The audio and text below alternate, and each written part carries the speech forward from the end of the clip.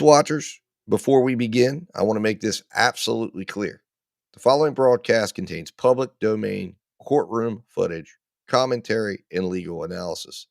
This content is presented under the fair use doctrine as defined by 17 USC 107 and is protected by multiple Supreme Court rulings, which you see below. This stream is transformative, educational, and journalistic in nature. It includes original commentary, trial breakdowns, legal interpretation, and critical analysis, not raw redistribution. We do not claim ownership over any public domain footage, and all use is strictly within legal bounds.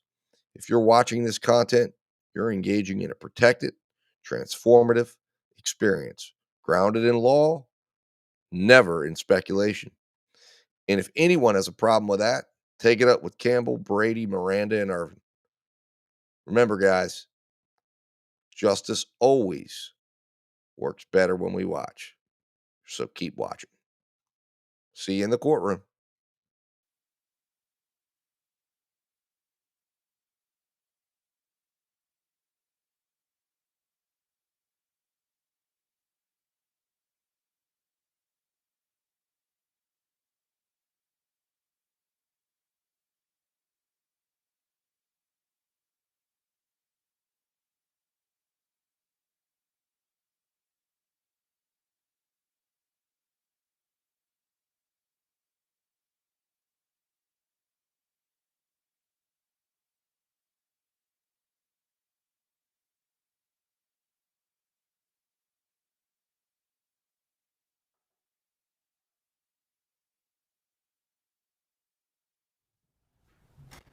Everyone can be seated.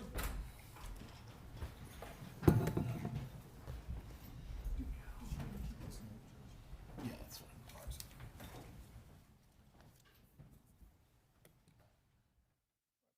Started this morning, I just wanted to give some brief instruction to the gallery as I have on previous days. Once again, please keep your phones off or keep them on silent as the trial is taking place. Do not shake your heads or make any gesturing as the witnesses are testifying, whether you agree or disagree with any of the testimony.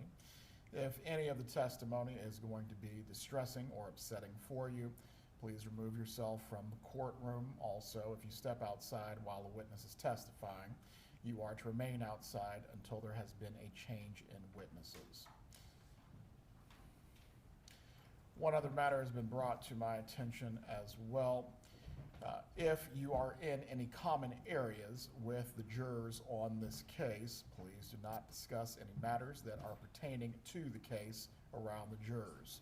As they are not to discuss the case with each other or anyone else, they cannot be affected by any conversations that are happening by the observers. If you see the jurors, please do not engage them, do not talk to them, do not discuss matters that pertain to the case around them. Does anyone have any questions concerning those? Please raise your hands. Very well. With there being no questions, do the parties have any matters that you need to raise for this morning? Please approach.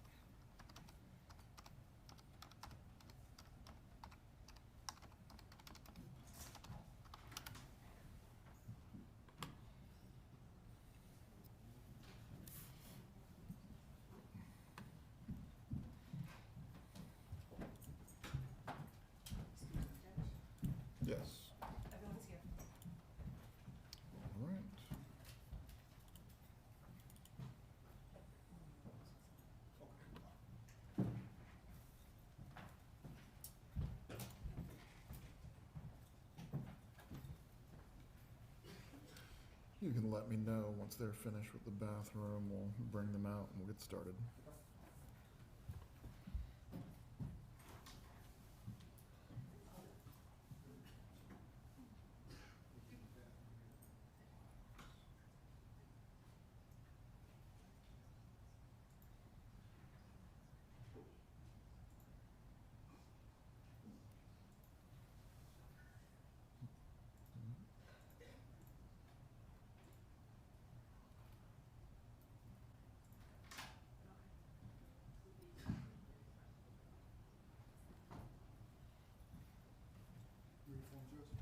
Yep.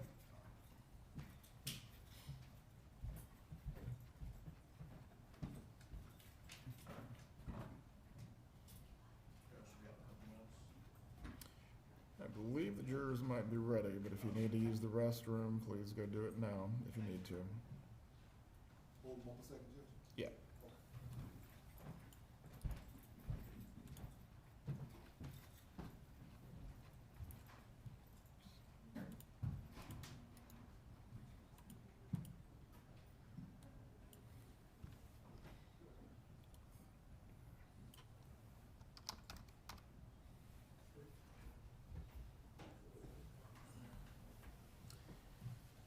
Do you have the charts from when we started jury selection?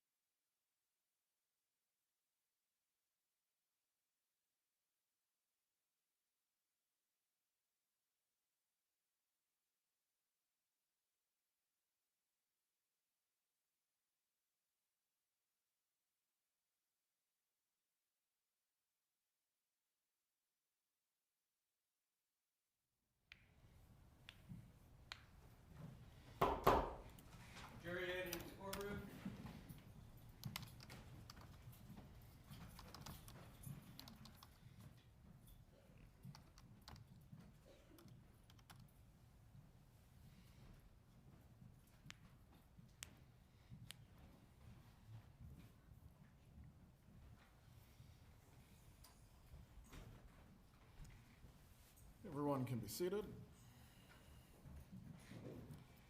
Good morning, members of the jury. Good morning. We are going to resume with the state's case once again this morning. Everyone does have their notepads and pens in their seats. All right, and for the record, the jurors have responded in the affirmative.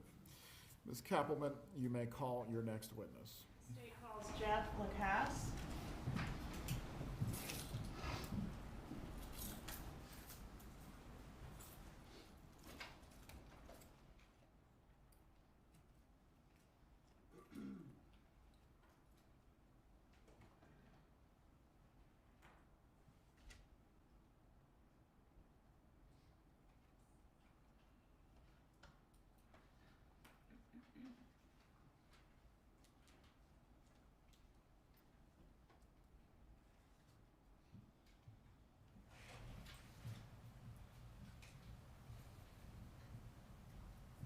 Please raise your right hand, sir.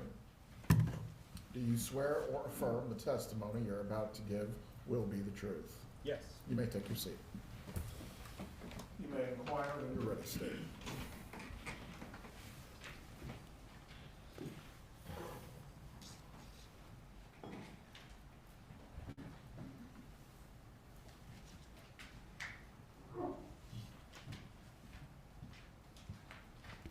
Sir, please introduce yourself and spell your name.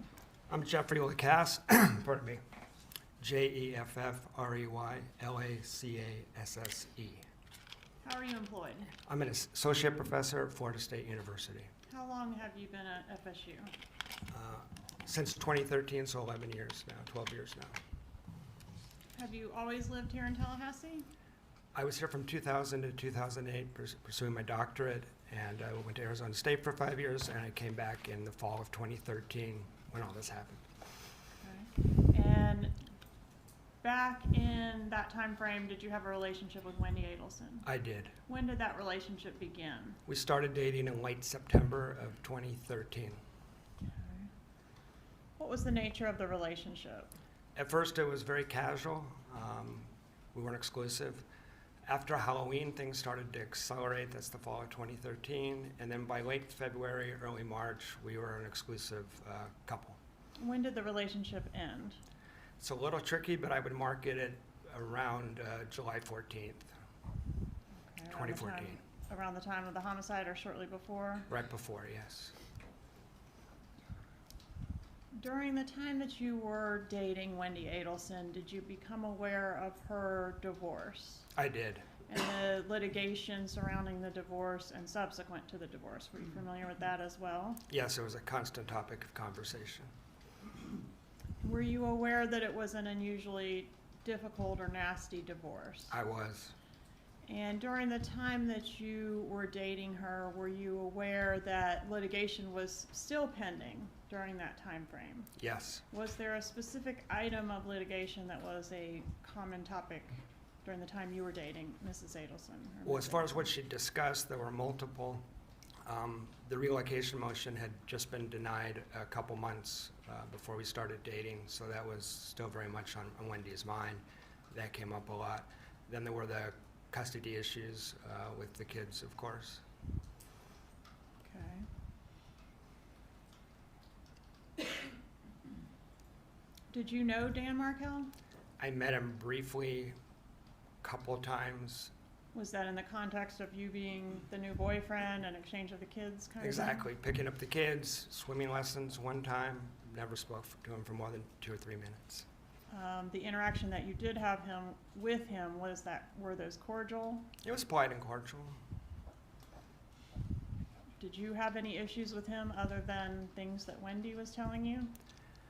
I sort of adopted the Adelson family narrative. I kind of believed what Wendi was telling me. And Wendi and I also had mutual friends from when I was here before, and they had sort of adopted that narrative as well. So I didn't have a personal beef with Dan Markel, but I did believe sort of the Adelson family story about Dan Markel. Which is that he was making it very difficult for Wendi. He was a difficult person. Yes. If you know, did Wendi Adelson want to relocate to South Florida? Yes, she did, very badly. And why did she want to relocate to South Florida? She preferred to be down there with her family. She also hated Tallahassee. That's in my original, police statements. It was almost a daily topic of conversation how much she disliked Tallahassee. So was both. She really disliked Tallahassee. She preferred to be in Miami. On our second date, she broke into tears talking about relocation and abruptly ended the date. I mean, it was still very visceral, very important to her. All right, and that was shortly after the relocation had been denied, is that right? Yeah, that would have been last week of September, so a couple months after. It was fresh then, yeah. Okay, and were you specifically familiar during that time with the litigation seeking to limit Donna Adelson's exposure to the kids, or to have her be supervised in the presence of the kids because Dan was alleging that she had made disparaging remarks about him to the children? Yes, I was aware of that. How yeah. did you become aware of that? Oh, multiple ways. Wendi talking about it. And it's hard to remember which exact emails and motions I was forwarded, but definitely Wendy's talking about it for sure, and perhaps I was sent court materials. Okay, were you also shown things in her presence? Yes. All right, and if you know, did Wendi take that particular filing seriously? Was she upset about that or worried about that? Yes, every time there was a motion, they took it very seriously, and I'd reported to the police that it was disruptive on the relationship because every time something was filed, dates would get canceled, Wendi would be in a mood, Wendi would be upset, so. When you say they took it seriously, who are you referencing? The entire family, but Wendi was the person I was having contact with. Right. But it was known to me that the whole family was upset. Okay, and how do you deduce that it's a they and not just a Wendi? Is she in communication with the family? Is she relaying that to you? How do you know that? For multiple, Object, calls for speculation and opinion. Overruled. He may testify as to his personal knowledge. You're not to repeat, however, what anyone said out of court, Mr. Lacaze. sure.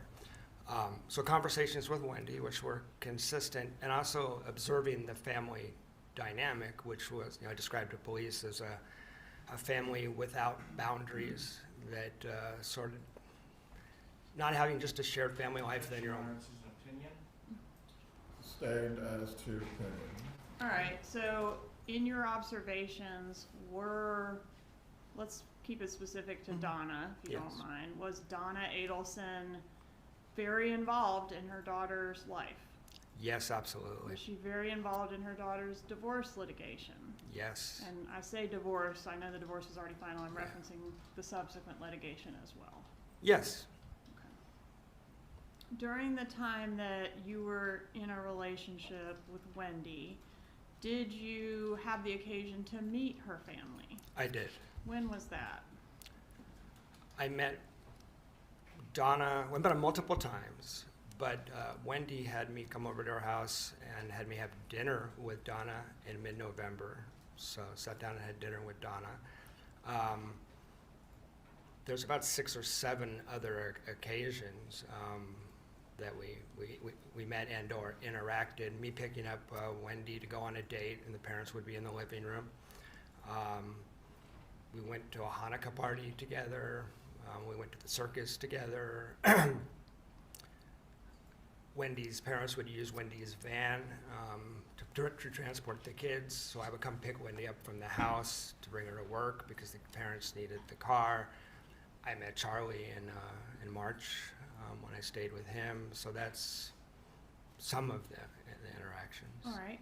And when you met Donna here in Tallahassee, was Harvey always there as well, or would sometimes be I don't Donna believe Harvey was alone? there. I don't believe Harvey was there that time, but he was there other times. So did it appear to you that Donna was frequently in Tallahassee?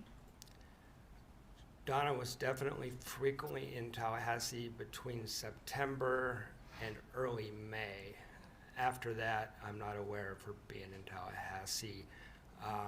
Well, I think she was in Tallahassee quickly once or twice after that, but in terms of extended trips, there's an awful lot of moms here for a while going on between September and late April, early May. And when Donna was here in town staying with Wendi, what was the purpose of the visits, if you know?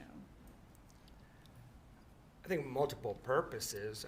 The children was what almost everything revolved around. So spending time with the kids would be the main purpose that I was aware of. All right, and you said you met Charlie. Where did you meet him? Wendi and I went to, sorry. Wendi and I went to alternative spring break in Immokalee, Florida for spring break 2014. After we were done with that field trip of sorts, we went and stayed with Charlie at his house for one night. So I spent one evening with Charlie Adelson. All right, and did you interact at all with Donna and or Harvey on that trip? No, they didn't attend. We didn't go there. Did you ever spend time with Donna Adelson in South Florida? No, All right, so the only times you met her were here in Tallahassee. that's correct. What were your interactions with Donna Adelson like? Just a few that I recall. Sometimes they were really quick because I was just picking Wendi up. When we had dinner, we talked for maybe 5, 10, maybe 15 minutes, but it was pretty quick and just getting to know the girl who I'm interested in, her mom, so it's just that kind of thing. She excused herself from the table after like maybe 10, 12 minutes, something like that. And so Was that a conversation where it was just the two of you seated at the table? it was Wendi, myself, and Donna. Okay. Just a getting to know you type thing. Just Okay. ended fairly quickly. What about Katherine Magbanua? Did you ever have an occasion to meet her? I did. She was at the dinner at Yardbird that myself, Wendi Adelson, Wendi Adelson, Katie, and Charlie were at. Yeah, All right, and that was the night that you spent in South Florida where you met Charlie. correct. Was that the only time you ever met Charlie? Only time I ever met Charlie. Okay. And do you know the date of that visit? I believe that's March 11th, 2014. And how was Katherine Magbanua related to the Adelson family? She was Charlie's new girlfriend at that dinner, is how I knew her. Was it your impression or knowledge that this was the first meeting between Wendi Adelson and Katherine Magbanua? That was my impression. There was a lot of getting to know you talk type stuff. All right, at the dinner table, did the subject of Dan Markel come up? Yeah, I don't remember a lot of specifics, but I think it came up kind of briefly. There was a lot of talk about Wendy's book. I remember that part. And at the dinner table, did Katherine Magbanua's ex come up at all? Yes. Could you tell us about that? Yeah, that stood out because Katie mentioned that she had her children's father was always getting in trouble with the police and had a violent criminal record. I'm paraphrasing, but it was it sounded like not parking tickets. It sounded pretty bad, and it stuck in my memory for that reason. What happened after dinner? We went back to Charlie's house on Well Harbor. All right, and did Katherine Magbanua go back to Charlie's house as well? No. All right, so at that time, it would be just the three of you, Wendi, and Charlie? And Charlie's then roommate, Dr. Jerome Obed. Okay. And can you describe the residence there? Yeah, I thought it was a nice house. Had a hot tub, had a pool. Okay. Did you get in the hot tub that night? We did get in the hot tub for a while. Who all was in the hot tub? Myself, Charlie, Wendi, and Dr. Obed at some points. And people were in and out, but those were the four that were in the hot tub. And during that time, did Charlie Adelson make some comments against Dan Markel? Yes, he didn't like Danny. That might be understating it. Yeah. Is that the most you can remember? Was the gist was that he didn't like him? I'm not downloading that exact quote at this moment. I remember he was fired up. It wasn't just like, I don't like Danny. It was maybe a overprotective brother anger sort of vibe to it. Okay. And did he make some other comment about wrong side of the tracks or something? Yeah. He's kind of Your Honor, hearsay. Please approach.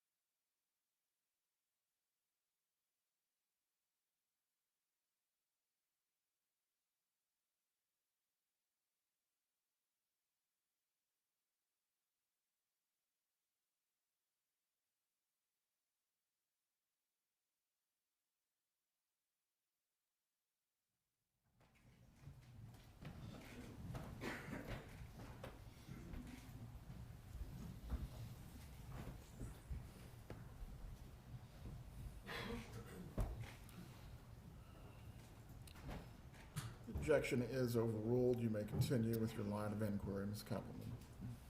Sir, do you remember the statement that I was referencing? Yes, I do. There was a couple of statements in the hot tub. Okay. One was about the fact that Charlie knew people on both sides of the tracks, that he hung out with professionals, dentists, doctors, et cetera. But he also knew, was familiar, had social contacts that were in the criminal element. And he's kind of bragging, and he kind of specifically mentioned Cuban neighborhoods as a place where you would find that criminal element. I want to ask you about an incident involving, I think the context is assessing Wendy's oldest child for gifted placement. Do you Yes. know where I'm going with that? Yeah, I do. Okay, could you tell the jury, please? Wendy was looking to get her older son tested to see if he was gifted to get him placed in school. This is spring 2014. And I was trying to put her in touch with some people that could do that. And we were talking about that, and she asked me when children develop autobiographical memory. Is your training or profession such that you have some knowledge that you could offer on that topic? Your Honor, he's not been disclosed as an expert. Sustained. You'll need to establish a foundation as to why this testimony could be given by this individual, Ms. Kappelman.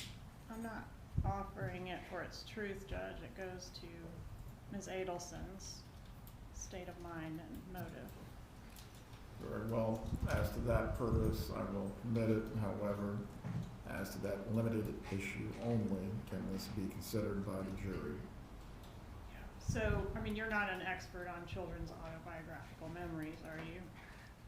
Not really. That's in some of the textbooks I teach out of, but I think I can keep it out of the scientific realm and explain it commonsensically, which is how I responded to Wendi. Children at age 2 have amnesia, which most parents probably realize. Between 3 and 4, kids start to develop the ability to retain memories. Jeff, this is expert testimony. As to a specific thing that goes to the state of mind of the individual you are testifying about, Mr. Lacoste, you may speak.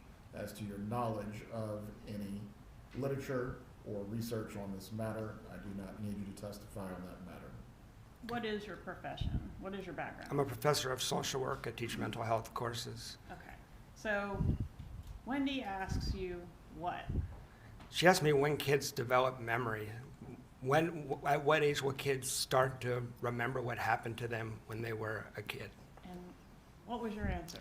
I think I said 5 or 6. Again, this is expert testimony. Wow. Overruled, Mr. Zalman, sit down. You may testify concerning not the truth of the matter asserted, but how this affected the state of mind of Wendi Adelson. Your Honor, this has not been disclosed to the defense. Please approach.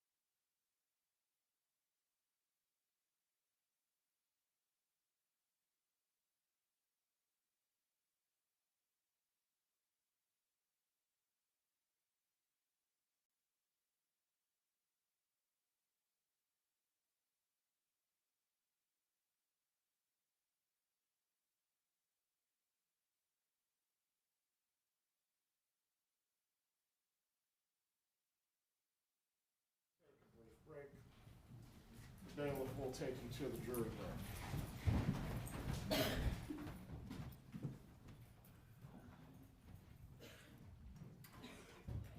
Lacoste, if you can step down, please. Step outside the courtroom doors. Don't discuss your testimony with anyone else.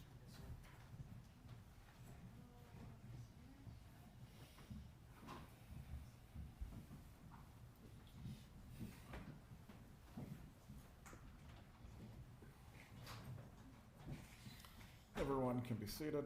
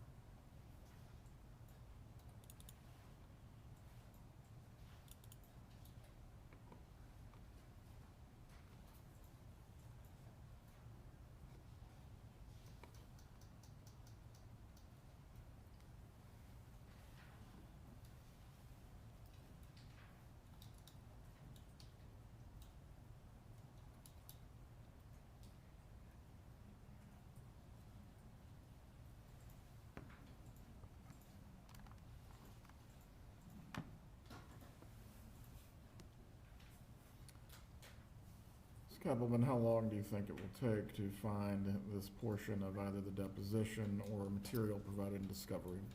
Maybe another 10 minutes, Judge? Very well. We'll take a recess then until 9:40.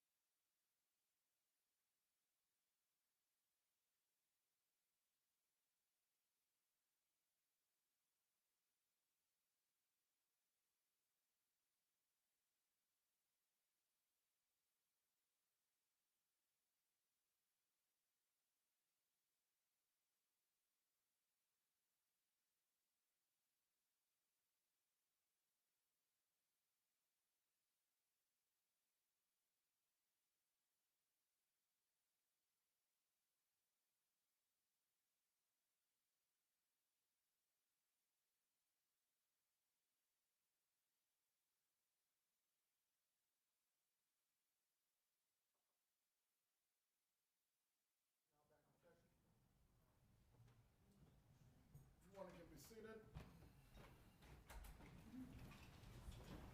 Ms. Kappelman, did you find the information that you were seeking to elicit? Yes, sir. I'm sorry I didn't have an answer for you. The case has had so many incarnations, it's hard for me to remember who knows what, but I am conceding the violation, certainly not intentional.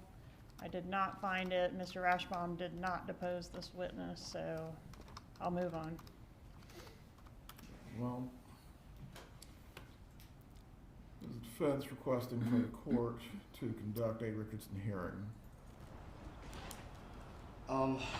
It's not intentional. I would concede that. There are a lot of materials in here. I would just, if the state's going to move on, I don't think we need to inquire further. Well, Should I get the witness, Judge?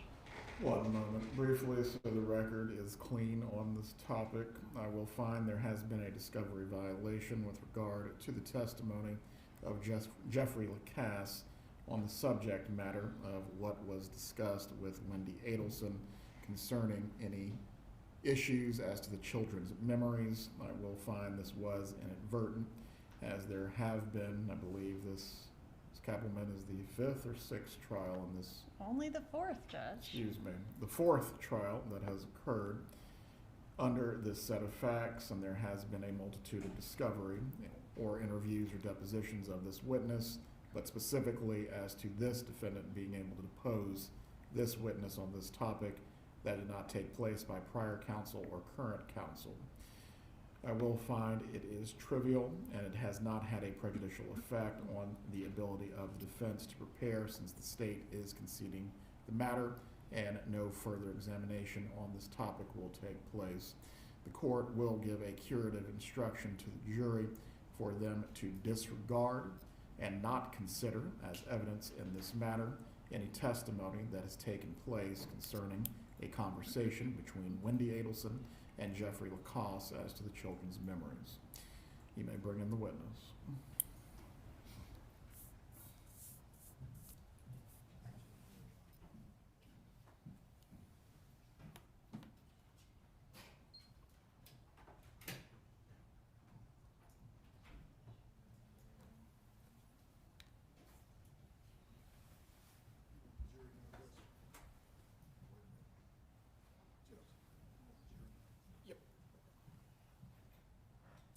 They might be using the bathroom, but once they're ready, yep. You can come back to the witness stand, Mr. Lacasse. Just for the record, I conferred with defense counsel about the decision to do a curative instruction, even though it sounded like they weren't asking for it, and it sounds like they're in agreement with that procedure. That's correct, Your Honor. I wouldn't know why you would have an adverse. Well, there could be an argument that it draws more attention to the information, so I just wanted to make sure that their agreement was clear for the record. Mr. Zelvin, do you wish to have the curative or do you not? The proposed curative is acceptable, Your Honor. Very well.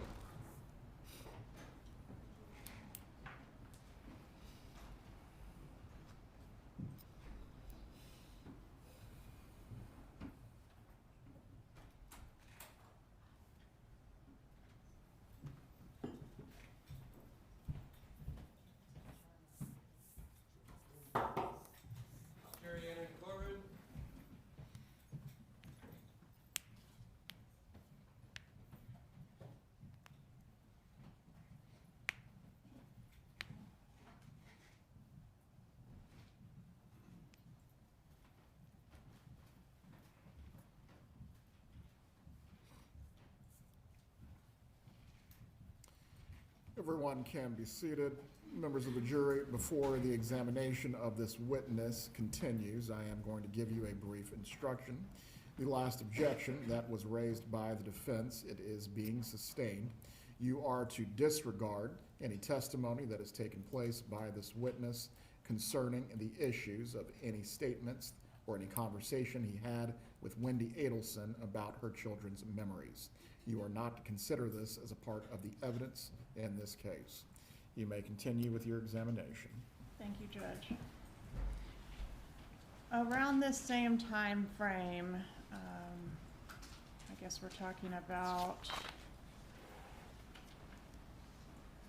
the March of 14, somewhere in there, did Wendi Adelson, actually strike that. I'm gonna move on to the coffee shop meeting. Familiar with that? The June 4th coffee shop? Yes, sir, June 4th, 2014. Did you have plans prior to that meeting to travel with Wendi Adelson over the time frame in which Dan Markel was ultimately killed? Yeah, that's right. And on June 4th, I had planned to see Wendi and the kids at her house that night. Middle of the day, she called me to sort of an impromptu meeting at Red Eye over on Thomasville, and she abruptly canceled our trip for reasons that didn't make much sense. When was the trip scheduled to happen? The 11th to the 17th. All right, so you would have returned home actually the day before the murder Correct. occurred. Okay, and did she express concern about not being home in time to pick up the children? Yeah, the reason she canceled the trip was I'm worried we're going to get Your Honor, no objection to hearsay? Sustained unless there is an exception, Ms. Katherine. Goes to motive, Judge. Overruled. Don't care if they go on a trip or not. All right, sir, so the reason for not going on the trip? The reason for not going on the trip was, well, it was tied up in a couple of things. First of all the stuff going on with Danny was a constant refrain. But given the stuff going on with Danny, she was concerned that she might not be back in time, even though our flight was to land the day before. And it wasn't, it's so odd to me. It wasn't winter. We're going through it. It's like LA to Atlanta to Tallahassee, leaving in the morning. I didn't see any real reason why that would be a problem. She would have needed to pick up the kids on July 18th, right? Yes, she knew that then. Their schedules were planned out for like months. Okay, so you would have returned on the 17th, and she would have been picking up her children from preschool on the 18th. Yeah, I think 5 p.m. on the 18th, which is why, I mean, I didn't object. I just said, okay, I didn't make a thing out of it, but it didn't make any sense. Okay. And that, just for clarification, that conversation occurred on June 4th. It did. Okay, when was the next time you saw her after that coffee shop meeting? Yeah, so that was mid-afternoon, and in the evening, I had plans to go see her and spend time with her and the kids. And then she had contacted me that she wasn't feeling well and I should like rush over there, essentially. She had a stomach problem, so I got there as quickly as I could.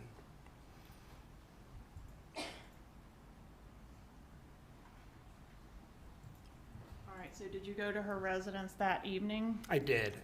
And what happened when you got there? Well, on the way there, I remember contacting her and asking her, do you want me to stop and get some stomach medicine or something like that, and didn't. I believe she told me not to. Once I got there, she hemmed and hawed a little bit, and then eventually I left because she was a complete anxious wreck. She didn't have the flu, she didn't have food poisoning. She was just a nervous, anxious wreck, and it was affecting her stomach. So after a little while, I drove to a nearby convenience store to go get her Pepto-Bismol, which I recall because I have a credit card receipt from this random convenience store a few miles from her house. All right, so she was a nervous wreck that night, and did she tell you what the problem was or not? No, there was no discernible. I couldn't figure it out. She didn't tell me. Okay. All right. Was there a time when you were over at Ms. Adelson's residence and you observed that her TV was broken? Yes. Okay, tell me about that. When did that occur? That would have been around the week of June 11th to 18th, somewhere in that time period. I went over Wendy's to spend time with her and the kids, and she asked me to take a look at the television. I turned it on. She said there was a problem with the TV, so I turned it on expecting to see like input 1 flashing, or the kids pushed the wrong button or whatever. And what I'm looking at when I turn it on is a screen that's been partially shattered, that's been struck by an object. So she had a broken TV. All right, and did she tell you what happened to the TV, how it got into that? No, she kind of asked me to look into the TV, as if she didn't know. I looked around. It was impossible to me that the kids would have done it, but I didn't know the better explanation at the time. So I was kind of mystified as to what happened. It looked like a human being stood, you know, between 5 and 6 foot, something like that. It stood in front of it and hit it. That's what it looked like. But she was asking me. Okay, so it was like an impact mark, like a round impact with spider webs. Exactly, and then the image, the pixels are distorted. Most people have probably seen this, so it's, and it wasn't completely shattered. You could sort of see what was going on the television, but it's not a TV anybody would normally watch. Okay. All right, so let's move away from the TV for now. Was there a date that you had with Wendi Adelson on, gosh, have I gone backwards in time here? It was the day before her birthday. What was the date of that? We were scheduled to have a date, the day before her birthday is April 21st. We were scheduled to have kind of a special date night that night. Wendi didn't answer her phone, didn't answer texts, and I got so concerned about her. A few hours after the date was supposed to have started, I just drove over there to check on her, knocked on the door for a while. She finally came to the door. Appeared to be intoxicated, and not just on alcohol. I mean, weary-eyed. I'm not sure what substances, but it wasn't good. She wanted me to stay, and I was annoyed enough that I actually just left. I didn't stay the night. So. Okay, so I kind of got our timeline out of her, but some erratic behavior from her on April 21st and then again on June 4th. That's right. Okay. I'm going to approach and show you a text message that was sent on June 28th of 2014. And I've marked it as States Exhibit 141. Have you ever had a chance to review this text message before? Yeah, you showed this to me last week.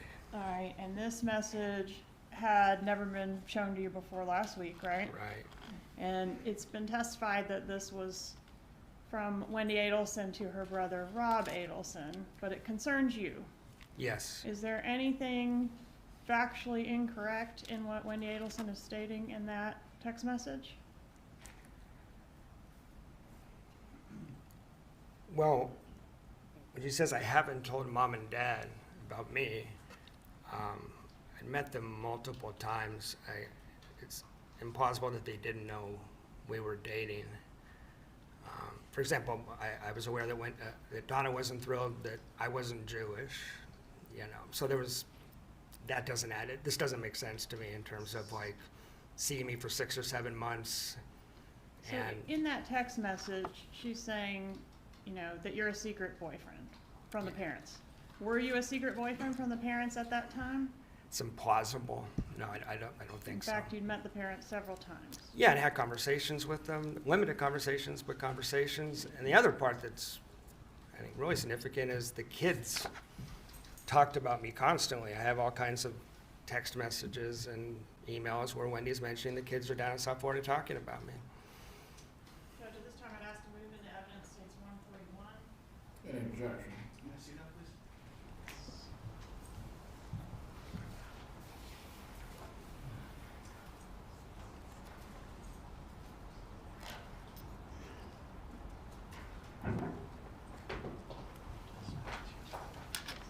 No objection. States 141 is admitted at this time.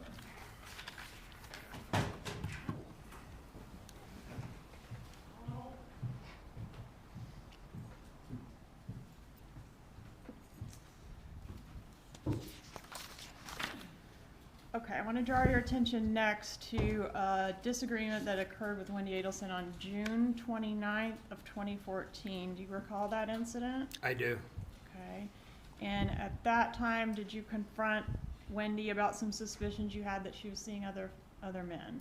Yeah, that was part of it. That was the main part of the disagreement. I also had spent the last 2 or 3 months concerned that she seemed to be stringing me along. Where did the fight occur? The fight occurred in Gainesville. Okay, and I say fight, it was a verbal disagreement. Verbal disagreement, and argument's not even the right word. We just exchanged words, yeah.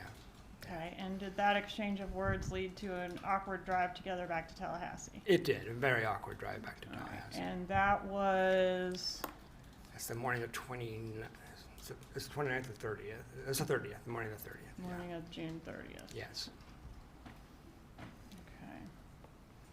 And after you parted ways, once you returned back to Tallahassee on the 30th, what was the status of your relationship over the next couple weeks? Yeah. Well, we left that, when I left on the 30th, when he was clear that it wasn't over, but it wasn't great that we'd had this exchange either. So over the next couple weeks, we had phone calls, text messages, video chats with the kids. My take was, seems like it's probably going to be okay, but I didn't know for sure.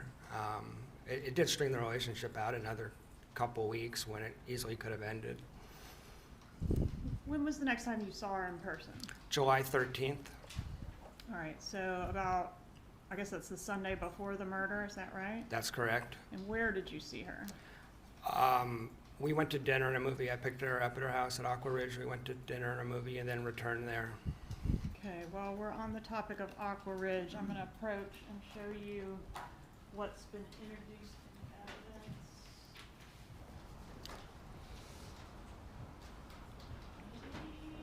Is that in evidence, Ms. Diggin?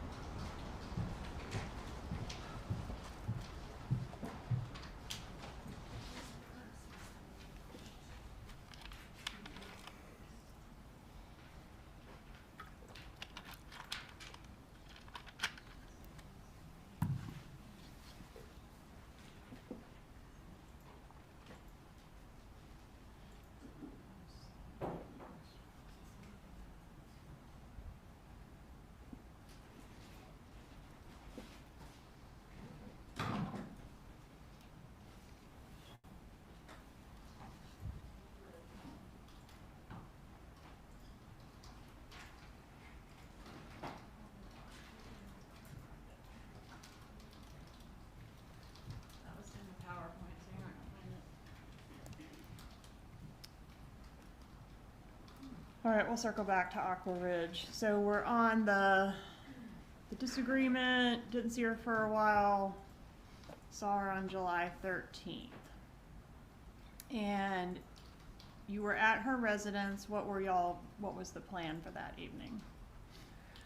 I didn't know. It was just to spend time together and maybe talk about the relationship some, but we were conversing. We had conversations. Were the kids there that night? They were not. Okay, so it was just the two of you at the residence? Just the two of us. All right, and did the subject of relocation come up? Yes. In what context? It came up in the context of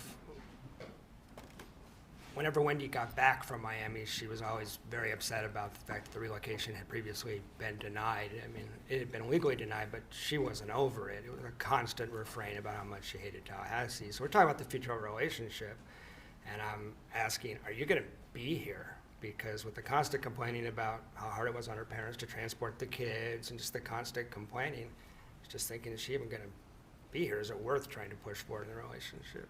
And she said the only way that I'd ever relocate is if something would have to happen to Danny. Subject to the same ruling at sidebar, the objection is overruled pending the other matters that do have to be addressed. You may continue, Ms. Kappelman. Please repeat your answer. Yeah, the only way she'd ever be able to relocate is if something happened to Danny, was the first statement. Okay, and did she mention anything further about something Well, happening to Danny? Can I give the context before the next? Yes. Yeah, so I was getting a little tired of this whole drama around the relocation. And so I pushed back on Wendi a little bit and said, like, you're going to have to kind of make your peace with this. You're going to have to take some responsibility for this. You're linked to Dan Markel for life. Kind of challenged her a little bit. And she said, well, can I tell you something confidentially? And I said, sure. And she said, last summer. Objection. Going to repeat the same objection in our Senate court's ruling. Same ruling remains. The objection is overruled. You may continue with your answer. She Can said, I tell you something in confidence? yeah, can I tell you something? After I challenge her, can I tell you something in confidence? Sure. Well, last summer, my brother looked into all options possible to take care of the Danny Markel problem, including hiring a hitman, and it would cost about $15,000. Okay, and when she referred to her brother, She's got 2 of those, right? She said Charlie. Okay. And when she said Charlie looked into hiring a hitman, are you familiar with Charlie's joke? I looked into hiring a hitman, but got you a TV as a divorce present because it was cheaper. Yeah, Wendi had told me that joke a couple of times. This was not that joke. Okay, so this was something different. Yeah, the joke was said with levity. It's a dark joke, but well, this I found chilling. I found disturbing. It made my stomach flip. It kind of took me aback. It was, she was dead serious when she Okay. said this, and she'd asked to tell me in confidence, which you don't do before you tell a joke. Okay. So I want to take you to the next day then. So we're at July 14th, the Monday before the murder. Yes. Did you see Wendi Adelson on that date? Yes, we had contact throughout the day trying to arrange some kind of date. It kind of ebbed and flowed. But she was real enthusiastic about seeing me at one point, and then like mid-afternoon, let's just meet at yoga is what was decided. So we went to yoga. Okay. What happened after yoga? Well, I was wondering why we were at yoga, because when he was being very strange, I felt like the relationship was over. She wasn't feeling well. I'm not a big yoga guy, so I didn't understand why we were at yoga for like 80 minutes, stretching. But then when we left yoga, we barely spoke, and I was just getting a vibe that this is over. Tried to talk about the relationship, didn't go very well. It was pretty clear to me. My internal thoughts were like, well, this is over. And she didn't want to spend time with me the rest of the week, so I just put my hands up like this. I remember this vividly, and just turned around and walked away. Where were you when that was happening? We're in the parking lot of Journey's Yoga over by Winn-Dixie. Okay, so you have your 2 respective vehicles there, and Yes. you're parting ways. Yes. Okay, what happens as you walk away? Get about 10, 15 feet away from her, and she calls after me. I turn around, and she had a series of detailed questions about what I would be doing on Friday. I had a trip to Tennessee planned, and she wanted to know if I was going on that trip, and she wanted to know what route I would be taking. And if I didn't go on the trip, why wouldn't I go on the trip? And I answered the questions as best I could, but I was confused why, at that moment, she wanted to know the details of what I was doing on Friday, when she expressly didn't want to spend time with me on Friday. Okay, and we now know that Dan Markel was murdered on Friday. Yes. Right? If you had taken the trip as planned, which is as you reported to Wendi that day, what would your route have been? I would have left my house at about 11 a.m., which Wendi knew. I'd related my plan to her earlier in the relationship. Needed to get to Atlanta for dinner, and was worried about traffic and stuff like that. So I would have left at 11, and I would have driven down. I would have got to Capitol Circle in Thomasville, which is close enough to Danny's house that it kind of gave me the creeps. It was kind of weird. Yeah. Okay, so physically, you're saying you might have been sort of consistent with where how the killers fled town. Yeah. Okay, and after this yoga date and the discussion of your travel plans, did you get an email from Wendi? I did. I'm gonna publish what's been introduced into evidence as states 64 GG.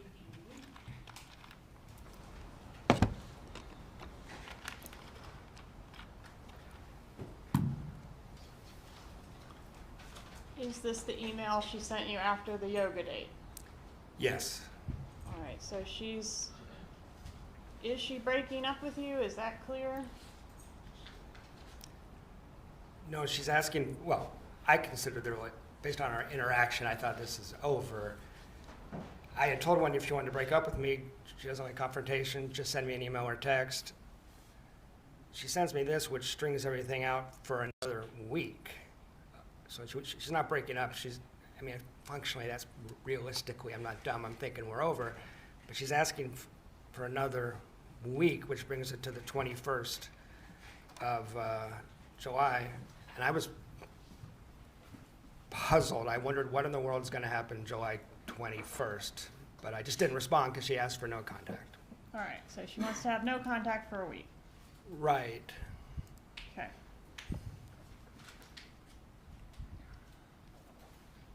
was able to find that photo I was looking for earlier, 86A. I can show you that. You recognize 86A? Yeah, that's Wendy's, Adelson's residence on Aqua Ridge, and that's what it looked like when we were dating. Okay.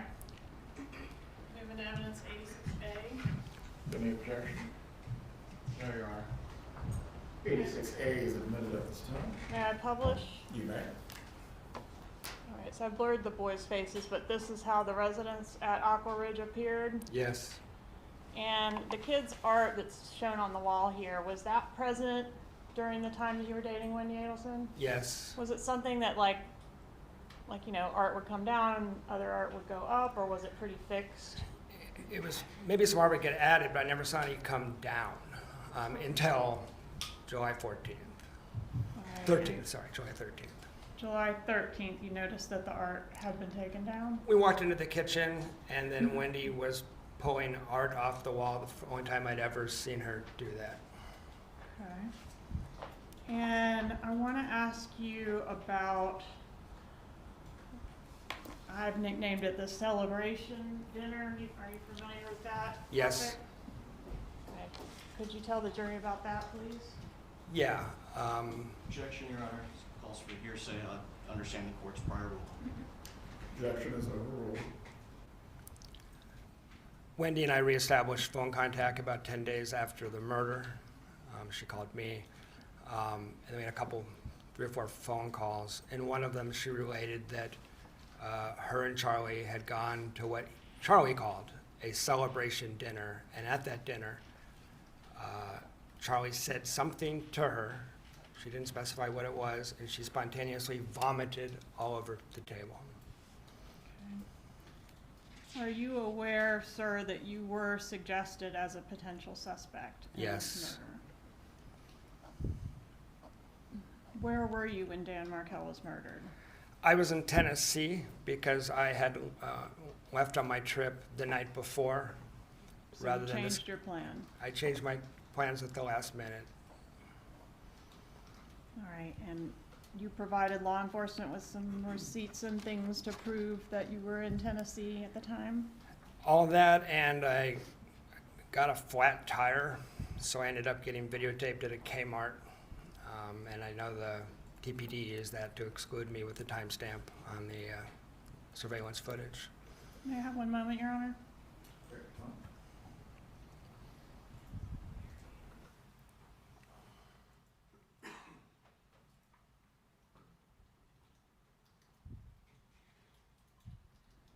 At some point, did you learn that the killers came to Tallahassee in June, not just in July? Yes, when the arrests were made and the documents were released, I learned that, yes. And did you put together some facts about your travel plans that day that could have potentially made you a suspect on that trip as well if the murder had happened as Yeah, planned? that Friday, I was scheduled to go to a business trip in Gainesville, leaving at 11 a.m. So 2 times in 2014, I leave town on a trip by myself in my car, and both times hitmen are in town trying to kill Danny Markel, once successfully, obviously. Are you familiar with the type of vehicle that was originally rented by the killers in June to make that June trip? I am. Okay. And was that significant to you? Yeah, I mean, this is long after this all happened. I'm learning this from court proceedings in 2016, but when I heard they rented a gray Altima initially, I had a 2004 Nissan Sentra, that freaked me out because that's about as close as you were going to get to my car on the rental market. Right. I'm going to show you what I've marked as State's Demonstrative Exhibit G. You recognize this exhibit? Yes, ma'am. All right, is this the make and model of the, it's not the actual rental car, but the make and model of the rental car compared to the make and model of your vehicle? Yeah, my car's right on top. That looks just like the car I had at the time. Permission to publish G, Your Honor? You may.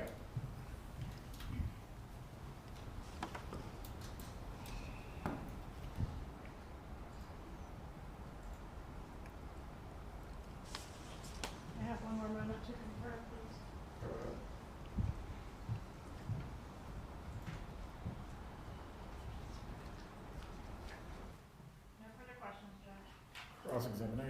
Yes, Your Honor, just a moment.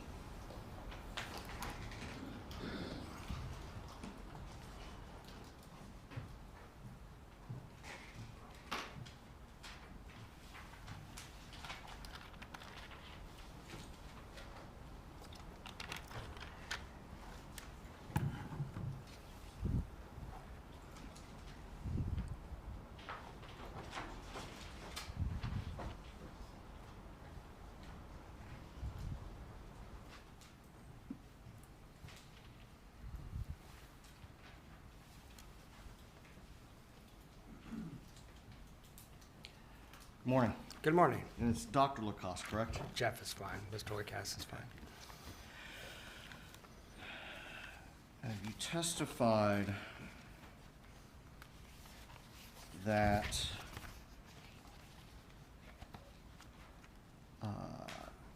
it was your understanding that my client, Donna Adelson, was aware of the motion that the state has called the grandmother motion.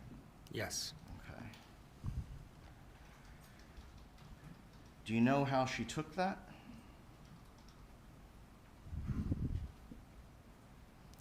It was I'm hearing this stuff from Wendi. Okay.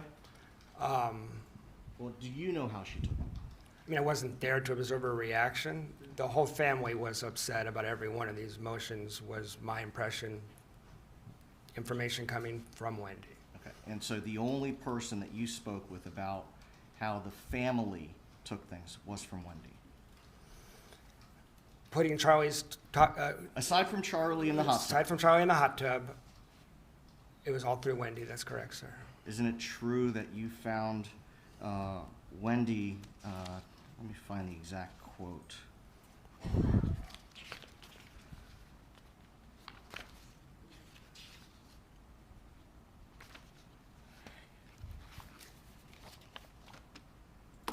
Didn't you find Wendi to be a deeply deceitful person?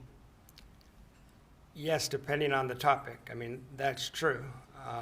But a lot of the stuff she told me about her family was later released in evidence. I'm talking about the kids getting. Your Honor, Yeah. I'd move to strike that response. Stay. Mr. Lacoste, you are only to respond to the question that you are asked. Members of the jury, the portions of the answer that were non-responsive, you were not to consider. You may continue. Thank you, Your Honor.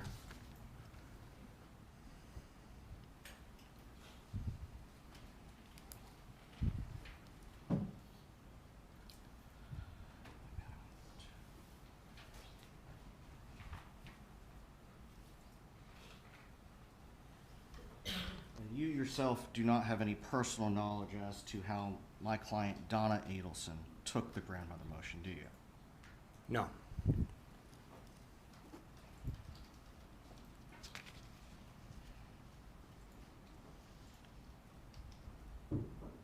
Isn't it true that you only had limited small talk with my client, Donna Adelson?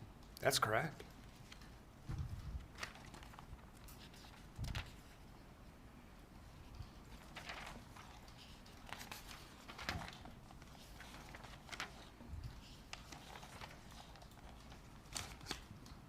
Now let's talk about the damage to the television that you observed in June of 2014.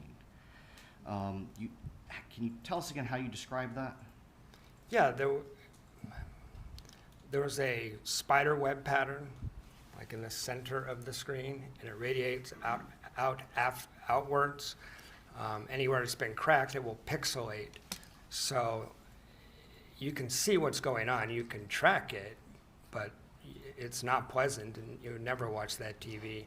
And we watched a whole movie on that TV at Wendy's insistence, which was why I remember this. It was a very strange evening. Didn't you suggest going to watch the movie on another TV? Yes, I did. There was a perfectly good TV in the other room. That's correct. And she made a fuss.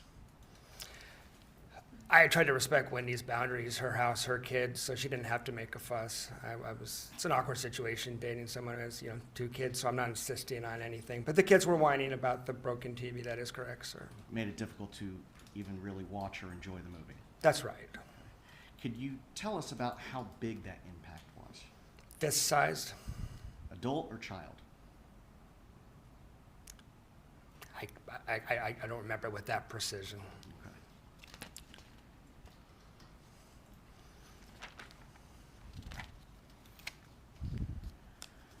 You testified, let's see, about a statement that Wendi Adelson said to you on July 13th of 2014, that she wanted to say to you in confidence. Yes. And it was that her brother looked into hiring a hitman. Her brother, Charlie. Her brother Charlie. Yes, sir, that's correct.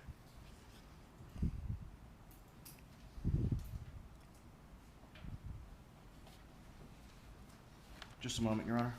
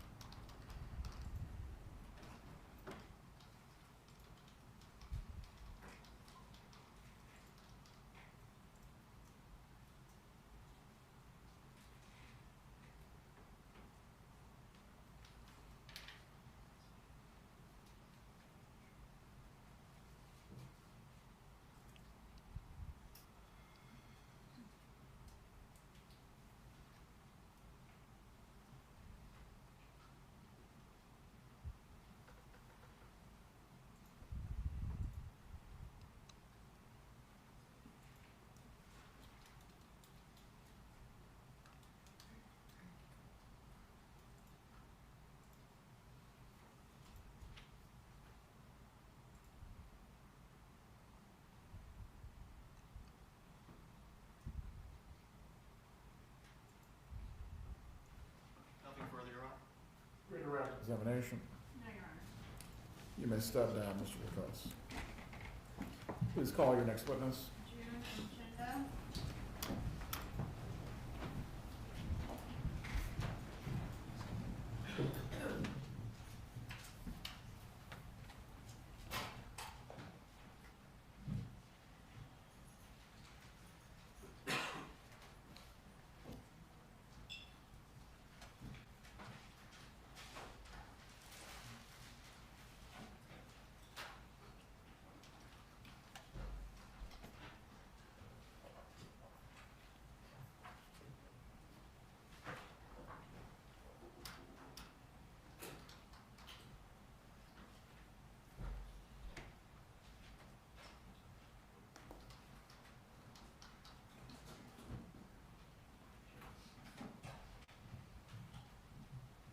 Don't tell me she's lost the deal.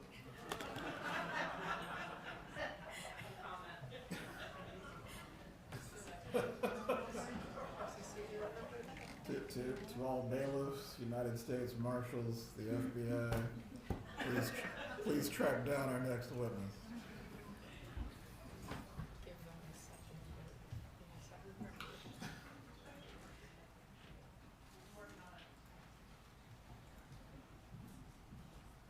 Do any of our jurors need to use the restroom during this period? Yes, we do. Bailiff, please take the jurors to the restroom.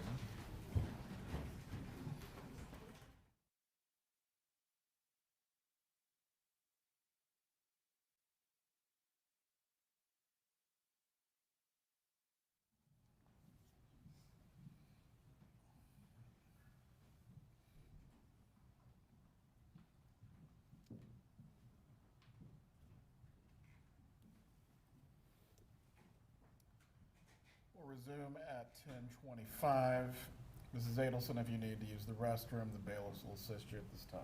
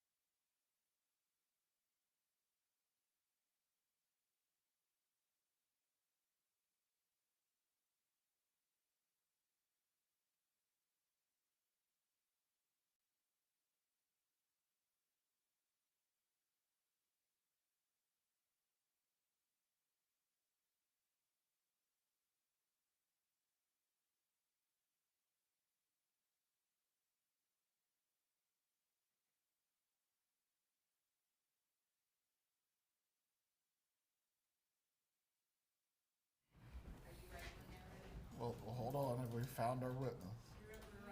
Dugan found her, I didn't ask where. Dugan, a jack of all trades, bring him in. Hiding in a Louis Vuitton suitcase.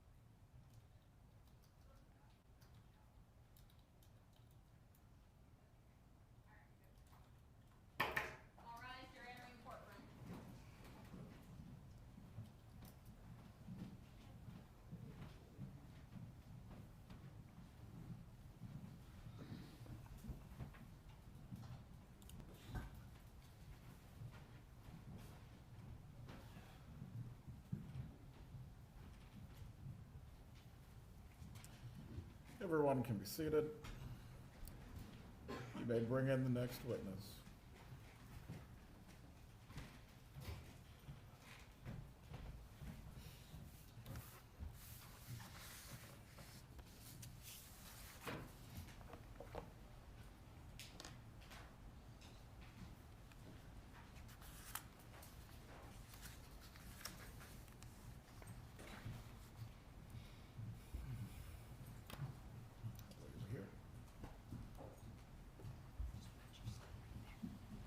Please raise your right hand to be sworn. Do you swear or affirm the testimony you're about to give will be the truth? Yes. You may take your seat. Please speak loudly and clearly so you can be heard. You may examine. Hi, what is your name? Hi, my name's June Umchinda. Will you spell that, please? The first name is June, and the last name is Umchinda. Where do you live, ma'am? I live in Boca Raton, Florida. Do you know Donna Adelson, the defendant in this case? I do, yes. How do you know her? I was Charlie Adelson, her son's ex-girlfriend at one point. Okay, when did you date Charlie Adelson? I dated him in 2015 to 2017. I met him after the murder. Okay, do you recall what month in 2015 you began dating It Charlie was Adelson? October. And then broke up in what month of 17? In June. Okay, can you describe for the jury what the beginning of your relationship with Mr. Adelson was like? Well, in the beginning, him and his family were not being investigated by anything, so it was just a normal relationship we had. Everything was great. Did you describe it as a fairy tale? I did. Had you met his mother? I have. How many times did you meet his mom? Not more than 5 or 6, I would say. And when you met her, was that at family events or what type of events? Some family events and some weekends or dinners or just get-togethers. Did you notice during the time you spent around Donna Adelson that she was very involved with her grandchildren? I did notice, yes. How close was she to Charlie Adelson? They were very close. Okay, worked together? At times, Charlie worked at many offices, so when he was at his office, yes. Okay, because there was a family business as well that he was a part of, right? Yes. And Donna Adelson worked at that business? I believe so at times. Okay, and did they speak on the phone daily? Yes. Did it seem like Donna Adelson was in control of the family?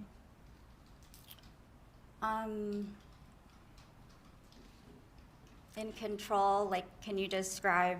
Like the What you would- matriarch of the family. She was the one that everyone looked to be in charge. She played a motherly role, yes, in the family. Did you meet Wendi Adelson? I have. And what about her children? Did you meet them? I have, yes. Were you and Charlie Adelson living together during the time that you were dating? Not officially. I had my own place, but I had a key to his place, and we were together 24/7 since we met, so, So basically living together. yes. During what you've described or previously described as the fairy tale phase of your relationship with Mr. Adelson, was he suffering from any anxiety issues? In the beginning, Yes. just stress from work, the normal day-to-day. Okay. Did he come across as angry during that time, the fairy tale phase? No. Okay. During that portion of your relationship, what did you know, if anything, about the murder of Dan Markel? I had no idea who Dan Markel was. I've never seen the case in the media. I just know that when I asked Charlie about his family, he advised me that his brother-in-law was murdered and shot in the head in the garage, and they don't know who did it. So that's all I knew. It was pretty short. Is that a topic that came up one time or more than one time? It was one time when I asked him about his family in the beginning when we were dating, getting to know each other. And then obviously throughout our relationship, it became a bigger topic. Okay, but during the fairy tale phase, was it a topic that would come up regularly, like what's going on with the investigation and wonder who did it, that sort of thing? So the fairy tale phase, that was before the investigation, before they suspected him or his family. So no, it did not come up, just that one time. Okay, and did you previously say, did you have a law enforcement interview in this case? I did. I did not know I was being recorded, but yes. It was recorded, though, I was, right? yes. You've had a chance to review it? Many times, yes. And in that interview, did you say for court and counsel, page 50, lines 19 through 23, quote, like they weren't ever curious, like who really killed him, they weren't upset about it, it seemed like. Did you say that? If it's there, yes, I said that.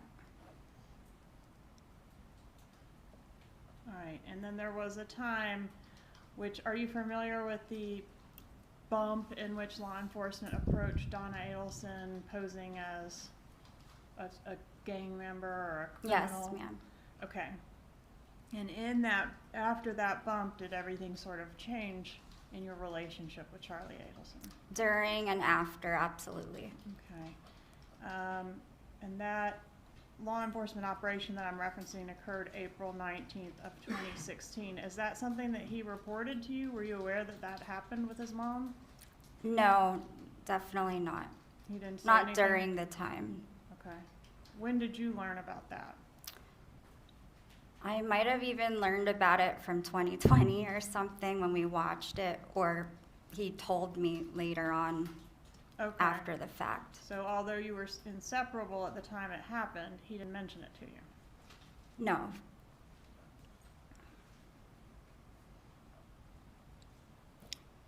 In what ways did Charlie Adelson's behavior begin to change around that time? Around that time, I noticed he wasn't sleeping. He was up in the middle of the night. He was very extra stressed and anxious, worried, depressed. Overall, he became depressed over time. Right, and at some point, I guess you learned through the media that Charlie was under investigation for potentially having a role in the murder of Dan Markel. Is that right? I learned from a reporter that thought I was Katie that came to the house, yes. And do you know around what time that was? I believe it was like May or June when Rivera got arrested around that time. Okay, and once you learned... Or I'm sorry, Louis.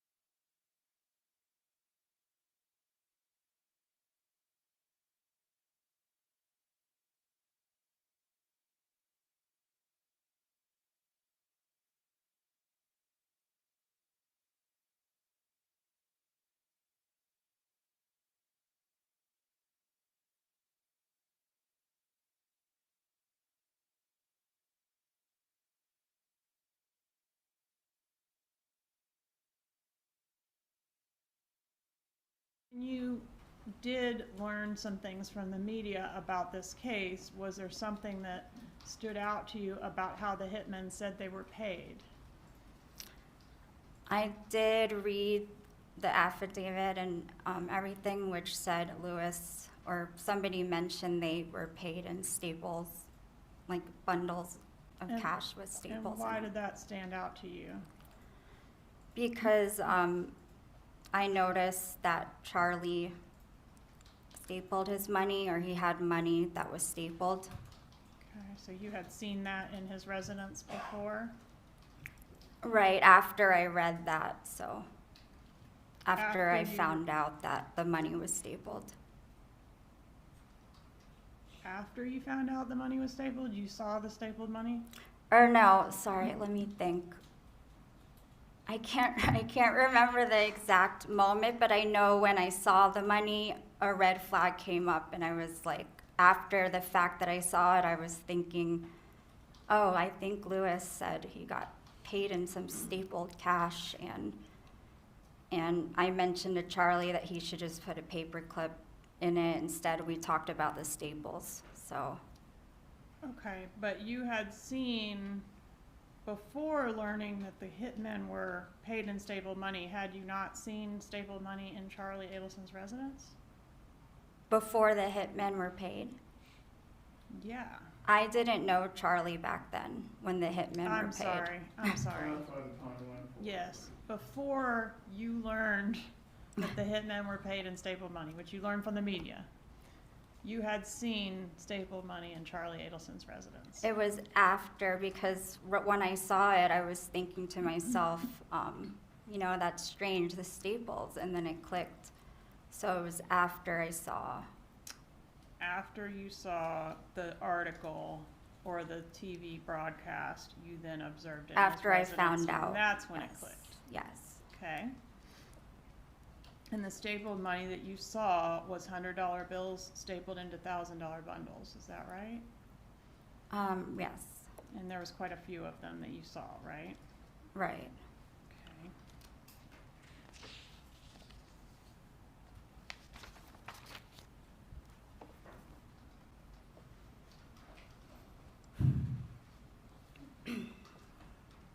During the time between, I guess, the few weeks before that article was published, so between what we now know was the bump and when all of this came to light, did you notice Charlie beginning to communicate more with Katherine Magbanua? I believe I saw like a message from her, or they were on the phone once or something like that. I asked him about it. Okay, did you previously in your law enforcement interview indicate that you saw him going back and forth with Katie on the calls, like, and I said, oh, why do you guys talk so much? You remember that? I do. So I was referring to the episode where it shows him and Katie going back and forth on the calls. And then I told Charlie and said, like, you've never talked to me like that. So I was wondering why he talked so much to her. Isn't it At that true time. that you noticed him talking to her at odd hours prior to the media broadcast? No, that was all in regards to the episode that I saw, that they showed him talking to her at odd hours. You don't remember telling law enforcement that it was weird because he didn't wake up early, and you saw that there were on the phone the times that they were talking, and it was like 7 or 8, and you thought, oh, that's odd. No, I did say that, but that was in the episode. I told Charlie that I thought it was odd because we don't talk that way, and he said we live together, so. Okay. Have you described him as being paranoid during this time frame? Yes. Okay. And did he talk to you during this time frame about believing his phone was being tapped? Yes, a lot. Had you ever met Katherine Magbanua? I met her briefly she worked at her front desk dermatologist office that I went to. So before I knew Charlie, I met her there. And was, at the time that the law enforcement operation occurred, the time frame we're talking about, was Katie his most recent ex-girlfriend? No. Who was the most recent ex-girlfriend? Before me, it was someone named Whitney Kick. Okay, so she was in between you and Katherine Magbanua. Yes. Did you ever know of Katherine Magbanua working for Charlie Adelson or the Adelson Institute? No.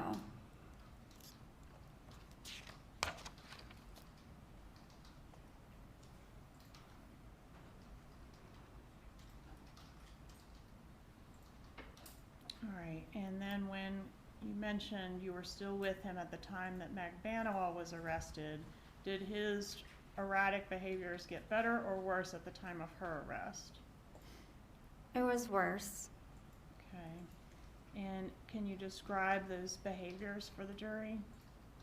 Well, it was a lot mixed with what I said earlier, the no sleeping, depression, and our whole relationship just took a big turn, and I wasn't sure why. In the beginning, he was just acting strange and would go to his friend's house, and our routine kind of got disrupted, and I wasn't sure why. So it was just like I knew something was going on, but I didn't know exactly what the problem was. So All right, did he become angry, short-fused? at certain times, he would. Okay, and I'm particularly talking about this time frame around Katie's arrest and just after that. Uh-oh, trip chair. Around the time right after Katie's arrest, is that the time frame where these behaviors escalated? Right, yes. Okay. And did, particularly when the case or the investigation came up, is that something that would make him angry?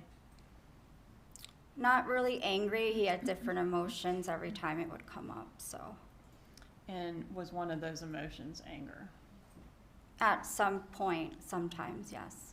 And did you say he would get really red and screaming and take random walks, just acting like a crazy person? He would at times, yes. Did he get a second phone and maybe a third phone during that time? I saw one more phone that he got, and then it disappeared, so it was just a short period of time he had another phone.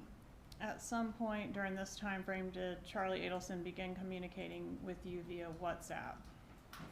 He did actually when he went to Asia, because it's like, I guess you can talk to anyone in the country on WhatsApp, so he thought it was easier that we spoke there. Was he only communicating with you via WhatsApp when he was in Asia, or did he do it when he came We just back? developed the habit after he got back. We just spoke on there all the time. Do you know if he was communicating with Magbanua via WhatsApp? I don't know. Did he start keeping a bag of clothes by his bed around this time? I saw him keep a change of clothes one time or a few times, yes. Did he sleep with a gun around this time? He always has guns around because he has his license to carry, so he didn't physically sleep with the gun, but he has one in his nightstand and all over the place, so. What about Wendi Adelson? Did you notice an issue between Charlie Adelson and Wendi Adelson during this time frame? I wasn't too involved with them, but I did notice one time they got into an argument. All right, and did he tell you it was a fight about this case? He just said that it was something about the case, yes. Okay, do you remember exactly when that was? Not exactly. I don't know if I should guess or not. but- No, please don't. Okay. So, was there a time frame where Wendi and Charlie were not speaking because of some type of a disagreement about this case? Yes. What about Donna Adelson? Did her behavior change at all around this time frame that we're talking about? So I wasn't around her a lot, but when I did see her, yes, she was upset. Okay, and did you describe her as a mess? Yes, if it's there, yes. What does a mess mean? Just like mentally upset and physically drained or not their usual self. All right, was she crying when you saw her? At a point in time, yes. And did Charlie Adelson advise you that she was taking painkillers for stress during that time frame? Yes. And was there a time when you were on the balcony of Donna Adelson's residence and she made a statement to you about Dan Markel? We were speaking about Dan because the case was such a big thing at that time, yes. Okay, and what was the statement she made? Well, her life was crumbling down in her family's life, so she said everything felt like Dan was haunting her from the grave or them, I don't know, whatever it says there. She feels like Dan's back from the grave, like haunting her or something. In reference to that, yes. I don't, yeah. No further questions? Cross-examination. Thank you. Please remain seated. The attorneys for the defense are not examining. No problem. Okay.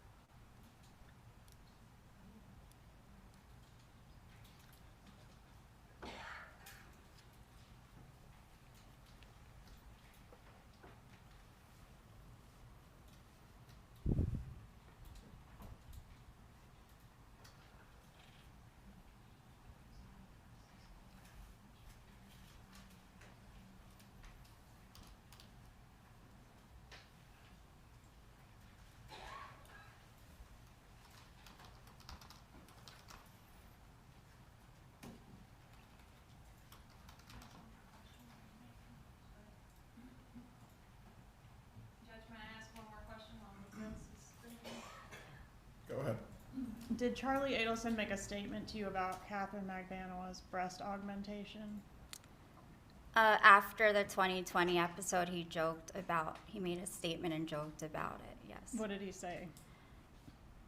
He was saying they were thinking that he paid for the whole thing, and then he said, he said he paid for one or something and laughed. Only paid for one of the breasts, half Well- of the work. Right, but he was laughing, so it was just a joke. Okay.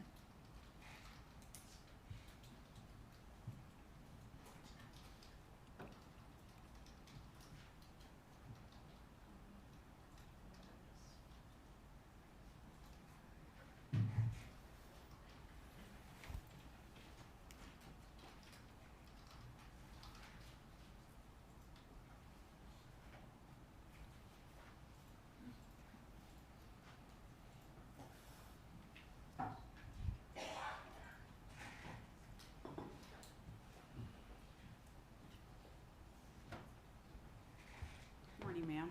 Morning. My name's Jackie Fulford, and I, along with Josh Zellman, we represent Donna Adelson. I've never met you before, correct? No, never. Okay. I just really have a few questions. There's been some discussion in your direct examination about what you might have told law enforcement during an initial interview, correct? Correct. And you were told that that was not being recorded, correct? Yes. And that whatever you said wasn't going to be used, right? Yes. Okay. And you gave a lengthy interview then that day. Yes. And at the time that you did that, you were broken up with Charlie, correct? We were going through a horrible breakup at that time, yes. Okay. You've previously said that Charlie's really good at persuading people. He lies and he makes it believable. You recall that? I do. I want to talk about the cash for a minute. He had a lot of cash, right? From what I saw, I don't really know his bank account, but I'm just talking about the cash that you saw. yes. Okay. And you've testified, there seems to be some confusion about whether you knew that before you saw it come out, that it was stapled, because I thought you previously had said that when you saw in the article that Luis Rivera referred to being paid in stapled cash, that a light went off in your head because you had previously seen Charlie had stapled cash, correct? Correct. Okay. And he had it stacked in $100 bills, in groups of 1,000. He'd put 10 together and he stapled them, right? Right. I didn't see him staple them, but you they saw were that it was- stapled you s- already. You saw that it was stapled, Hmm. correct? Yes. And he had a safe in his room that he kept money in, He did. and it was a very large safe, correct? He had guns in there too, so it was large. And I think at one point you told law enforcement that it was about the size of a refrigerator, right? Right. Okay.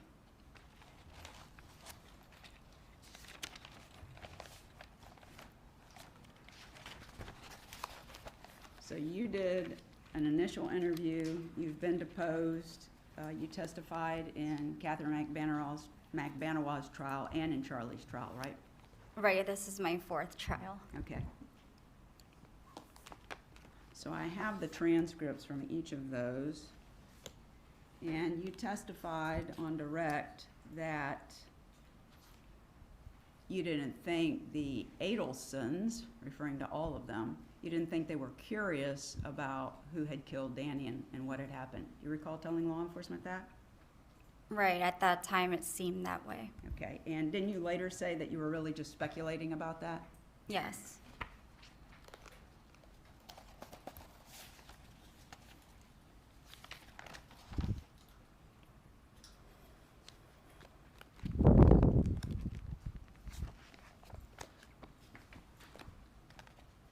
When you testified, let's see, when you testified in Katie Magbanua's second trial, referring to this statement about attributing to Donna that she said those words about Danny coming back from the grave and haunting her, in Katie's second trial, you actually kind of came off of that, didn't you? Wait, I'm sorry. Can you say it again? Yeah, sure. When you Lost train of testified, thought. so you originally made that statement to law enforcement. You used those words. Yes. He came back from the grave, haunting her, something to that effect. Right. Okay. But when you testified in Katie's trial, didn't you say that those weren't the exact words that she said? She was just very upset, and to you it came out like that. Didn't you testify to that? What's the page and line, please? Let's see, it would be page 1196.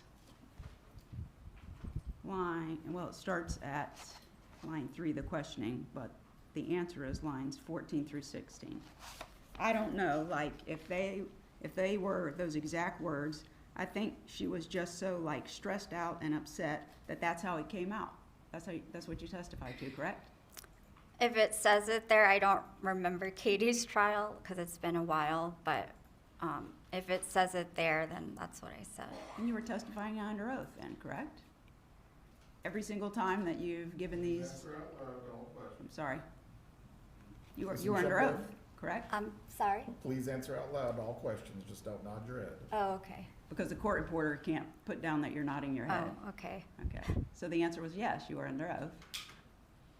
Yes, I think if it says that, then yes. Well, you took an oath here today before you started testifying, correct? Yes. And the other trials, you did the same thing. You swore to tell the truth, right? Right. Can I have just one more moment, Judge?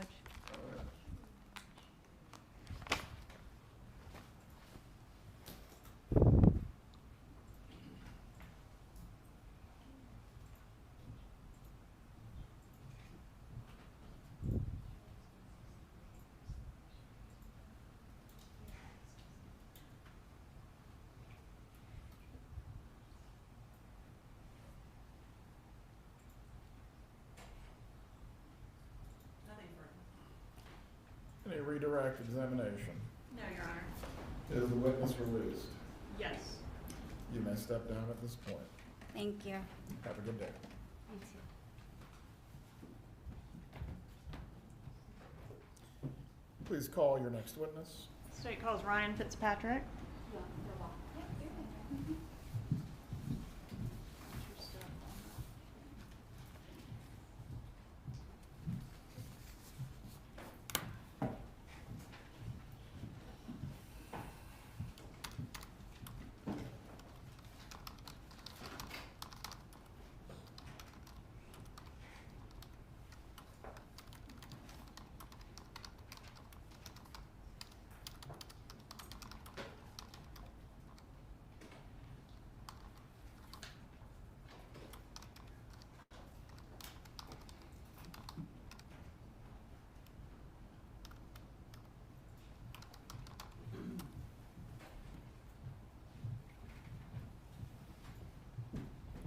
Raise your right hand, sir.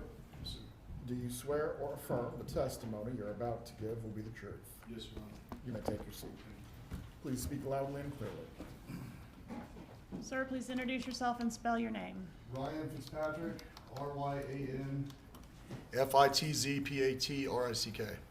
Sir, do you know the defendant in this case, Donna Adelson? Yes, ma'am. How do you know her? She was Charlie's mother. Okay, were you friends with Charlie? Yes, ma'am. What was the time frame that you all were friends? Probably 2013, 2014 to 2019, 2020. I can't really.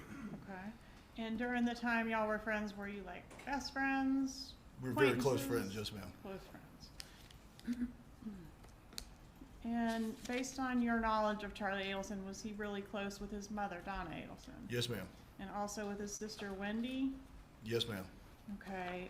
How did they feel about Dan Markel, if you know? I'm gonna object, no, they haven't laid a foundation as to which person. They doesn't describe anything We related to my don't do client. speaking objections. Please sit down. I'll re-ask the Sustained. question. How did Donna Adelson feel about Dan Markel? Didn't like Dan. Okay. And Charlie, did he have a lot of girlfriends? Yes, ma'am. And was Katherine Magbanua one of those girlfriends? Yes, ma'am, she was. Is that somebody that you ever met or hung out with? I believe once or twice in passing, but didn't, like I've testified before, didn't pay any attention to Charlie's girlfriends. Okay, so she didn't stand out to you as anything special among the crowd? May have looked like the others, but no, didn't stand out to me at all. Okay. Are you familiar with Charlie Adelson's practice of how he keeps his cash? Yes, ma'am, I am. And how is that? Stapled money, 10/100 equals 1,000. I've been paid by stapled money by Charlie Adelson before. That's how I know. Okay. And when the murder of Dan Markel occurred, was that during the time frame that you were really close with Charlie Adelson? No, ma'am, it was prior to us growing closer as friends. Okay. When you did grow closer as friends, did Mr. Adelson mention the murder to you? It wasn't discussed. Dan wasn't a topic of discussion. There was no, nobody, it was odd because it wasn't. Okay. So you were aware of it, that it happened? Yes, ma'am. It was, Okay, but nobody talked about it? no, ma'am. Okay. And are you familiar with the law enforcement operation that's been referenced as the bump, where Donna Adelson was approached on the street? Yes, ma'am, I am. Okay. And did Charlie Adelson talk to you about the bump? His mom being yes, approached? ma'am. Okay, and prior to that, had Charlie Adelson ever mentioned being harassed or extorted or anything like that? No, ma'am. Okay, so when this happened with his mother, did his demeanor change? How was he acting about this incident? Charlie became agitated, nervous, anxiety. I guess looking back now, guilty. Just abnormal. Okay. Did he ever make a statement to you about murder?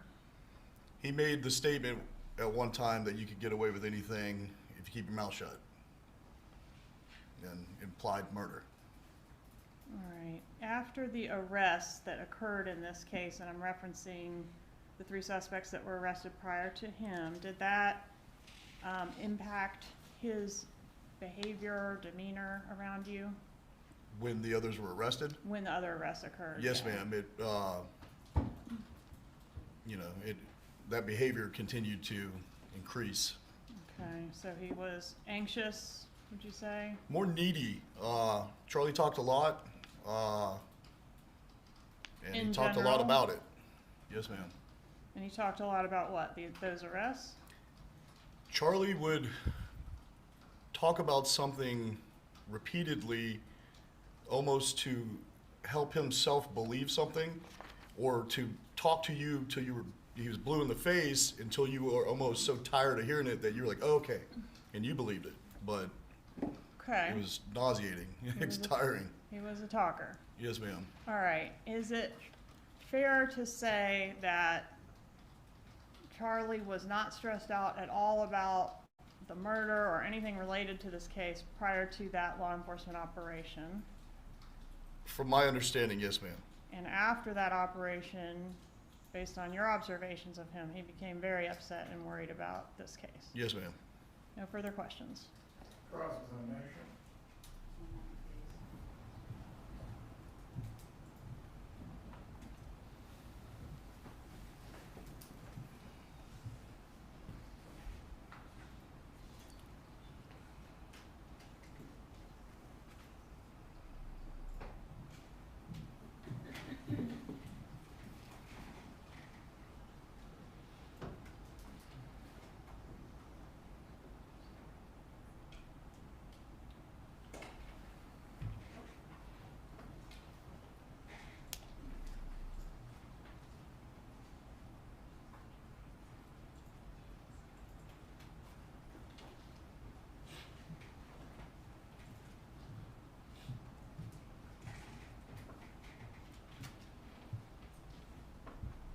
Morning, sir. Good morning.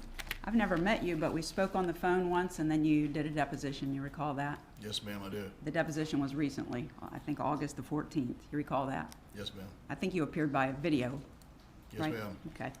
When you gave your deposition, you indicated that you barely know Donna Adelson, correct?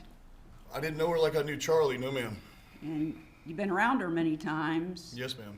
and she was always nice to you. Very nice. She and Harvey were pleasant to be around. Very pleasant. You knew Charlie very well, as you've testified, Yes, ma'am. and you were friends, Yes, correct? ma'am.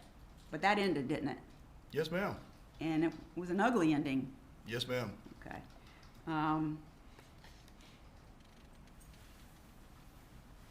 You said you were very good friends with Charlie. Were you familiar with the cash that he kept in his house? Yes, ma'am. Did he keep it stapled? Yes, ma'am. Yeah, $100 bills, 10 of them, so 1,000 at a time. Yes, ma'am. He had a safe in his house, and that's where he kept his money, correct? Yes, ma'am. Kind of had some issues. I think my co-counsel was asking you some questions in your deposition, but the bottom line is you have a feeling, and that you say that it's known that the Adelsons didn't like Dan Markel, but you couldn't give us a specific comment in your deposition that Donna Adelson ever made. It's just well known, correct? It was implied, yes, ma'am. Thank you. No further questions. Direct examination. You may step down. Will the witness be recalled at any time? No, Your Honor. You are released, sir. Have a good day. Please call your next witness. State calls Mary Hull. Yeah, we're going to need to speak to her first. We were provided with some information before today or to report. Speaking objection rules. It's not a speaking. Hold on, stop talking. Please take the jurors to the jury room.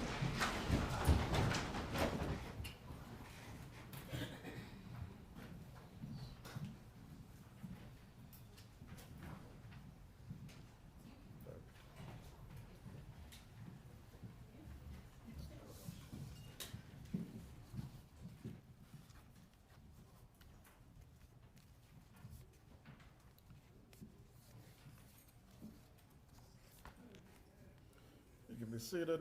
If there's a topic that needs to be addressed, please ask to approach, but no gratuitous statements need to be made in front of the jurors. I apologize to the court, Judge. I thought this was something that had been worked out previously with the state, and I should not have made those comments. I apologize. You need to speak with Ms. Hull before she testifies. We do, Judge. State, you need to be heard concerning this. No, sir. Very well. How long will it take to speak to Ms. Hull about this matter? It should not take long, but maybe 15 minutes, Judge? For scheduling purposes, I think for direct, maybe about 45 minutes to an hour. I'm not sure about cross, so whatever the court would like to do with that. All right, let's put the jurors then on early lunch. During this time, the defense can speak with Ms. Hull about any topics that you need to prior to her examination. Please bring the jurors out so we can put them on the lunch break. That's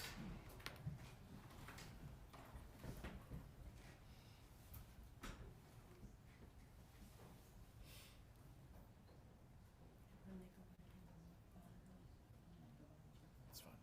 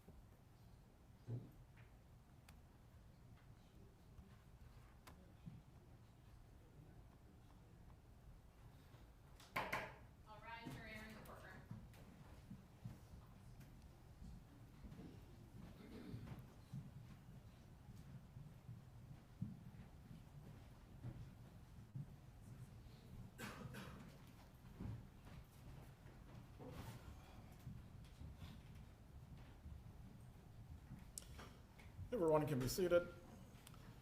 Members of the jury, we're going to take an early lunch break today. Once again, I'm going to remind you of the instructions that you have received before, not to discuss this case with each other or anyone else. If anyone attempts in any way to speak to you about this case or talk to you, please make sure you report that matter to the bailiff so I can deal with it appropriately. Also, during the lunch break, do not look at any information about this case or any of the news reporting. Again, you may eat together if you choose to do so, but the only prohibition is discussing this case. We will get started again at 12:35. Please make sure you have reported by 12:30. Enjoy your break. We'll resume at that point.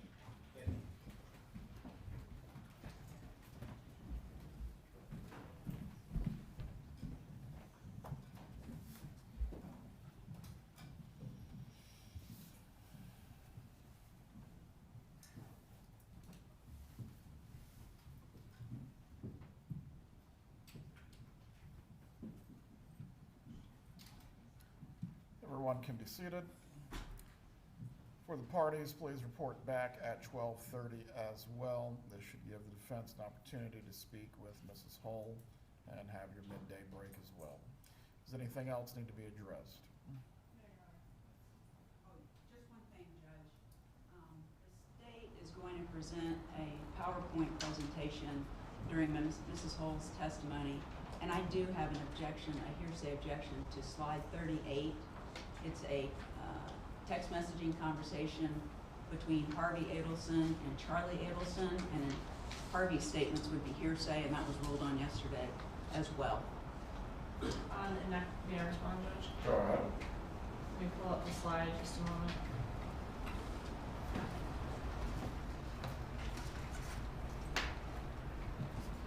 And it was also a statement before the conspiracy judges, December 14th of 2012. So Judge, I believe the court has seen this before, but I can also provide the court with a copy. Slide 38 is a text message exchange between Harvey Adelson and Charlie Adelson from 2012, where they are discussing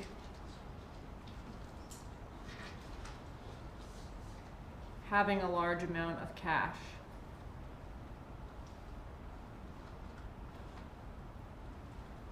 And I plan to ask Ms. Hull, did the family keep a large amount, or did the family keep cash? Did they have access to a lot of cash? Did they have, did they give cash discounts at their dental practice?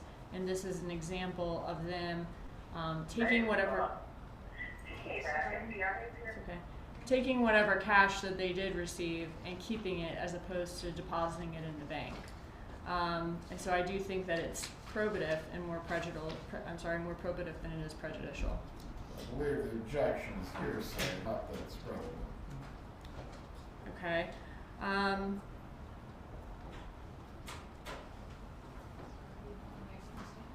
Yeah, let me see. Harvey is the one making the statement.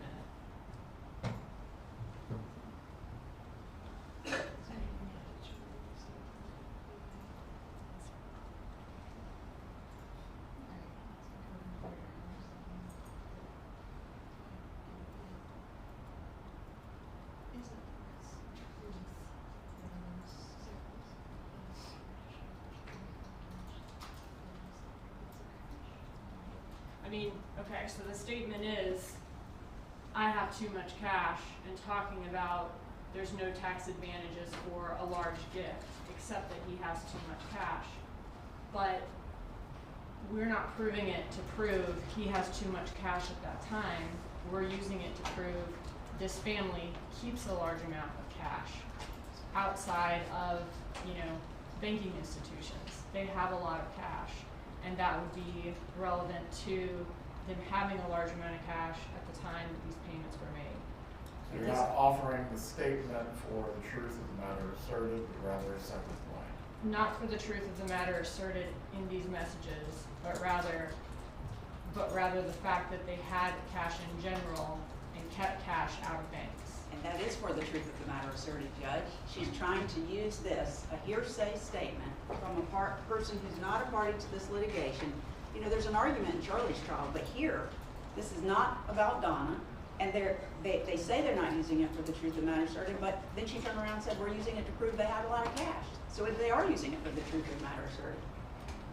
What would be the other issue that is being offered for Ms. Dugan if it's not for the truth of the matter asserted? Ms. Fulford is making a good point. I think that if it were for the truth of the matter asserted, it would be that he has too much cash on this date and there's no tax advantage of this gift.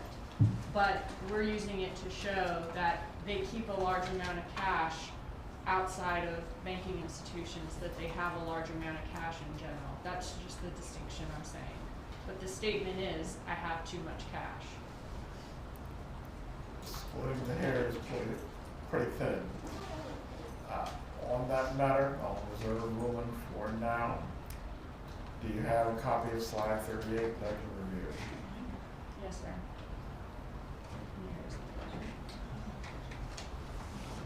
I'll be right back with it.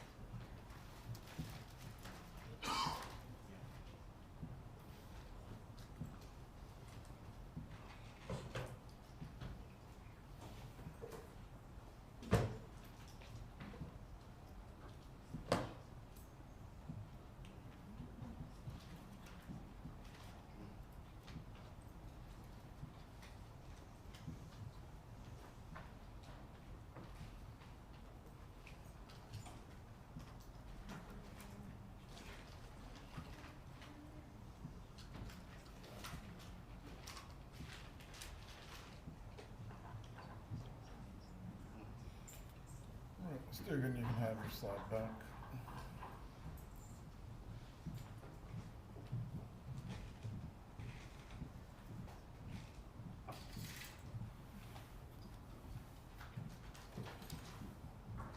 Right, as to slide 38, I will find that this does predate the conspiracy, at least as it's been alleged during this trial.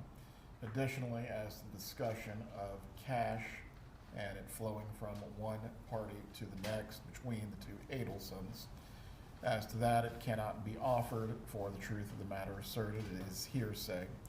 The non-hearsay basis that it's being offered for, again, Ms. Dugan, is what exactly? That's unrelated to the money specifically. Can you say the last part is unrelated to what? What is the unrelated aspect of this exhibit that's unrelated to the money that you're offering it for? Right, I mean, it is related to the money. We're trying to establish that they keep a large amount of cash, they don't put it in banks, and they transfer it from one family member to another. All right, that. Transfer it via just giving it to them, as opposed to putting in a bank, You may question Investigator Hull concerning what she learned as a result of going through the financial records, but as to the slide, I will sustain the objection unless there is another basis for which it's being offered, not the truth of the matter asserted. Well, that is our break at this point. Please return at 12:30. Thank you.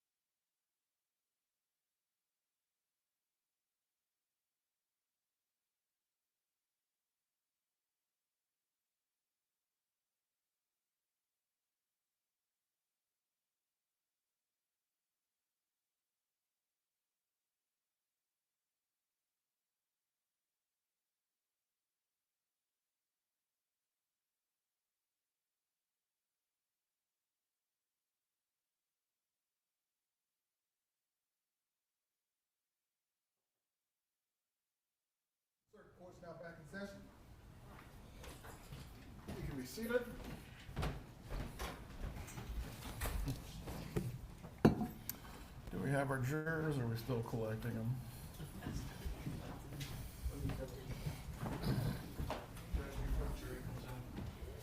Go ahead.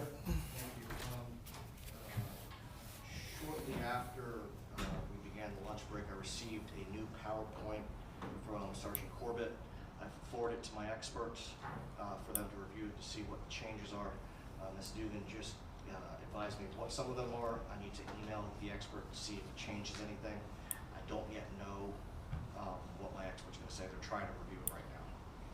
Ms. Dugan, concerning this change in the PowerPoint, this is the demonstrative or what the state is seeking to admit? This is both.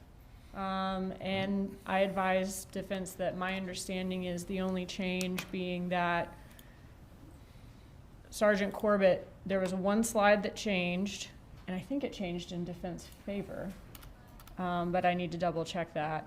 And then the rest is just some slides we took out that I didn't feel like we needed. But he has a copy of the presentation we sent in May and this one. And it's also my understanding the defense has several objections to some of the communication in the PowerPoint that they've had since May. And so we may need to speak to the court before Sergeant Corbett testifies. All right, concerning this exhibit, and at this point, I'm going to refer the parties back to the scheduling order, specifically the portion of the order that dealt with if things are not timely raised, they can be deemed as waived. Are these matters going to any constitutional issue of evidence that were obtained in violation of the defendant's rights? I don't believe so, Your Honor. As the violation, or as these matters would not be constitutional in nature, why should they be heard now if they were not previously raised, the deadline that was given in the prior scheduling orders?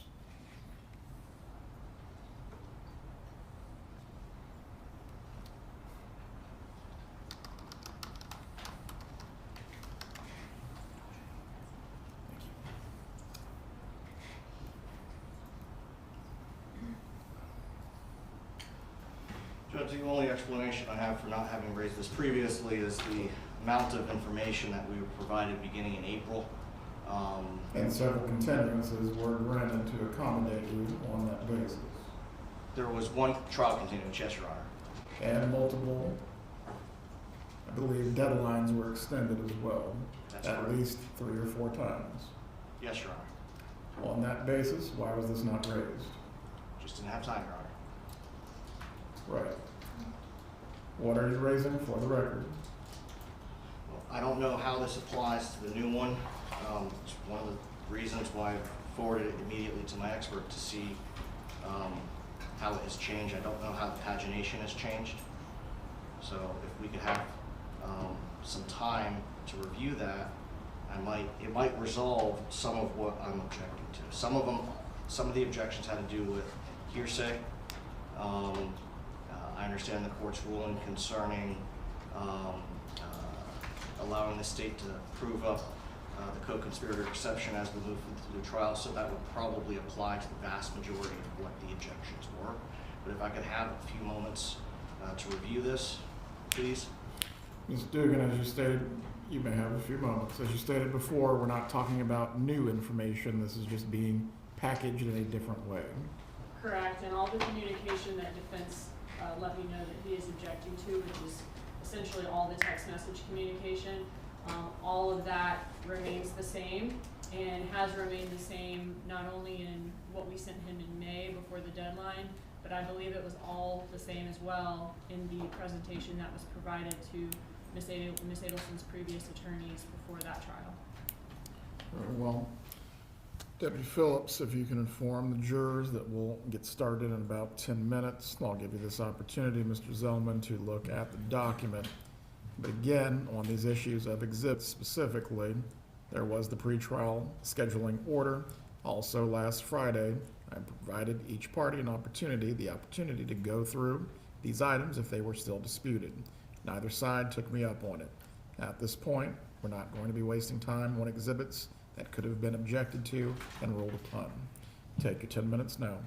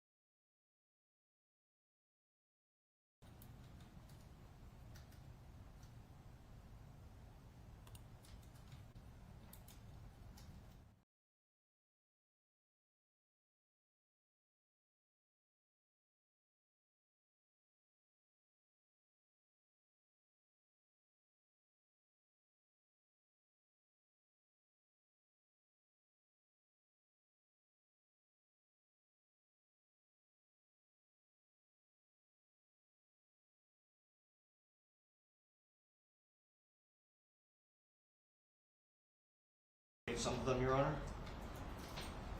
Have not yet heard back from my expert as to their review.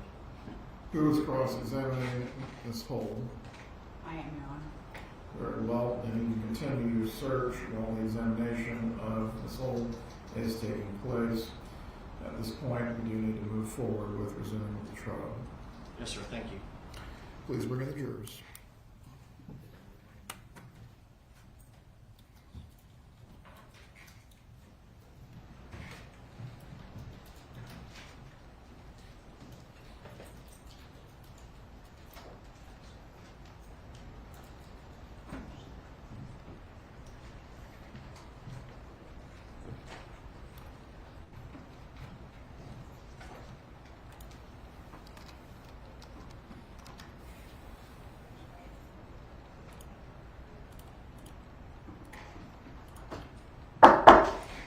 Jury entering the courtroom.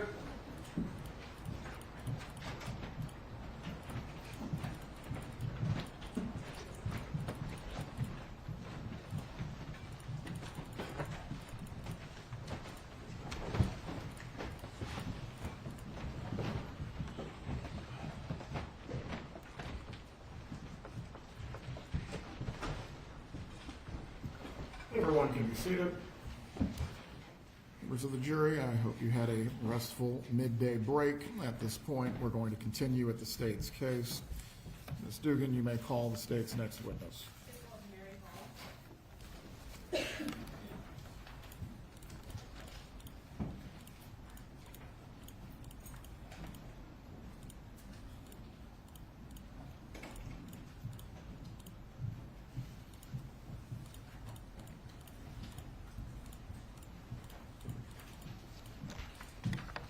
Please raise your right hand. Do you swear or affirm the testimony you're about to offer will be the truth? It will. You may take your seat. Please speak loudly and clearly. You can adjust the microphone if you need to. Thank you. Good afternoon. Will you introduce yourself to the jury and spell your name for the court reporter, please? Yes, my name is Mary Hull, Maryhull. Where do you currently work? The Executive Office of the Governor in the Chief Inspector General's office. And where did you work when you first became involved in this case? The Department of Financial Services in the Office of Fiscal Integrity. And what was your role there and in your current job? Currently, I'm an auditor. In the position in DFS, I was a financial investigator. All right, and were you a financial investigator with DFS back in the summer of 2016? Yes. Okay. As a financial investigator there, did you investigate economic crimes? We did. It was a criminal investigative unit for the state of Florida. And how long did you work in investigations there? Investigations there 7 years. Okay. Can you tell me a little bit about your education and your experience in order to be a financial investigator? Sure. I hold a Bachelor of Science degree in finance from Florida State University. I'm a certified fraud examiner in good standing with the Association of Certified Fraud Examiners. I have 22 years of financial analysis, auditing, and financial investigative work for both the state of Florida and the United States Attorney's Office. And has much of that 20 years been doing white-collar crime investigations? 10 years I did white-collar crime investigations to include money laundering, contract fraud, identity theft, and embezzlement. Okay, and were these like multi-agency financial investigations for both state courts and federal? There were several that were multi-agency investigations. I did both state and federal at the same time.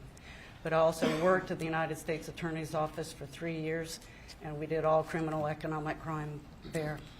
And what's your specific area of expertise? Is it forensic accounting? Yes, I do forensic accounting, which is a very detailed analysis of financial records to be used in court.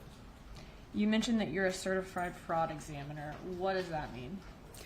You have to take special training to actually be certified to do financial crime. And are you in good standing with the Association of Certified Fraud Examiners? I am. While a financial investigator, did you also receive in-service training?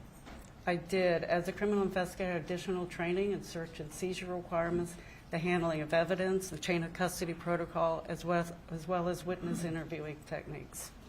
And have you ever testified in court about your analysis of financial records? I have.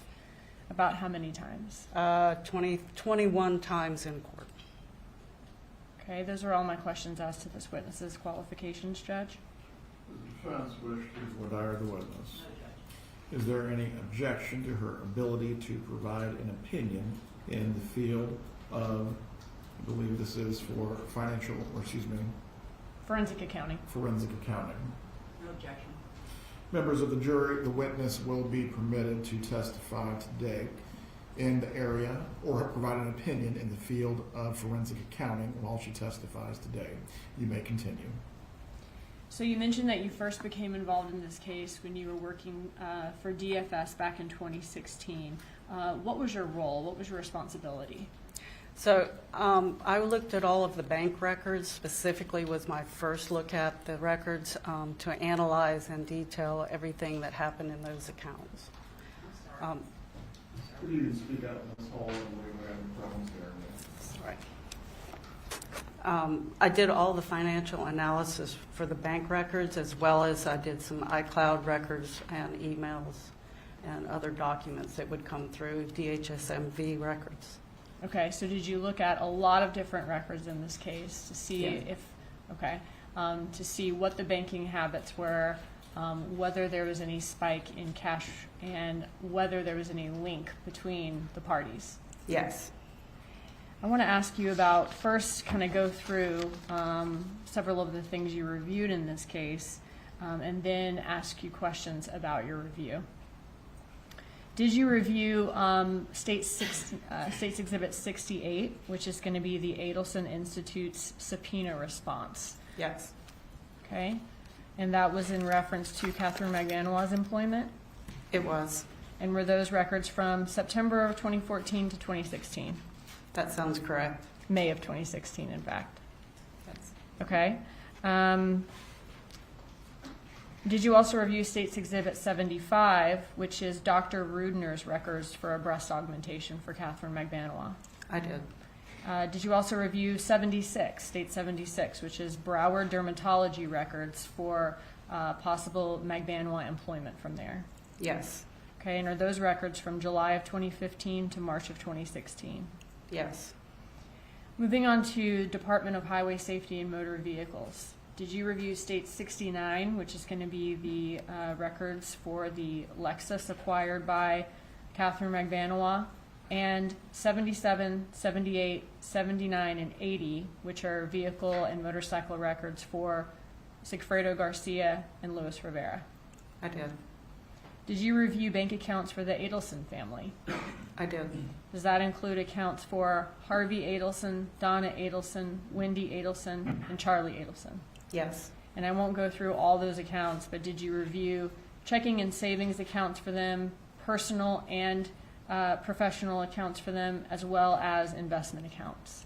That's correct. And how many total investment accounts did you review? I believe there was 24 total investment accounts. Okay, so a lot of different accounts you reviewed for each person in the family. Yes. Okay. And were several of those accounts that more than one family member was on at a time? Yes. Did you also review credit cards for the Adelson family, specifically States 111 and a portion of those records, 111A, which are Capital One and Amex records for Charlie Adelson? I did. Did you also review States 110, which is Adelson Institute bank records from Regions Bank? I did. Did you also review States Exhibit 106, which is going to be a checking and savings account for Luis Rivera from Chase Bank from 2014 to 2015? Yes. Did you also review States 107, a Bank of America records from Garcia's account from 2015 to 2016? Yes. Did you also review State 74, which is employment records from Coastal Masonry for Sigfredo Garcia from 2009 to 2014? Yes. Did you also review States 108 A and B and 109 A and B, which are Bank of America accounts and JP Morgan Chase accounts, respectively, for Katherine Magbanua from 2013 to 2017. Yes. Did you also review States 82, which are copies of 44 checks from Adelson Institute deposited into Magbanua's bank account? Yes. Did you have an opportunity before court today, so you didn't have to do it now, to review all of those records that we just talked about, to assure yourself that they were the same as the one you reviewed? Yes. Okay, and did all of those records that you reviewed come with a certification attached to them, certifying them to be official records from each respective company or business? Yes.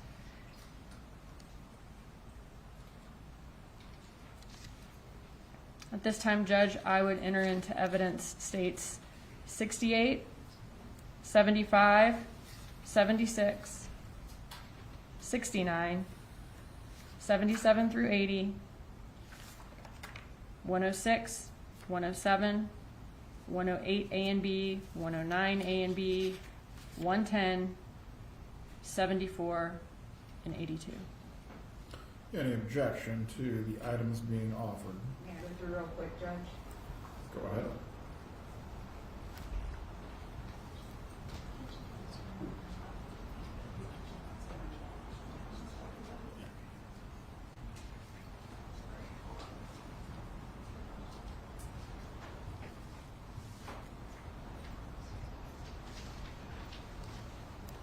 Student, the clerk needs you to go through the item numbers one more time, please. Sure.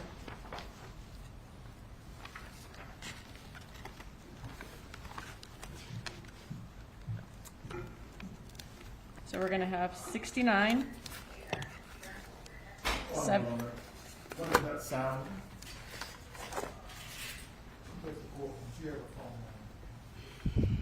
Once again, please turn the phones off or turn the sound off. I don't expect to hear any phones in this courtroom. You may continue, Ms. Dugan. 68, 69, 74 through 81, 82. I'm sorry, let's hold off on 81. So 74 through 80, 82,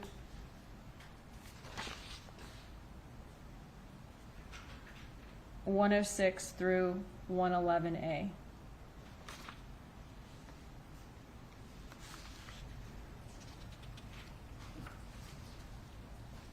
Fulford, does the defense have an objection to these items being admitted? I got out of number order. If you just give me one more second, please.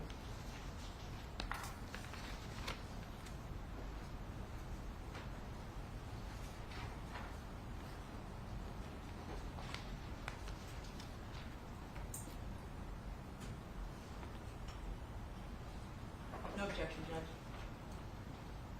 The item numbers are admitted as previously stated with the exception of States 81. You may continue. Thank you. Did you also review, you mentioned iClouds as far as written communications, whether that be emails or text messages between the parties to determine the financial relationship between them or whether there are any money or gift transfers between them? I did. Okay, and did you also review those items to determine how the Adelson family received or kept their cash? Yes. All of the records that we talked about today so far, is the amount of data in all of those records pretty voluminous? Yes. Are you going to be relying on a summary of all of the records that you've reviewed today for your testimony? I am. Okay, and did you review before court today this notebook, States 81, which is a summary of your findings from all the records that you reviewed? Yes. And is it a true and accurate copy of a true and accurate copy of the results from your findings? Yes, it is. Okay. At this time, Judge, I would move States Exhibit 81 into evidence as a summary. Any objection? Yeah, if I can just look real quick, Judge.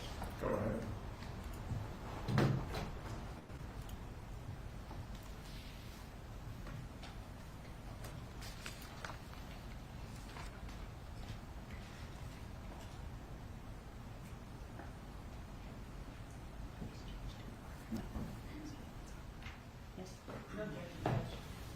State's 81 is admitted at this time.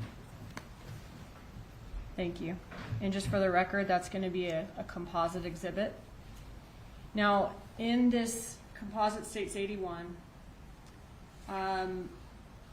for each of the graphs that we see that were created, after each graph, is there also information from the accounts kind of showing your work of how you made those findings? Yes. Okay. And is there a PowerPoint that's been created showing the graphs in the case that report your results? Yes. All right. Judge, I'd ask for permission to use a demonstrative in this case, which is going to be a demonstrative of parts of the records and the witness's graphs in this case. You may proceed. Okay.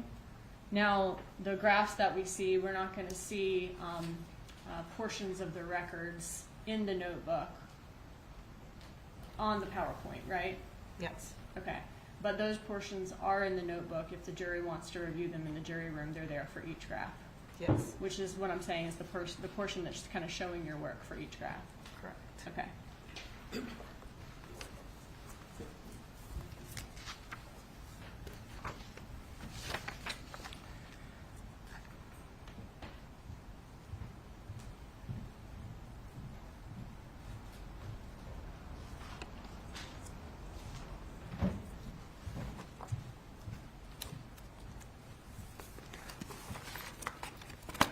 All right, so you mentioned that one of the set of records that you looked at was Department of Highway Safety and Motor Vehicle records for some of these subjects.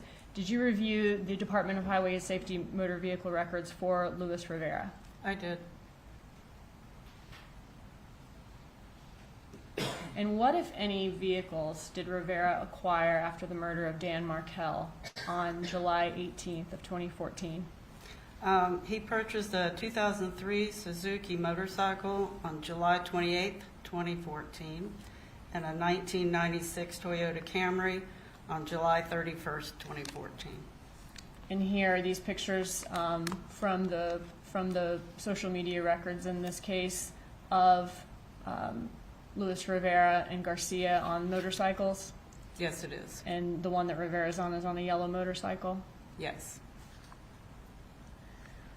Looking at Luis Rivera's bank accounts in this case, the Chase bank account from May 2014 to November of 2015, were his checks from his workplace direct deposited into that account? They were. About how much was direct deposited every week? Every week was about $500 or $600. And where were his paychecks coming from? Coastal Masonry. So he had a steady job at Coastal Masonry throughout the time that you reviewed his bank records for in 2014 and 2015? Yes. What did you learn about how his banking patterns or banking habits changed following the murder of Dan Markel? Yeah, he had a very interesting banking pattern. All his bank checks were deposited into his account, but then he would go by and withdraw virtually all of it. And he had certain preset auto drafts that would come in, and then they would bounce because there wouldn't be any money in the account. So he had a lot of overdraft charges. And how did that change after the murder of Dan Markel? Right after the murder, he all of a sudden left the money in the account, and then nothing overdrafted for about 4 months. When was his last large cash withdrawal before the murder of Dan Markel? It was 7/15/2014. And you said it was about 4 months then that his old habits of... Yeah, the next overdraft didn't happen until November 1st of 2014. And what do we see here? So this is a visual depiction of his bank account showing the overdrafts. The red bars are the overdraft amounts that happens, the number, on the specific days. And then you can see that big wide span in the middle where there's no red bars. And then it picks back up in the first part of November. I will add that even though it's not on this chart, that the car and the motorcycle was purchased in that section where there were no overdrafts. So in the same section where there's no overdraft, he's also acquiring those vehicles, and he doesn't have any overdrafts from the time of the murder until about 4 months later. That's correct.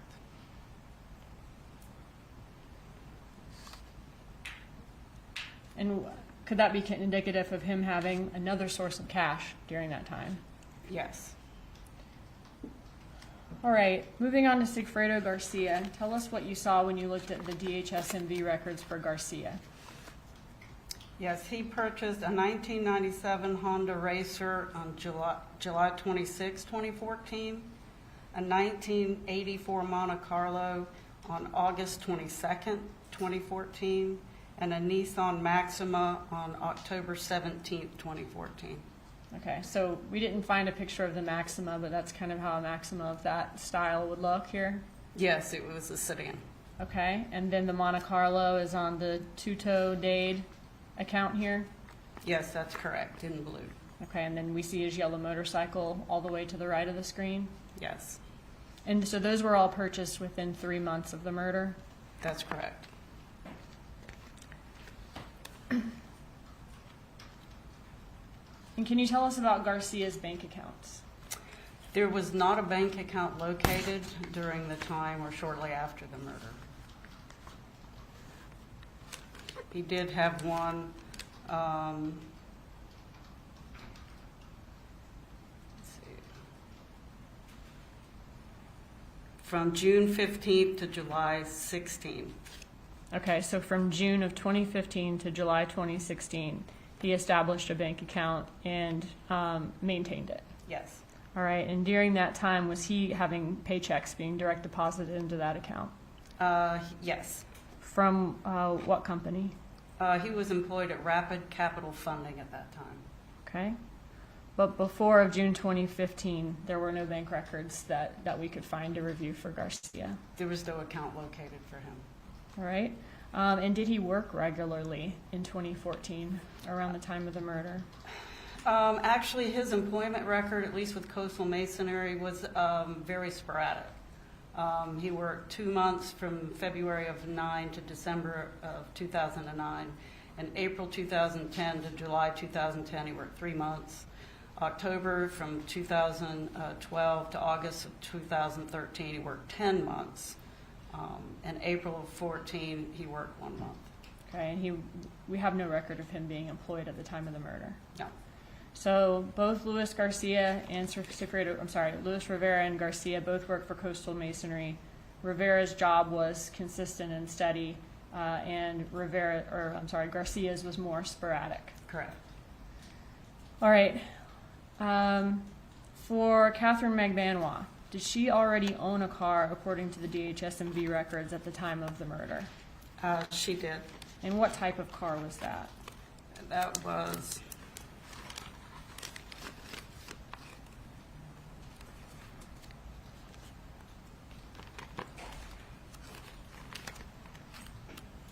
One second.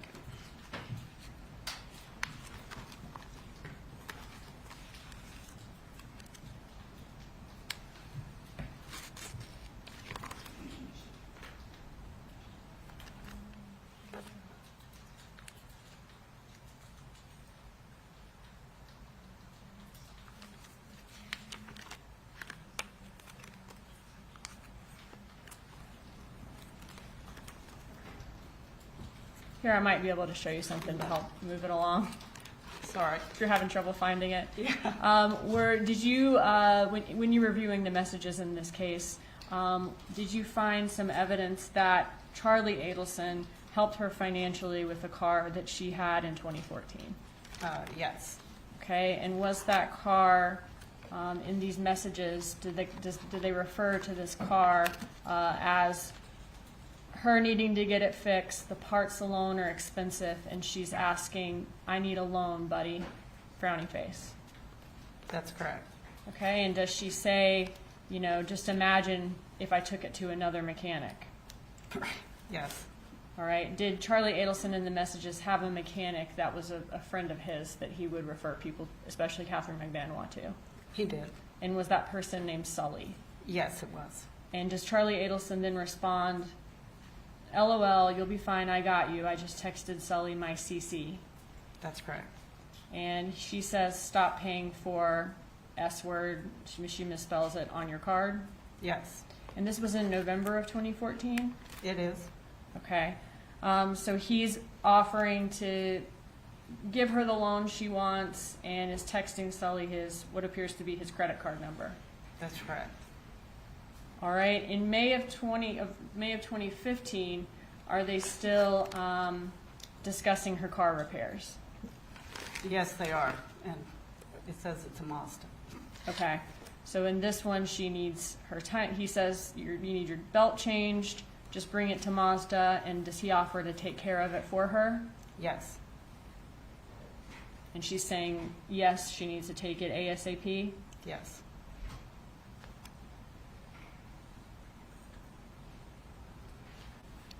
And what do we see here in November of 2015?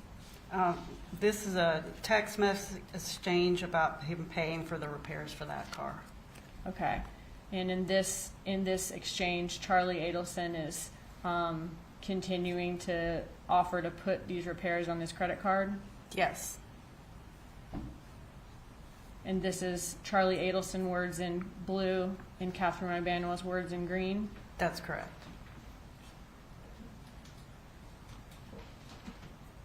And at the end of that conversation, does Katherine Magbanua let Charlie Adelson know how much the repairs ended up being? Yes, And what was the amount? $1,650. Okay, I'm sorry, I'm on the next page. I think you are correct at the bottom of that. That's what he authorized to put on his card, but the actual payment was for $1,620.77. Okay, thank you. So looking at the bottom of this exchange, Katherine Magbanua estimates, she says, just put $1,630, and Charlie Adelson offers, how about I put $1,650? Yes, So he offers, I'll even pay $30 more. yes, And then she says it came out to $1,620. She says, thanks again, I'll pay you back. Is that right? that's correct. And then when you looked at Charlie Adelson's Amex, what did you find? I found the payment to Mazda for the $1,620.77. At the end of 2015, after all these repairs and Charlie Adelson offering to help her financially with these repairs, at the end of 2015, does it appear that Katherine Magbanua got a different car? She did. And what's the first indication of that? There was the title, we looked up for the GHSMV records and saw where it was purchased. Okay. Were there also messages where they discuss basically her having the Lexus now, Charlie Adelson needs to cancel his insurance on the Lexus? Yes, that's correct. Okay, can you go through what we see here? This is where he's discussing on December 14, 2015, that he's canceling the Lexus insurance. And she said she would get to it. She has the kids, she would do it later. And then he says, I just paid for it. Okay. And in these messages, when he says he's going to cancel the Lexus insurance today, on December 14th of 2015, does he say, just spoke to my mom, she's paying the insurance now, just please go this Saturday, smiley face? Yes, And that's when she's saying, I'll do it, I've got my kids. mm-hmm. And Yes, then ma'am. does Charlie Adelson then say, just paid it, they'll prorate it back to us, just go Saturday, don't rush today? And she's saying, I'll take care of it, don't worry. Yes, Does he say, already paid it 5 minutes ago, just chill, you are still the best? that's correct.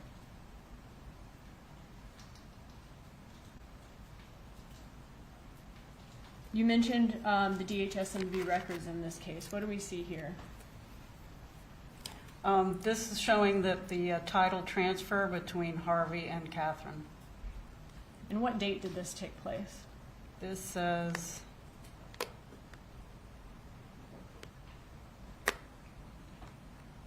Let me see if I can zoom in a little. January 23rd, 2016. It's on the right-hand side. Right here? Yes, January 23rd, 2016. Okay.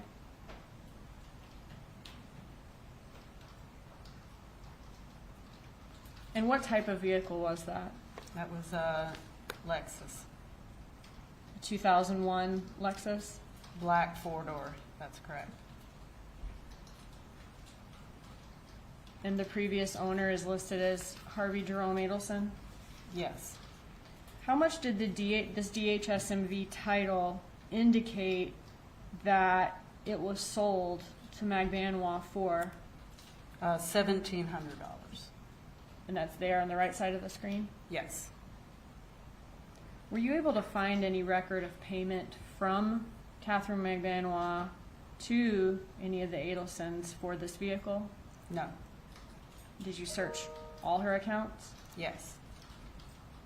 Was there any check, or maybe she just withdrew that amount of cash? Was there any cash withdrawal for that amount? Nothing that correlated.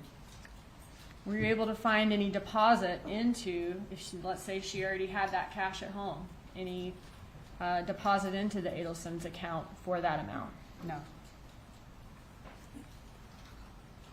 Was there, in a little while, we'll see that she was receiving money from Adelson Institute, correct? That's correct. Was there any drop in the money she was receiving from Adelson Institute in that time to account for maybe this was just taken out of her salary? No. Can you insure a vehicle without transferring title? No. Do you have to put a sales price or list it as a gift on the title transfer? That's correct. If you say it's a sale on the title transfer, are you taxed? Yes. Is there a financial benefit for listing a really low sales price on a title transfer for a vehicle? Yes, it makes the registration fees less. And who decides what number goes on the title? Normally, it's usually the seller that's supposed to put that on there, but all the transactions I've ever heard of, they just leave it blank and let the buyer put in the amount. So just the person who's submitting it to the tax office so they can later get their car insured? That's correct. So if I sell a car to you for $3,000, but we agree to put $300 on the title transfer, we would pay less taxes on it? Yes. Looking at other written communications between Charlie Adelson and Katherine Magbanua, did it appear that Charlie Adelson provided other financial assistance or gifts to Katherine Magbanua? Yes. I was trying to go to the next slide, but I think I got to zoom out first.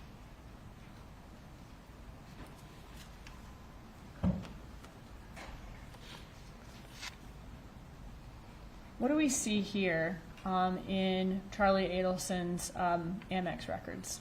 So this is a purchase of airline tickets for Katherine Magbanua on March 6, 2015 for a flight to Santo Domingo, and that was $970.74. And the passenger name is there at the bottom, Katherine Magbanua? Yes.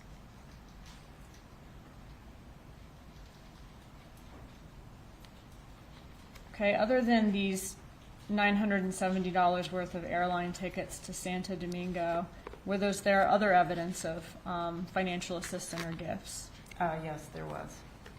Looking here on October 19th of 2015. This is a set of text messages from Katherine, between Katherine and Charlie, that she's asking for, she wants to take her kids, I'm sorry. You don't have to look up with plane tickets. I want to leave for Thanksgiving. I want to take my mom. It's her 60th on November 9th. And then he's discussing cruise options. She wants to take a trip with her mom. Okay, so she wants to leave for Thanksgiving. She wants to take her mom too. It's her 60th birthday. And at the bottom he asks, where do you want to take your mom? Correct.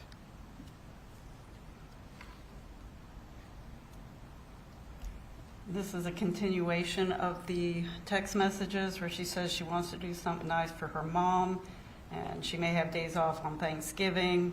Does she offer the fact that maybe I'll rent an RV and drive cross country? She does. And then what does Charlie Adelson offer to do about halfway down this page?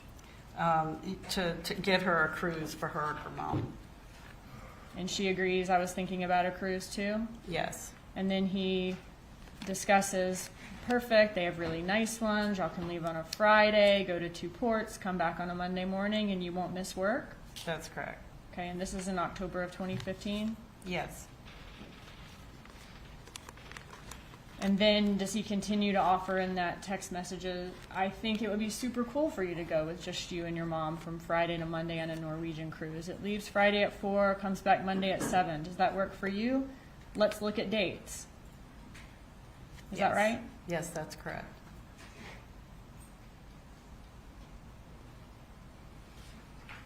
So in that exchange, Magbanua mentioned something she might want to do. Charlie Adelson is the one offering to do this. Yes. In this message from May of 2015, is Katherine Magbanua saying she has a lot of things to pay for, she needs a little help because of her kids' tuition and stuff, and she had to stop her weekend job. She says, I hate asking. That's right. And he says, I will lend you whatever you need. That's correct. And then shortly after this text message exchange on May 20th, what do we see in the bank records? We see an ATM cash deposit for $1,400 into Katherine Magbanua's account. And was that a large amount of cash for her to deposit? For her? Yes.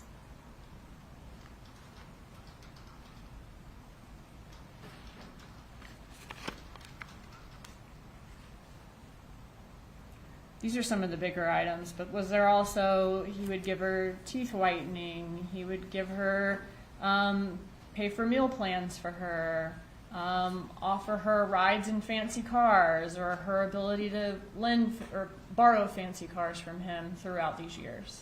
Yes, he had a lot of supportive activity of her. Looking at these records from Dr. Rudner's office, did Katherine Magbanua have a breast augmentation surgery in October of 2014? She did. And looking at this record here, how much was that breast augmentation surgery? The total credit was $4,608.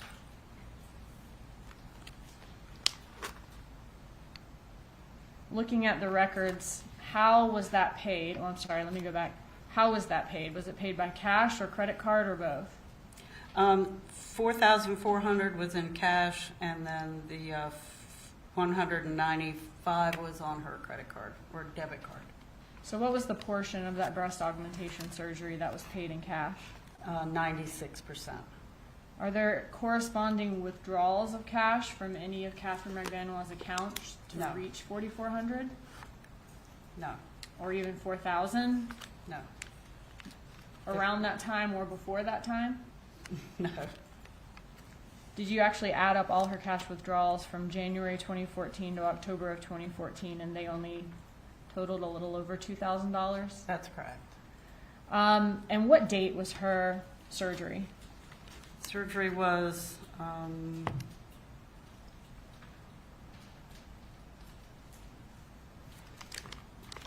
looks like it was July. It was October Of 2014? 2014. October 18th, 2014. Okay. All right, now I want to focus on Magbanua's bank records. Based on the bank records and employment records that you reviewed, were you able to ascertain where Katherine Magbanua may have worked or what business she received income from her bank records? I did. And what do we see here? Can you walk us through this? So from the summary of the bank records, I was able to show through her deposits, her checks or employment that she had. So this is a schedule of the bank records from 2013 to 2016, showing her employment deposits. And at the bottom here, do we see the name of each business that she received income from and the dates that she received income from those businesses? Yes. All right. Quintana Lopez, we see her at the bottom. Was she a realtor? She was.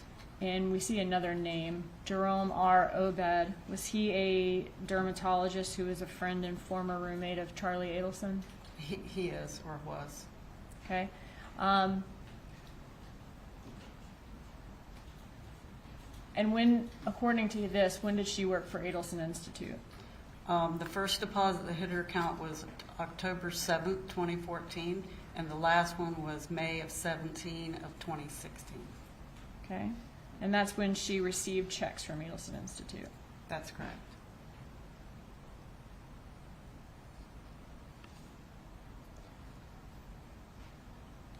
What do we have here?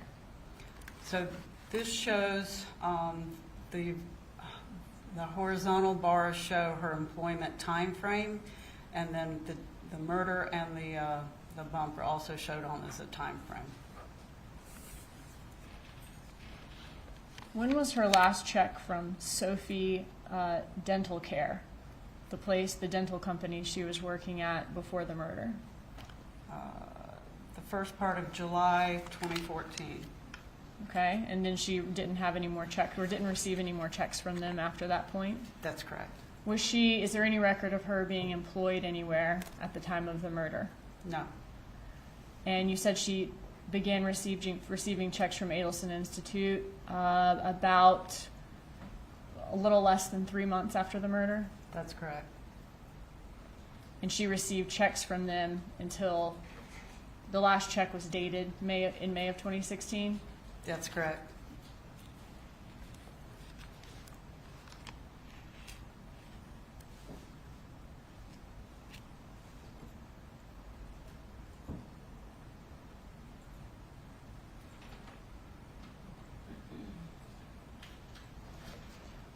Did she receive any checks from any other company anytime between the time of the murder and when she received checks from Adelson Institute? No. And is Adelson Institute the Adelson family's dental practice? It is. Was it a financially successful dental practice? Yes. In 2012, did Charlie Adelson become the listed manager of Adelson Institute? Yes. And then in 2015, did the articles of organization change from both Charlie and Harvey being listed managers? Yes. And what date was that in 2015? October 2nd, 2015. Okay. Now, even though Charlie was the manager beginning in 2012 to October of 2015, was Harvey Adelson still employed as a dentist at Adelson Institute? He was. And received checks from there? Yes. In 2016, in July of 2016, did it change to only Harvey being the listed manager and Charlie being a registered agent? That's correct. Okay. Now, throughout all those years, 2012 to 2016, did Donna Adelson have signing authority for the Adelson Institute? She did. And what does that mean? She had the ability to move money without having someone else approve it.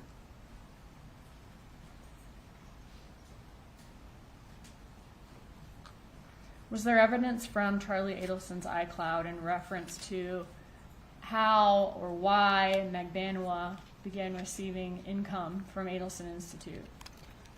Yes, she was saying that she needed to show employment to get not only health insurance for her kid, but an apartment that she wanted to rent. Okay, so looking at this text, is this a text from June 24th of 2014? It is. So this is about maybe 3 to 4 weeks before the murder of Dan Markel? That's correct. And in this text, does she say, "Baby, I'm going to need help on the employment info. I have to send to DCF for my kids' INS, INS." Could that be short for insurance? Insurance. Also, if I have to end up moving later on, I need to show I'm working for you, or else I won't be able to get an apartment. Does she say that at 12:33 p.m.? She did. And what does he say back at 12:36? No problem. No prob, short for no problem? No prob. Okay. And is this a time when his mother is signing authority there? That's correct. And he's manager? Yes.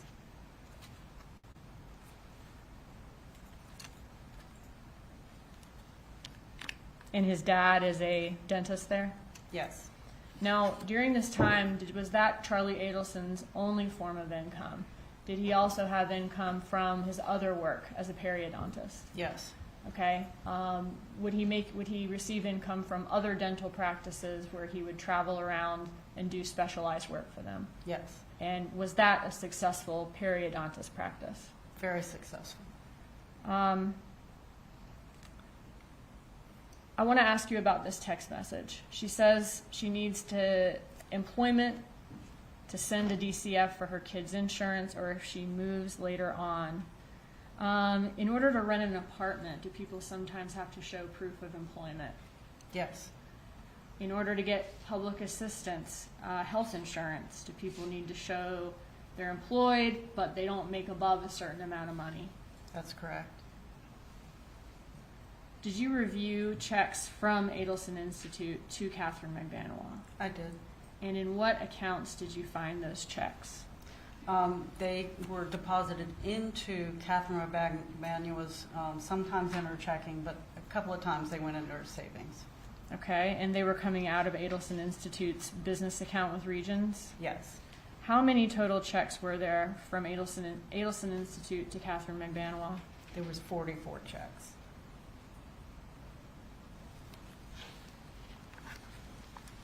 What do we see here?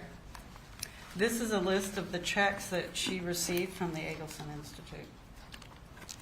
Okay, so this is a summary of the checks. It is. Okay, but in evidence, as we kind of went through earlier, all of this will be back there in case the jury wants to see specific things, but 682 is a copy back and front of every check. Here it is, that Katherine Magbanua received from Adelson Institute? That's correct. Okay. All right, so in the summary here, what's included? So it's the first row, just a number. The second column is a dates, the date that it was posted to her bank account. The second column is a date of the check was written, and the check number, the payment amount, and what was in the memo column. Were all of these checks deposited by Katherine Magbanua into her account? They were.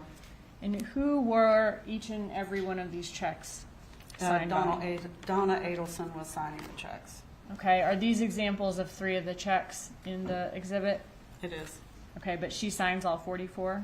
She does. And you did say that she did have signing authority for the business during those years? Yes.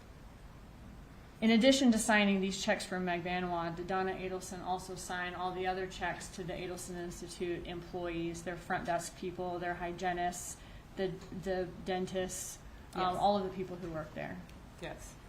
Was she the person who did payroll every month? That's correct. And looking back at this summary, you mentioned that Harvey Adelson was listed as manager again in October 2nd of 2015.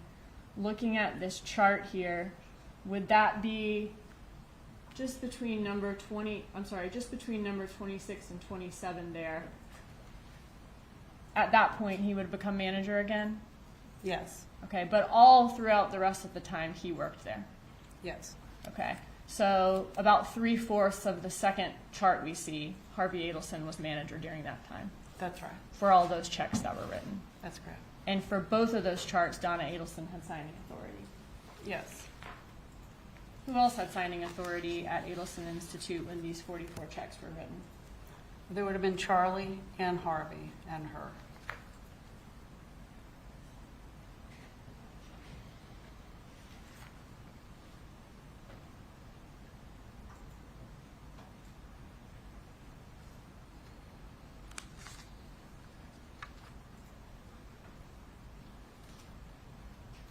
When you reviewed the phone records in this case, did Donna Adelson manage more than just the money at Adelson Institute? Did she also manage a lot of personal details of Charlie Adelson's life? Yes. Would she often book his travel as far as his plane trips, his hotels, whenever he wanted to take a trip? Yes. would she remind him regularly to pay this bill on time, pay that bill on time, transfer this amount of money to this account? She helped him with all of his money. Yes. Did she kind of run his life, so to speak, as far as helping him keep up with the details of all of his day-to-day needs? Yes. When was the first check issued to Katherine Magbanua here, looking at the summary? The first check that shows up in her account is October 8th, 2014. Okay, and what was the date on the check? Meaning the date that Would have you're been- assuming that that's the check, that's the date that it's written. Right. So the date that was on the check was September 17th, 2014. Okay, and was that almost 2 months to the day from the murder of Dan Markel? It was. Was that, I guess, about 3 months after she asked to be employed by Adelson Institute? Yes. And how often did Magbanua receive checks from the Adelson Institute after that? 2 times a month for almost 2 years. Looking at these checks, can you show us? Do you have a clicker? I'll just ask you. On the bottom right of each check, where it says Donna Sue Adelson on these checks, is that the signature line? It is. Thank you. Checks are kind of becoming an ancient art form, so just in case we have any jurors who haven't written one. The amount is here. Yes, that's the amount that's written the check for. All right. And then the amount's written out here, and then you mentioned a signature line. I'm sorry, a memo line. Is this the memo line? Yes, that's the memo line. Okay, and what does this memo line say on these checks? On, I believe, all of them, let me just look for a second.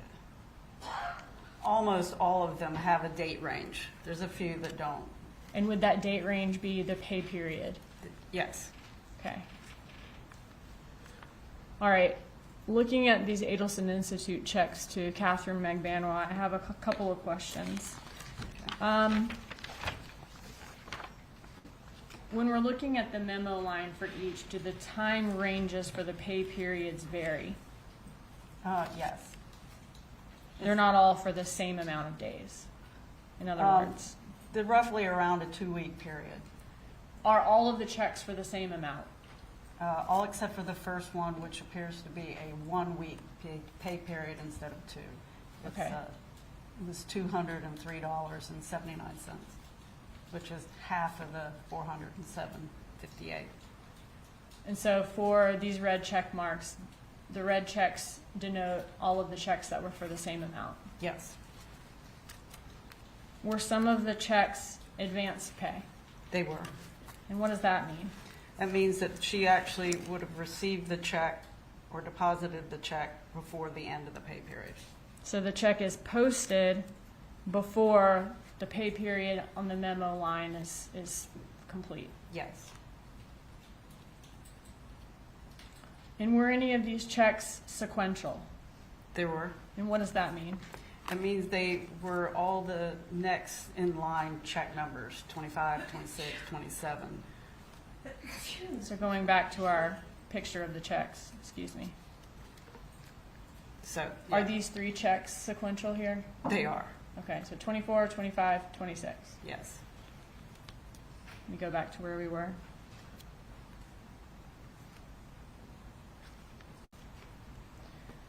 Since they were sequential, were they dated all at the same time, showing that they were written at all the same time? No, they just have the sequential check numbers. How many sequential checks did she receive in a row? There was a total of 18 sequential checks. There's one set of 3, another set of 6, and another long set there. 1, 2. Okay, so are these 3 checks 10. sequential here that I'm pointing to? Yes, Okay, and then are these 6 checks sequential? that's correct. And then these first 6 check marks, were these sequential? They were. And then the final 3 here, checks that she received, are they sequential? They are. So this isn't 9 sequential checks, it's a set of 6 sequential checks and then another set of 3 sequential. That's correct. Okay.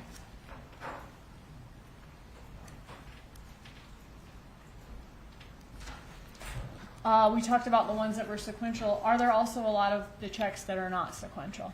Yes, And if they are not sequential, does that mean that those checks appear to have been written in the normal course of payroll? it would appear so. So when you're looking at the records, she may be check 1,000, and then another employee, a hygienist, might be check 1,001. Harvey Adelson might be check 1,002, and a front desk employee might be check 1,003. That's correct. And are the ones that are not sequential, do they not have a check mark in this summary in the sequential column? That's correct.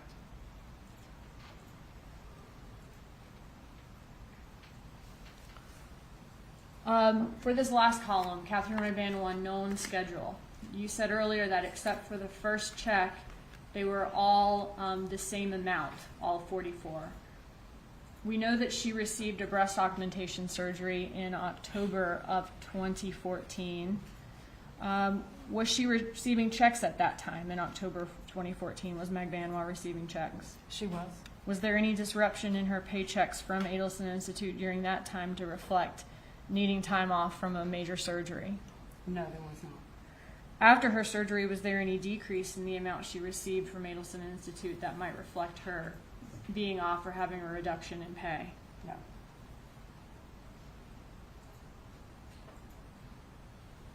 Does the the date range in the memo section appear to be every 8 to 10 days, kind of like the other ones do? Yes. During that time? Now, what about the time of her trip? We saw she went to Santo Domingo on March 22nd of 2015. There's no reduction in her pay. So nothing to reflect time off for going to another country during that time? No. No decrease in the amount she received for him having paid for it? That's correct, no decrease. What other records did you receive with respect to Katherine Magbanua's employment at Adelson Institute? There was a subpoena that was issued for any and all employment records, and what we received back was a simple QuickBooks summary that you see there. So this is the QuickBooks summary here? Yes, that's correct.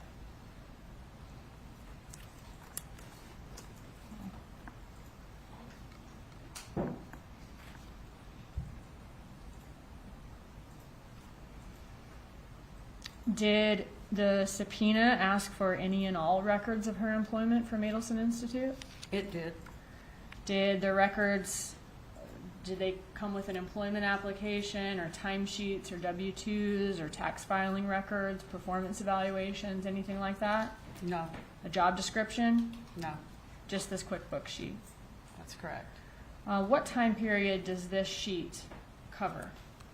This covers from the September 18th, 2014 to March 31st of 2016. In your time doing forensic accounting, have you seen subpoenas for any and all employment records? I have.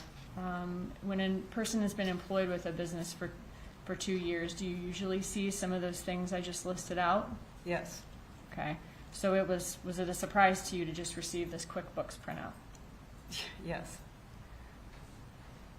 What was the date of the last check according to Adelson Institute's QuickBooks records that they handed over to law enforcement when they received the subpoena?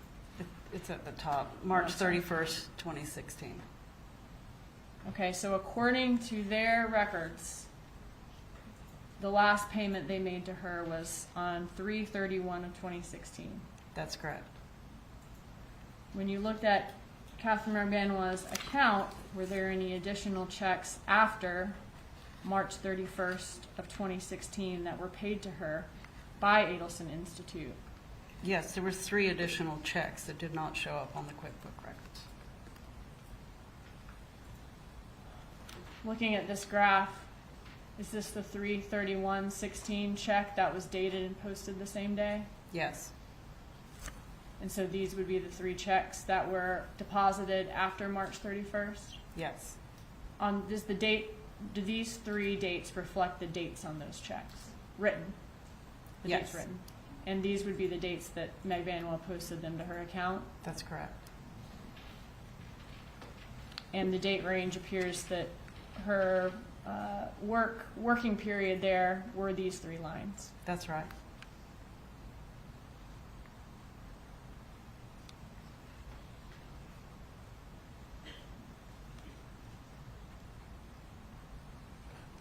Was the last check deposited into her bank account dated on May 12th, 2016 and posted on May 17th of 2016? Yes. If Garcia was arrested on May 25th of 2016 and the last check to Magbanua was May 12th, did it appear that she did not receive any checks according to her records after he was arrested on May 25th? That's correct. What was the total net amount received by Magbanua from Adelson Institute from September 2014 to May 2016? The net amount that went into her account was $17,729.73. Okay. I want to ask you a little bit more about this timing. Are you familiar with what law enforcement called the bump on April 19th of 2016? I am. All right. Looking at these last 3 checks that were deposited into her account, was there evidence of a check later than those in sequence that was actually posted to the bank account before the bump on April 19th of 2016? Yes. Okay. Is that the check here to Harvey Adelson on April 4th? That's correct. And that would have been before the bump, It would. but after in sequence of Magbanua's checks? Yes. So is it possible, given the sequence, that Donna Adelson stopped writing Magbanua checks after she was approached by the agent during the bump? It appears that way.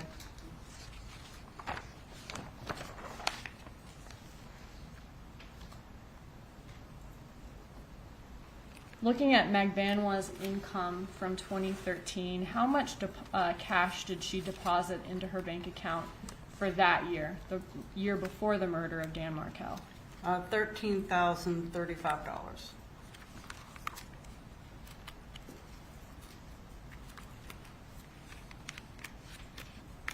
Looking at 2014, the year that Dan Markel was murdered, how much cash did she deposit into her account that year? $46,820. And were cash deposits the largest or the highest source of income for her that year? It was. And is that depicted here by the red part of the pie graph? It is. How much income, or how much percentage of her income did she receive from Adelson Institute that year? 4%. Okay, and that's depicted by the yellow portion of the pie chart? It is. And that was the year that she started receiving paychecks. The first one posted to her account was in the beginning of October. Correct. Okay. And then she received them every 2 weeks after that for the rest of the year. Is that right? That's right. Combined with Adelson Institute was 68% of her income from either Adelson Institute or cash deposits that year? Yes. Moving on to 2015, the year after Dan Markel's murder, what was the total amount of cash deposits for that year? $26,523.77. Was that about 51% of her income? It is. Was about 20% of her total income from Adelson Institute that year at a little over $10,000. Yes. And a little over $5,000 at 10% of her income was her income from Dr. Obed's dermatology practice. It was. Okay, and he was Charlie Adelson's roommate. That's right. They were good friends. Okay, so about 81% of her total income was from Adelson Institute cash or an Adelson friend, Dr. Obed, that year. Yes. Looking at 2016, how does the amount of cash she deposited that year, this is now 2 years after the murder of Dan Markel and the year that the bump took place in April, the first part of that year. Mm-hmm. How does her cash deposits compare that year to the two previous years? It's $11,921.33. So significantly less? Yes.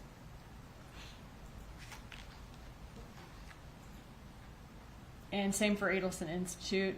She stopped receiving checks in April or May of that year, according to her bank account. That's right. What do we see here? So this is a visual depiction of the cash that went into her accounts by year. And did you track every single one of her cash deposits from 2013 to 2016? I did. Which year, looking at 2013 to 2016, had the most cash deposits? The year of the murder, 2014. Was 2014 about 3 times as much as the prior year? Yes. And about twice as much as the next year? Yes. What do the graphs at the bottom represent? It's just another visual depiction, a circular graph of the cash. How much the cash was a percentage of her total income? Yes.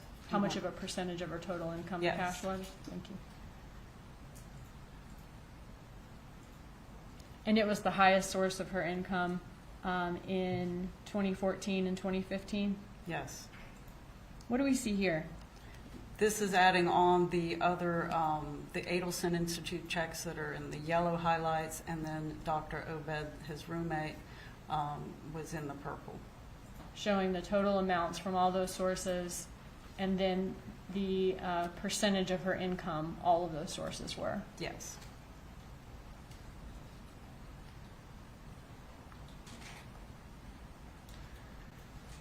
You said that 2014 was the year that Magbanua had the most amount of cash deposited into her account. What does this graph depict?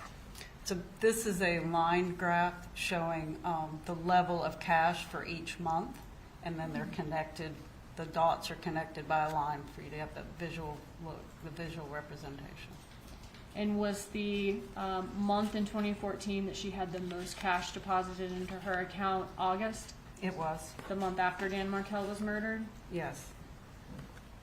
And the second and third highest month, October and July? That's right.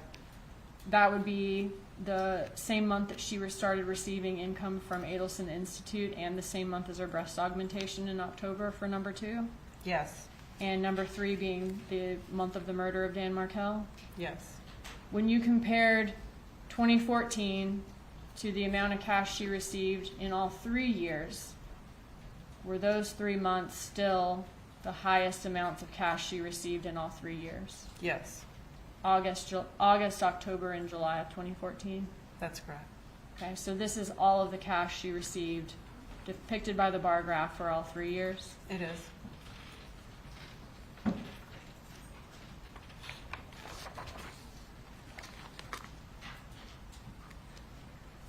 What do we see here? So this is a composite graph showing both her employment, that are the horizontal bars show her employment, and that line graph showing the cash deposits that went into her account. Kind of just represents that she was receiving cash when she was not being employed. Okay, so these bars are the employment chart that we already saw, right? Yes. The red is all of the cash she received throughout those 3 years. Yes. Okay, and then is this black line the date of the murder of Dan Markel? It is. And this other black line the date of the bump? That's right. What was the amount of cash deposits in the year before Dan Markel's murder for Katherine Magbanua? The year before was $15,600. And what were the total cash deposits in the 12 months after the murder? 12 months after was $44,963. So about 3 times as much as the year before? Yes. What is this cash spike? The cash spike was August, 13,200. And that was the most cash she received? All in 1 month, yes. Is there any record of her being employed when she had that cash spike in August of 2014? No.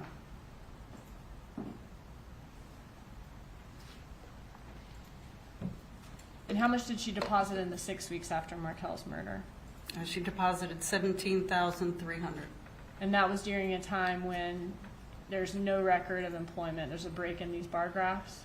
That's correct. And the next bar graph is her income from Adelson Institute. It is. And then the month after that is the breast augmentation in October? Yes. Okay. You told us earlier that you analyzed Adelson Institute along with the bank account records of Donna, Harvey, Charlie, and Wendi Adelson. Well, first I want to show you a contract that's been shown to defense for the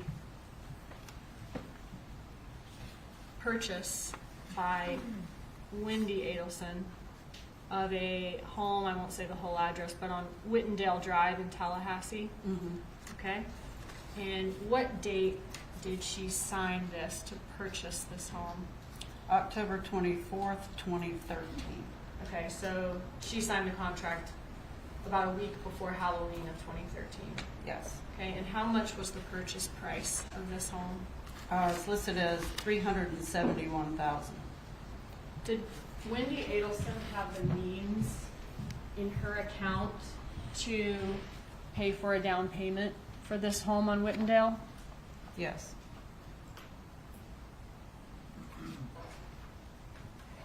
Would it have been a real financial stretch for her to do that, or was she able to do that comfortably? Oh, she could do that comfortably, for sure. Did each of these members of the Adelson family, and when I say members, I mean Donna Adelson, Harvey Adelson, Charlie Adelson, and Wendi Adelson, have the means in their respective accounts in 2013 to pay the $1 million bribe that was discussed in the messages? Yes.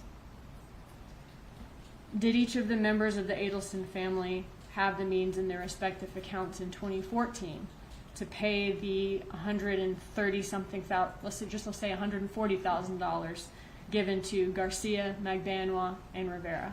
Yes. Did Charlie Adelson have the means in his account to pay for all of the different benefits and gifts that he gave to or offered Katherine Magbanua over the years from 2014 to 2016? Yes. And when I say means in their account, is that money that's available for withdrawal? I'm not talking about homes or properties or cars or other assets. Yes, that's correct. Okay.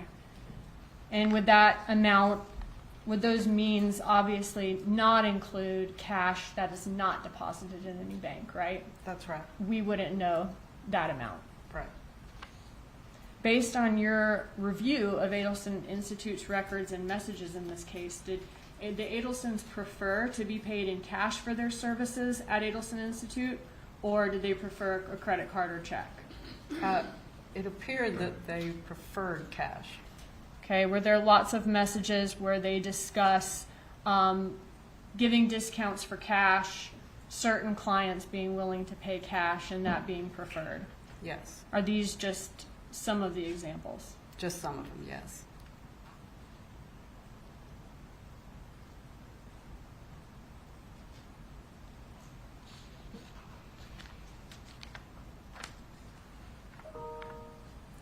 Were there messages in the Adelson family's records where they discuss having cash and how they store their cash? Yes.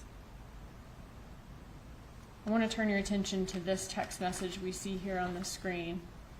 Can you read these messages to us? And these are from 2011, but what I'm looking for here is dimensions of cash and how the cash is kept, if you could read those for us. Okay. So the first block is from Donna. It says, "Good morning, Charlie. I need to take $25,000 from your office checkbook and put it in Dad's office checkbook in order to break even this month. Can we do that? Do you have enough money in your office account for us to write that check? If you do, then Dad will move $25,000 in cash in the safe into your pile. Please let me know as soon as possible so Dad can take care of it today. You can call, I am home, or text me, whatever is best for you. I love you, honey, Mom." And he says no problem? He says no problem. Okay. So here, do they discuss having large amounts of cash and keeping it in piles in a safe? Yes. Were there other messages besides this one in the records where they discuss things, cash being in the safe or piles in the safe? Yes. Is this just one example?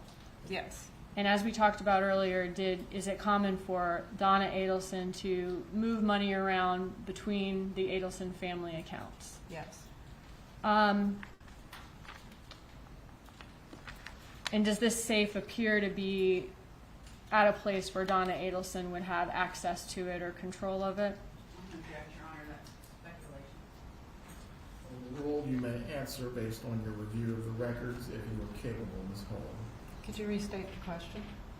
From the messages here, does the safe appear to be in a place where Donna Adelson would have access to it or control of it? Yes. Just a second.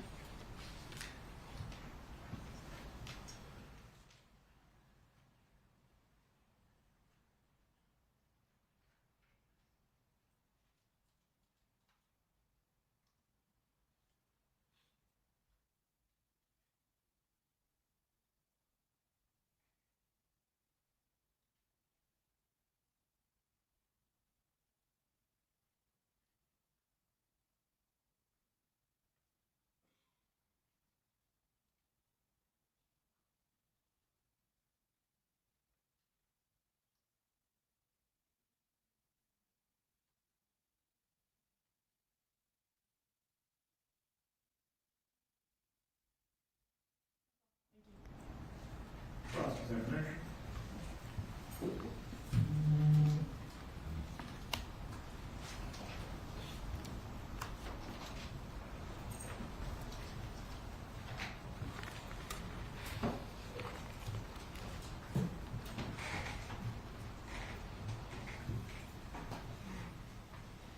Good afternoon, ma'am. Good afternoon.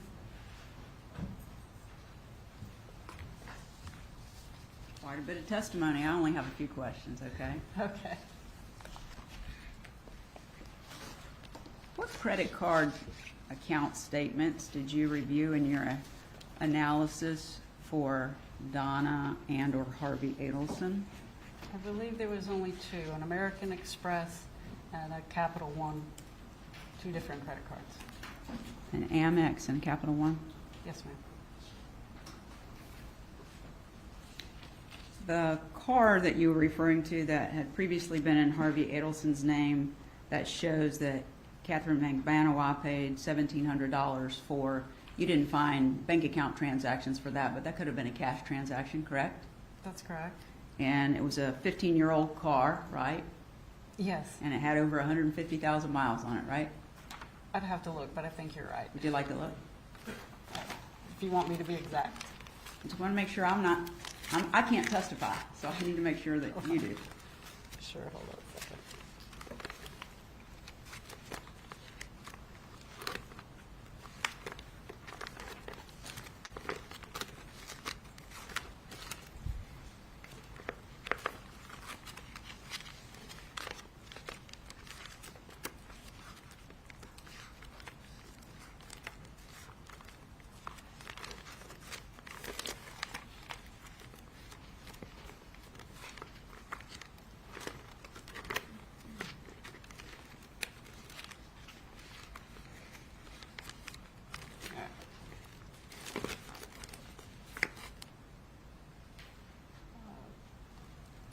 Says odometer was 17,058 miles. Ma'am, I think that's the original, last time it had been checked. The mileage at the time of the transfer would be down lower on the bottom. Oh my, I can't hardly see it from this one. Either 140,000 or 160,000. Okay, thank you.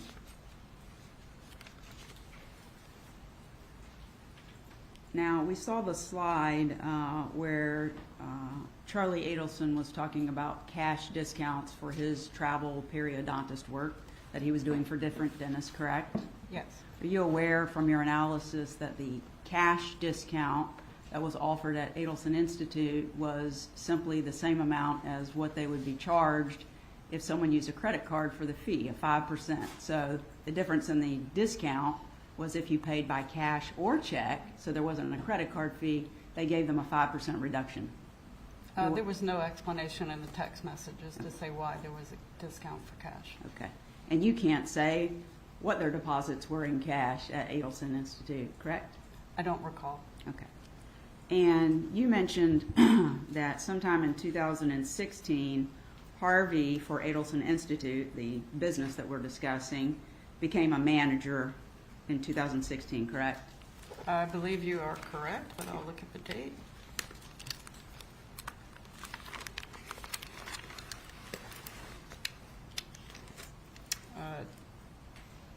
Harvey becomes manager in July of 2016. Okay, and you would agree with me that there's a difference between being a manager and being an owner, right? Yes. And it wasn't until 2020 that Harvey actually became the owner of the business again, according to the records that you reviewed. Is that right? That's correct. Just one moment, please.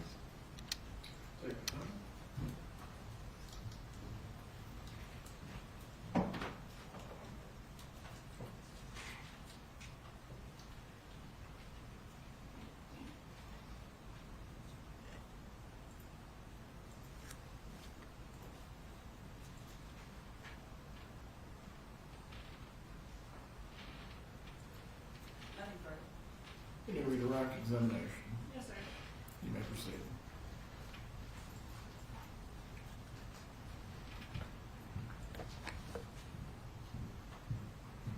Defense counsel asked if the cash discounts mentioned in the text messages were from Charlie's traveling periodontist work, but did the cash discounts, are those messages also sent from Adelson Institute employees here that you saw listed in Adelson Institute payroll? It is.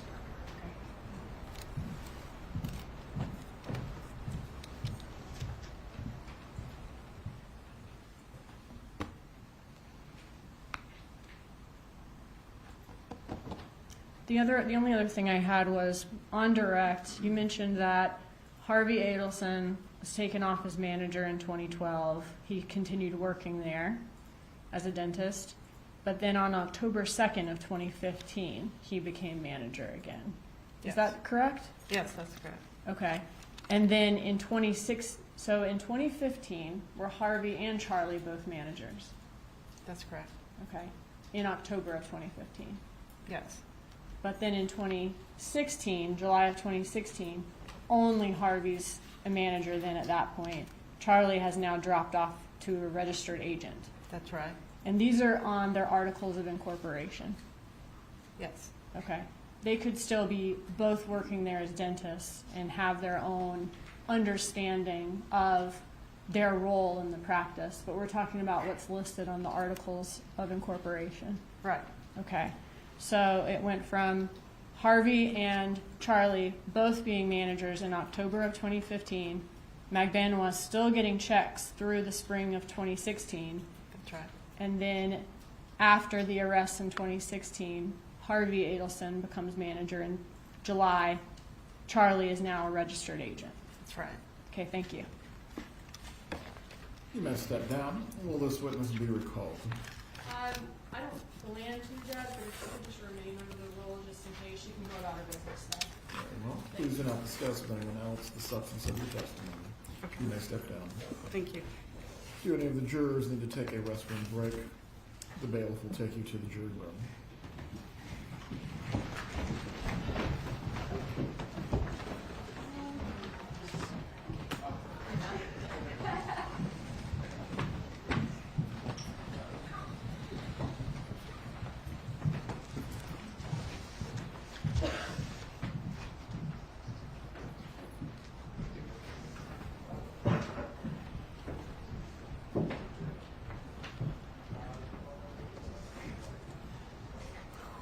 Everyone can be seated.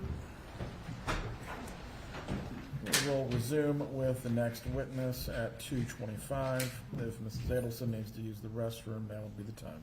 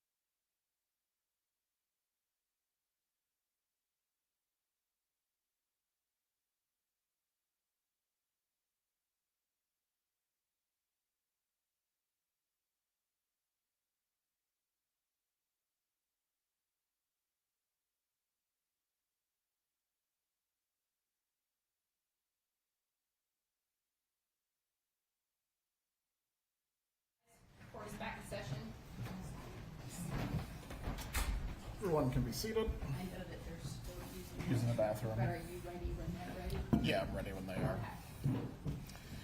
Ms. Kappelman, who will be the next witness?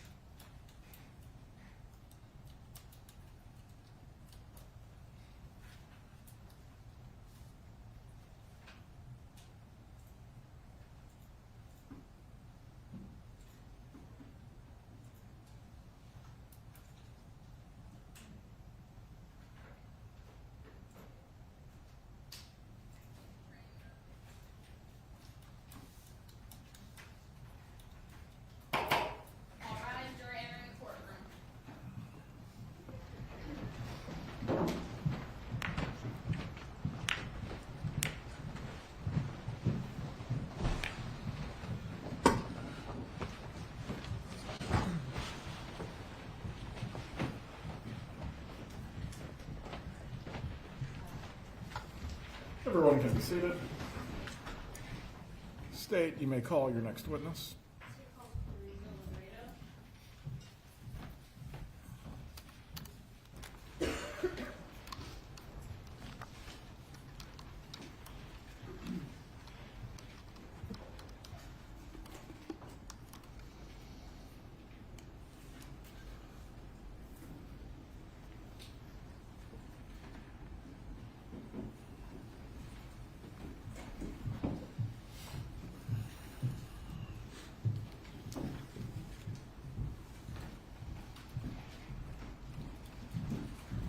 Raise your right hand. Do you swear or affirm the testimony you're about to give will be the truth? Yes, I do. You may take your seat. Please speak loudly and clearly. Adjust the microphone if you need to. Okay. Will you tell us your name and spell your name for our court reporter, please? My name is Clarissa, Clariza, Spoltor, Spoltore. Thank you. Did you recently get married? Yes, Okay, congratulations. Was your name before you got married Libredo? libretto. Okay. All right. So where do you currently work? Where do you work? I worked at the Adelson Institute. Okay. And you currently work for a dental practice that took over for the Adelson Institute? Yes. Okay, thank you. How long did you work at the Adelson Institute? Over 40 years. And where is the Adelson Institute located? In Tamarack.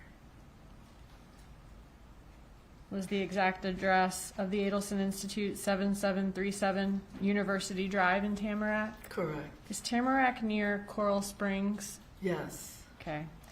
And I want to talk about the positions at the Adelson Institute going back to 2013, 2016. What was your position? I was Dr. Adelson's dental assistant. Was that Dr. Harvey Adelson? Dr. Harvey Adelson, yes. Okay. Did you ever work the front desk? No. Okay. So worked as his personal assistant. Worked as his assistant. Yes. And what about Donna Adelson? Did she work there during that time?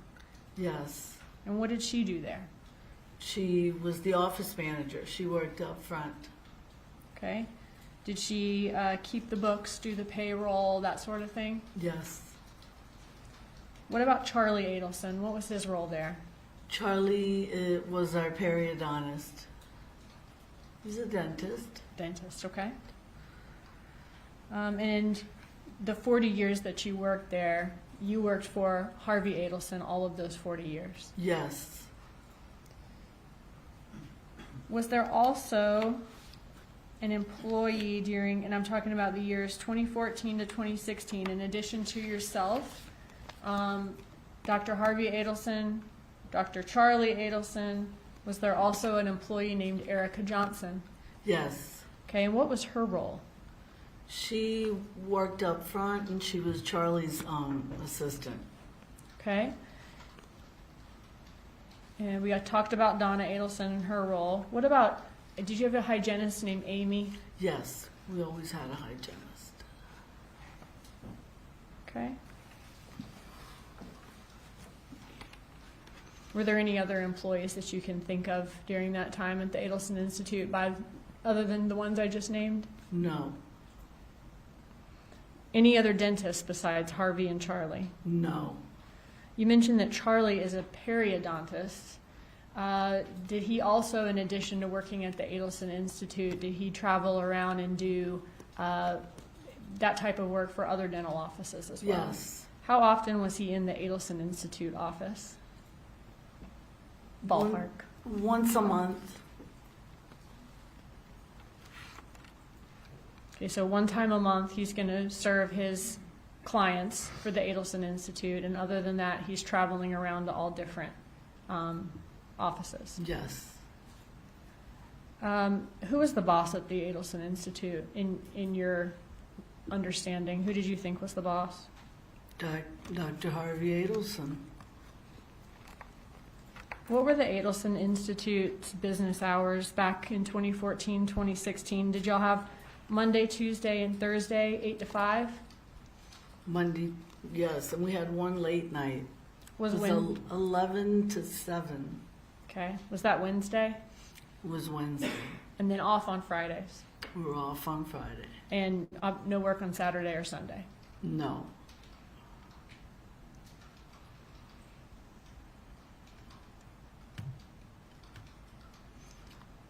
Who had access to the employee records at Adelson Institute? Dr. Adelson and Donna.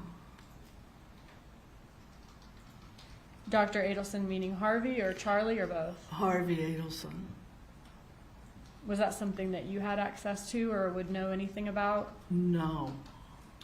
How do you know Katherine Magbanua? I know her from the office. She was a patient there. So she actually came and got dental work done there? Yes. Okay. Was she like a regular or just came in once or twice? Once or twice.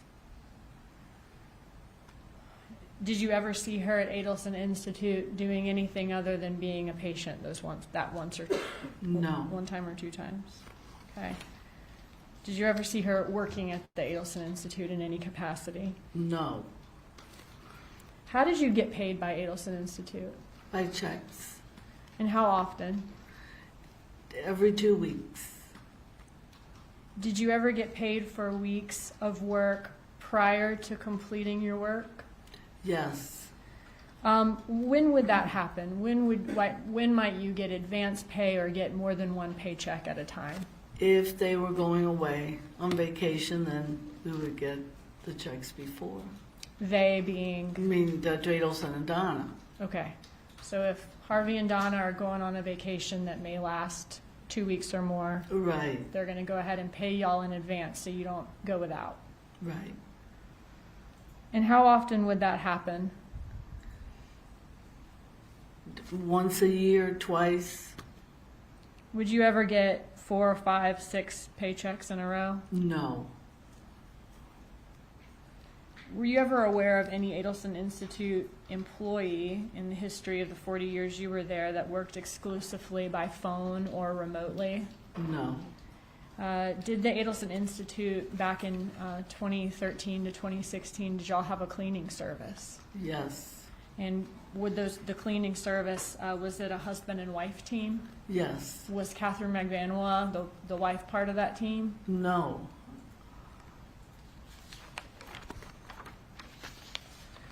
Do you remember back in 2016, okay, when 2 law enforcement officers came to Adelson Institute and were asking some questions? Yes. Okay, and were they asking questions about Katherine Magbanua? Yes. Did you, since you didn't know anything, did you refer them to Erica Johnson, another employee? Yes. Okay. And did Erica Johnson speak with them? Yes. Prior to court today, did you have an opportunity to listen to States 100, which is the recorded call that you were played, which was a conversation between a man and a woman? Is that a yes? Yes. Okay, thank you. I saw you nodding. I've got to ask you. When you listened to that conversation, did you recognize the voices in States 100? Yes. Who was the woman in the call? Erica Johnson. Okay. And you said she was an employee at Adelson Institute? Yes. And one of her roles was being Charlie's assistant? Yes. And did you say she also kind of works in the front office? Yes, she did. Okay. Who was the male voice on States 100? Charlie. Charlie Adelson? Charlie Adelson. And did you work with both of them for many years? Yes. At this time, Judge, I'm not going to admit States 100. I just wanted to lay that foundation, and we will seek to admit it through another witness later in the trial. That's all the questions I have. Thank you. Cross-examination. Just a moment.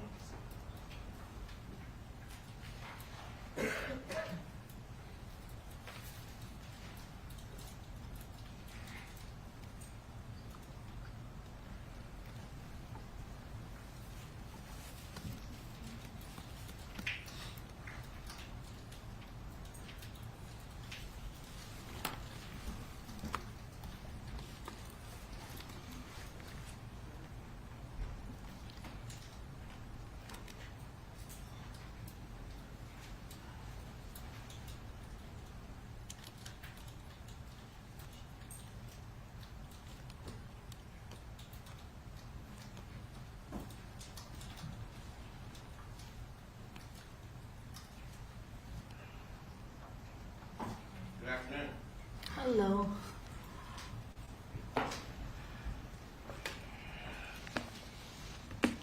I want to direct your attention back to time frame of 2013, 2014.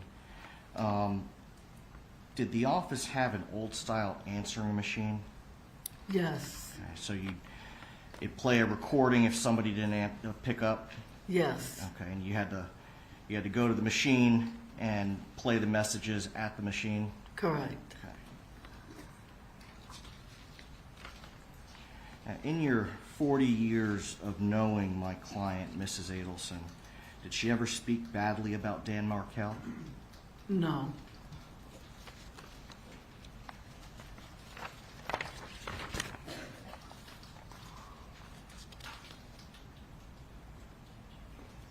Isn't it true that you would call the Adelson family, Donna and Harvey, a hardworking family? yes,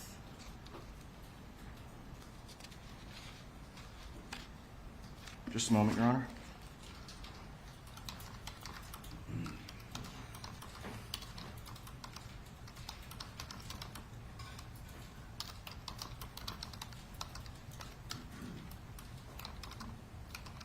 Nothing further, Your Honor?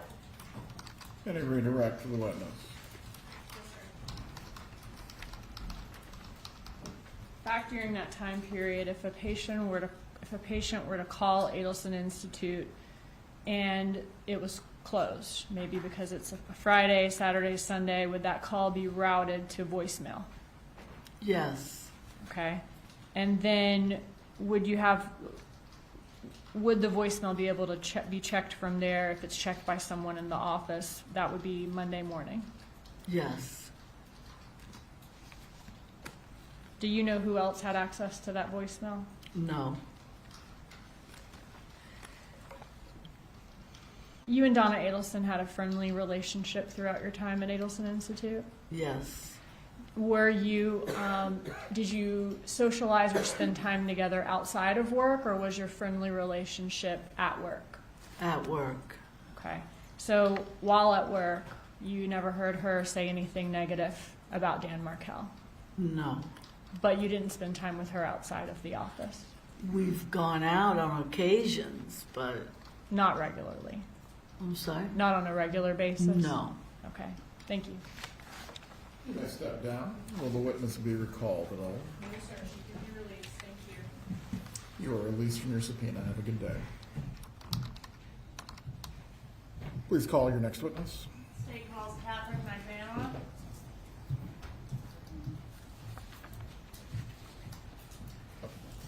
Members of the jury will take a brief break. The bailiff will take you to the jury room.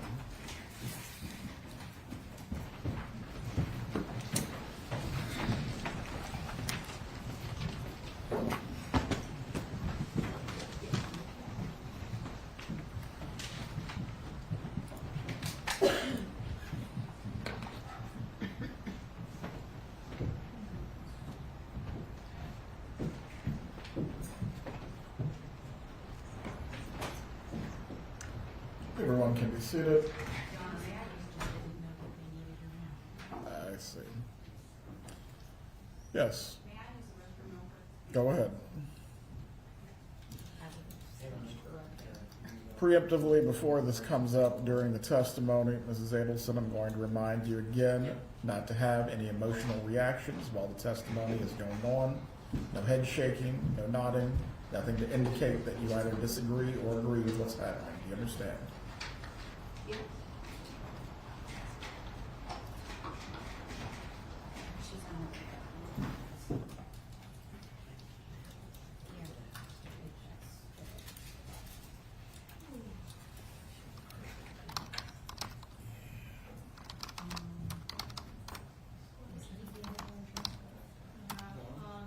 Judge, our next witness after Magbanua is going to be Sergeant Corbett, and he will need just a second to get situated.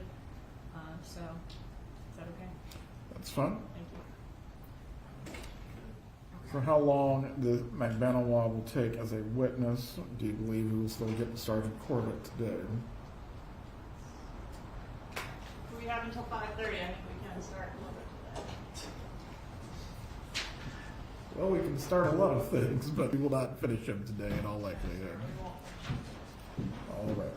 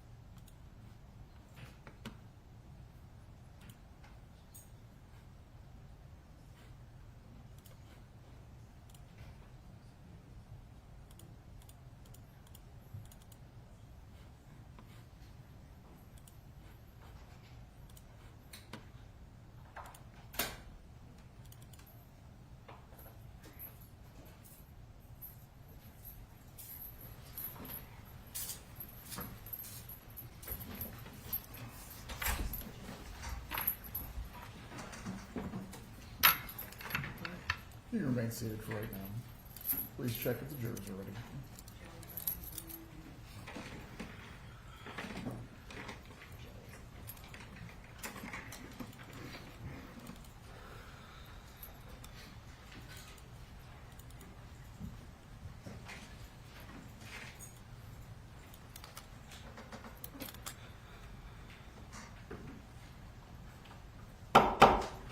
Jury entering courtroom.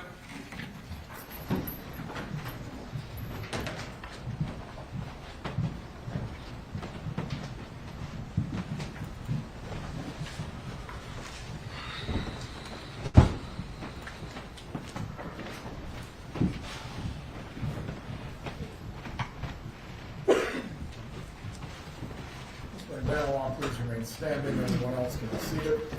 Please raise your right hand to be sworn. Do you swear or affirm the testimony you will give today will be the truth? Yes, Your Honor. You may take your seat.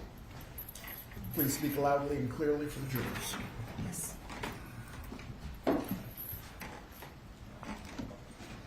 Please say your name and spell your name. Katherine Magbanua, Katherine Magbanua. Ms. Magbanua, are you in custody? Yes, ma'am. Are you serving a sentence? Yes, ma'am. For what? Life. Life for what crime? For the murder of Dan Markel. And did you have a trial before you received that sentence? Yes, ma'am. Okay, and in that trial, did you testify in your own defense? Yes, ma'am. Okay, and in that testimony, did you testify that essentially we had it right about everyone else, but you were in the dark, you weren't involved in any way? Yes, ma'am. Okay. And was that true? No, ma'am. All right, and you didn't have to testify in your own defense. You could have chosen to remain silent, right? Yes, ma'am. Okay. And you testified also in the trial in which Garcia was convicted, right? Yes, ma'am. And same thing there. You testified you did not tell the truth. Yes, ma'am.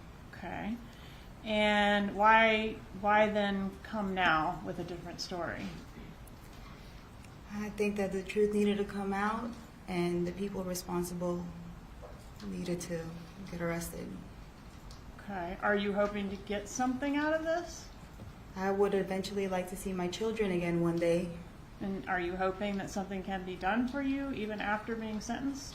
Yes, ma'am. I'm hoping so. Okay. Have you been promised anything No, in ma'am, exchange for your testimony? No, ma'am, I have not. Okay. By me or by anyone? No, ma'am. Nobody. Okay. Has anybody told you what you need to say here today? No, ma'am. Has anybody told you, well, you need to implicate a certain person? No, ma'am. Weren't you originally offered immunity in this case to come forward with the truth? Yes, ma'am, I was. Why did you not take that opportunity? Well, in the first trial, I was tried with Sigfredo Garcia, and he was facing the death penalty, and I just couldn't do it. Okay, because the truth would implicate your child's father. Yes, ma'am. Okay. What about the second time? I've been living a lie this whole time, and it was just so hard to come out with the truth that I kept fighting. Did anybody threaten you or harm you to prevent you from coming forward with the truth? No, ma'am. Were you ever promised anything by anyone to, if you'll just remain silent, we'll pay for your kids' education or anything like that? No, ma'am. Were you involved in the death of Dan Markel? Yes, ma'am. Did we have it right? Were you the middleman between the shooter and Charlie Adelson? Yes, ma'am. Who solicited you to become involved in this? Charlie. Who was he to you at that time? We were dating at that time. When did you start dating Charlie Adelson? We started dating around 2013 when I was working for Sophie Dental. Okay. Do you know what month? No, ma'am. Okay. And when did you stop dating him? Probably towards the beginning of 2015. Was there a period of time where it kind of wasn't clear whether you were still with Charlie or dating Garcia? Yes, ma'am. Right, and Garcia is your child's father, right? Yes. And what's your history with him? How long were you together? I've been with Sigfredo Garcia since I was about 18 years old. All right, so a lot of history there. Yes, ma'am. Fair to say that you're on again, off again quite a few times throughout your history together. Yes, ma'am. And during one of those off times, is that when you started seeing Charlie Adelson? Yes, ma'am. All right, and then toward the end of Charlie Adelson, there was a little bit of overlap with the two men. Yes, ma'am. And that sort of is in the middle of the time frame that we're talking about here today, right? Yes, ma'am. When did Charlie Adelson first bring this idea up to you that I'm looking for someone to harm my brother-in-law? This was around October. What stuck out in my head was on Halloween on October 31st. Okay. And what year was that? That was 2013. Okay. And so on Halloween, what is your memory of what y'all were doing that night that you're able to remember that happened that night? Well, we were out in Lincoln Road. It was like a kind of like a block party in Lincoln Road. And then when we were getting ready to get into our cars, he jumped into my car, and he basically suggested that do I know anybody that can harm someone? Okay. And were those the words you used, harm? Yes, ma'am. Okay. And did you know somebody that could harm someone? Yes, ma'am. At that time, Sigfredo was the first person that kind of popped in my head. Okay, I want to approach and show you an exhibit. This states 36. Do you recognize this photograph? Yes, ma'am. Is it a fair and accurate photograph of you and Charlie Adelson when you all were dating? Yes, ma'am. Moving to evidence states 36, Your Honor. Any objection? States 36 is admitted. You may.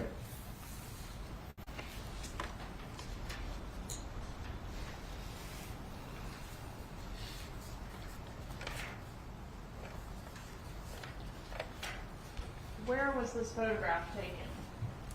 That was down at the Keys. When was it taken? I believe that was his birthday. Charlie's birthday? Charlie's birthday. In 2013? Yes, ma'am. When was his birthday? October 27th, I believe. And y'all drove down to the Keys? Yes, ma'am. So that would have been just a few days before he broached this subject of harming someone to you on Lincoln Road? Yes, ma'am. Okay. Were you aware of him sending this photograph to his sister that night? No, Or ma'am. that day?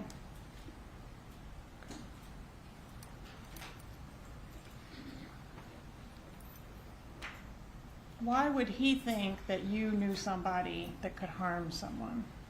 Why would Charlie think? Yeah.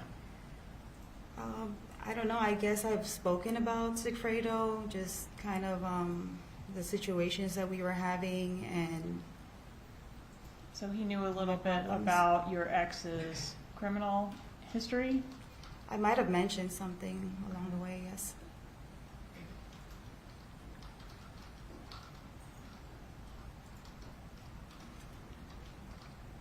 What did Sigfredo Garcia know about Charlie Adelson? At that time, I don't think he really knew of him yet. Okay.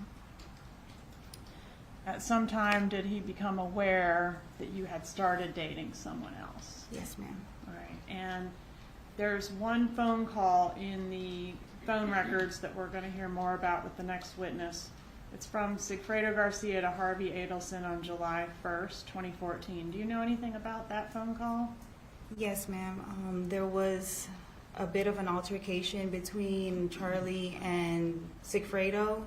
I believe prior to that, like a couple hours before that, where like he saw us leaving and then he kind of blocked off where I was like residing. Like we were already in the car, me and Charlie were, and he stopped and started screaming some stuff, but we didn't know what he was talking about. Okay, so when you first started dating Charlie back sometime shortly before around Halloween of 2013, or October of 2013, Yes, is that ma'am. right? Garcia didn't know about it. I But believe it's- he didn't know Okay, anything about but it. at ma'am. some point he learned and was jealous and there was a confrontation. Yes, ma'am. Okay, so how does that confrontation explain a phone call to Harvey Adelson?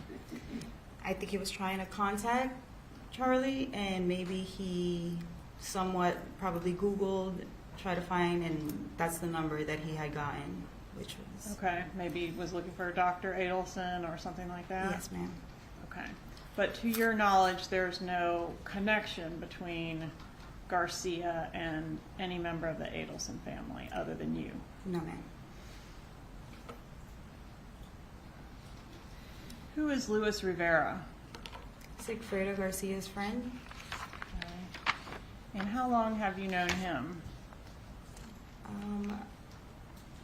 For a number of years, over a decade probably. Okay.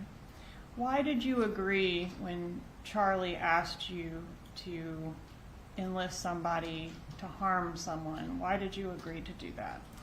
Oh, at that time, Charlie knew that I was going through financial situations, so I guess he thought, hey, you can make some money.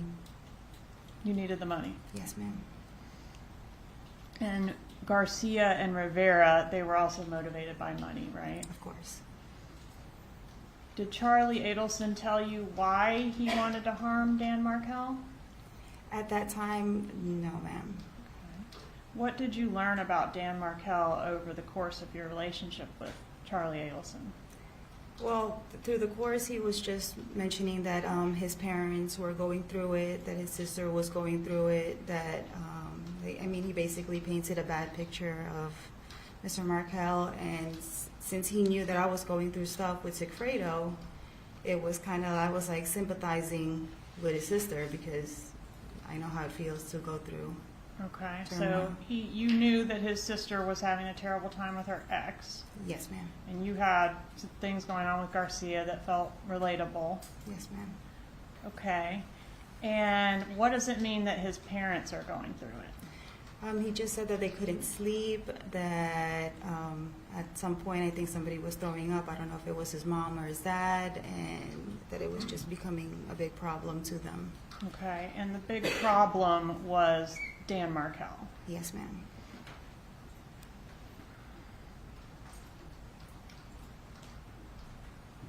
Did you ever meet Donna Adelson? Yes, ma'am. When did you meet her? From my recollection, it was from the dental office. And why did you go to the dental office? I needed some cavities and teeth whitening done. Is that the only time you ever met Donna Adelson? From my recollection, yes, ma'am. All right. And did she know you were dating her son when she met you? Yes, ma'am. Okay. Were things cordial between you at that meeting? Yes, ma'am. Did you discuss anything beyond greetings and pleasantries? No, ma'am. After the initial approach of you at Lincoln Road on Halloween, was there any more discussion with Charlie Adelson about this potential job?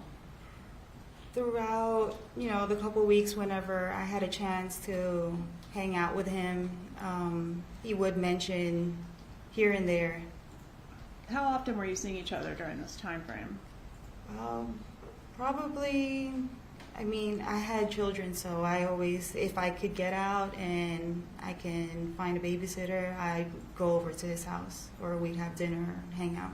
Okay, would that be like once a week, 3 times a week, once a month? About 2 times a week. 2 times a week. And would you stay over, or would you just go for dinner? Sometimes I would stay over, yes, ma'am. And you're saying when you would go over there and hang out with him, sometimes there would be further conversation about this potential job where you're going to be paid to hire someone or enlist someone to harm Dan Markel. Yes, ma'am. Okay, and did you learn any more details about what needed to be done? No, ma'am. Okay. He never gave me any details. And so he would just continue to say the same things? Yes, ma'am. Go ahead. Sorry. He would just tell me that they were going through hard times. Okay, so the conversations typically were, my family is really suffering under this situation. Yes, ma'am. Ms. Dane, did not answer the question. Please refrain. In these conversations, are you asked, like, have you secured anyone? Are you asked further questions about who's going to be doing it? No, ma'am. Did you tell him, like, yes, I can do it? Yes, I just agreed to it. Okay. That I had somebody. All right. And during these conversations with Charlie Adelson, was there ever a time when he's in the middle of these conversations with you about what's going to happen, speaking to his mother? Sometimes he would get on the phone, he'd kind of look at me weird, and then just step out of the room and discuss whatever he needed to discuss. Give any information about what was discussed outside her presence. The rule is talking about what took place, not the substance of the conversation itself. You may continue. All right, so he would step out, have a conversation with his mother, and then come back. Yes, ma'am. Okay, and then you would resume the conversation about Yeah, he would just kind of go off again, saying that this needed to be taken care of and what his family was going through. All right. How many times did this particular situation happen where you were discussing what would eventually become the murder and his mother was interjected in that way that you just described? How many times did I think he stepped out and speak to him? A number of times. More than twice? Yes, ma'am. More than 5 times? Yes, ma'am. So this was like a regular part of the way this worked whenever this conversation came up? Yes, He would ma'am. consult his mother and come back and speak to you. Yes, ma'am. Did he ever relay to you, you know, my mom says whatever? He didn't. He never specifically said what he spoke to his mom about. No. Okay. But did you understand that getting the job done would relieve the stress on Charlie Adelson and his family? Yes, ma'am. Overruled. Did you understand that getting the job done would relieve the stress on Charlie Adelson and his family? Yes, ma'am. Okay. At some point, did you learn this isn't going to be just harming, like, I don't know, maybe punch him in the face or something. It's going to be a murder. Yes, ma'am. All right. And do you know specifically when you learned that? There was an envelope that Charlie had given me one day that I went over to his house, and he told me not to open it, and that he had worn gloves to close it, and that was basically it. And that I was the understanding of to pass it on to whoever I knew could take care of it. Okay. And when it's pass it on to whoever you knew, the name Sigfredo Garcia is used or is not used? No, it was never used. Okay. And is that, when we're talking about this conspiracy in general terms, are you in general trying to insulate the co-conspirator on this side of you from the one over here? Yes, ma'am. I was basically in the middle. So you don't talk about Charlie to Sigfredo and you don't talk about Sigfredo to Charlie? No, ma'am. But they both knew that it was to them, yes. Okay. He said he wore gloves when he put whatever he put in the envelope. Yes, ma'am. All right. And so he told you, don't open it, don't touch what's in there. Yes, ma'am. All right. And what kind of envelope was it? It was a manila envelope. Was there any writing on the envelope or anything on the outside? No, ma'am. It was blank. All right. So the envelope goes into your diaper bag, yes? Yes, ma'am. And do you take it and Sigfredo gets it from you? Yes. Well, eventually when I came home, because I usually have that diaper bag, that's like my little weekend bag. And when I came home, I contacted Sigfredo and I was like, hey, I have a package for you. Just come by whenever you can. Did you open it and see what was inside? No, ma'am. Okay. Did Charlie Adelson say anything to you about where he printed the documents that were contained inside? He did mention that he would never, he's like, oh, I didn't print this in my, the office that he had in his home. Probably printed in one of the offices that he worked at. Because he would frequent a bunch of different offices, Yes, right? ma'am. Okay. All right, so you gave this package to Garcia, and did he open it in your presence? No, ma'am. He literally took it and left out the door. All right, and had you talked to him beforehand about, hey, I'm gonna give you some instructions about a job? No, there was no conversation about it. Basically, just I have that package, and then he took But it. how and did he left. know what the package was? Had you talked to him at all about, hey, I got a job for you? Oh, yes, ma'am. Like I told him that, that I have potential person that needed to, get harmed or beat up from my understanding at that time. Mm-hmm. And then he was like, okay. Okay. All right, so I want to ask you about the June trip. In June, did you provide Garcia with any money for expenses associated with that June trip? Yes, ma'am. Where did you get the money from to give to Garcia? From Charlie. Okay, how much money was it? From my recollection, it was a couple $100, less than $5, maybe. So this was just for like gas and whatever was needed to get to Tallahassee and back? Yes, ma'am. I just didn't know where he was going. I didn't know about Okay, Tallahassee. but you knew it was for this job that we're talking about? Yes, ma'am. Okay, and at that point you knew it was a murder because the envelope had been passed, right? Yes, the envelope was passed towards kind of like in the beginning of the year, so we're already in June at that time. All right. And when you went to Charlie to get the money for the expenses, what did you say? I needed some money for, for the job that he had told me about, and that they needed to either scope it out or, just funds to get out of town. Okay. So your understanding was the first mission to Tallahassee, or you didn't know it was to Tallahassee, but the first trip that needed funds was going to be like a scoping trip, not to actually accomplish the murder. Yeah, to my understanding, yes, ma'am. All right. Did you give that money to Garcia? Yes, ma'am. All right. And after the June trip happened, how did Charlie Adelson react to, I guess, just things not progressing along very quickly with this job? Well, since I guess nothing happened and something was to happen, he was like, well, what's going on? And I'm like, I don't know. So Sigfredo didn't tell me anything. He's just MIA again because he just kind of goes in and out of my life. So sometimes he'd be hard to reach. Yes, ma'am. And were you worried that like maybe he'd taken this few $100s and now he's Of gone course. off the grid and I can't really give any information to Charlie about what's happening? Yes, ma'am. Okay.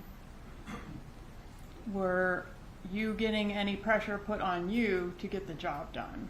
Yes, ma'am, from Charlie. And did that increase over time, like between, and I specifically want to know about between the June trip and the ultimate murder trip? Yes, ma'am. He was a little bit more adamant and persistent. Well, Katie, why hasn't anything been happening? What's going on? And were you then in turn putting some pressure on Garcia to get it done, make it happen? Yes, ma'am. Did you relay the message to the killers that the victim was going to be going out of town the day after he ultimately was killed? No, ma'am. Did I had you no know- knowledge. You didn't know anything about Dan Markel's travel schedule? No, ma'am. Do you know whether his travel schedule was contained in the documents inside that manila envelope? I would think a lot of information was there because for some reason, Sigfredo knew information and Charlie knew information, and that's why the whole confusion was on me. And it's Okay, but you don't know what was in there, you didn't look at it, and you didn't relay that message about the travel? no, ma'am. Had no knowledge of it. All right. I want to show you a text that was sent between the June trip and the murder trip.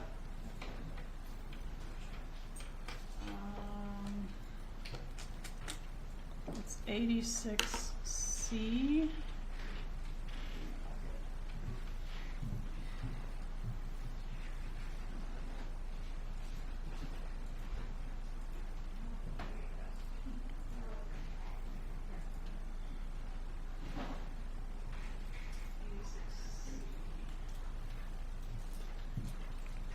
There's a text message where you are asking Adelson, to put you on the payroll, basically, you need to be able to show that you're working. Do you remember sending that text message?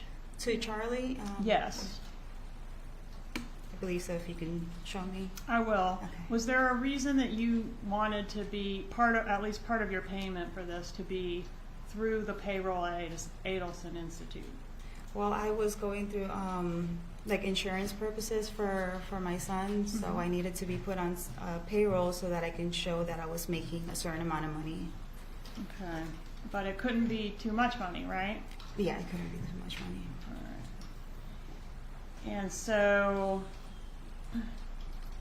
were you actually doing any work for your payment at Adelson Institute? No, ma'am, I was not. I'll show you this. I'm just gonna publish it. This judge is going to be in 81, and I can't read the slide number. This is in evidence, so you can see it when I publish it. Alright, so take a moment to review that.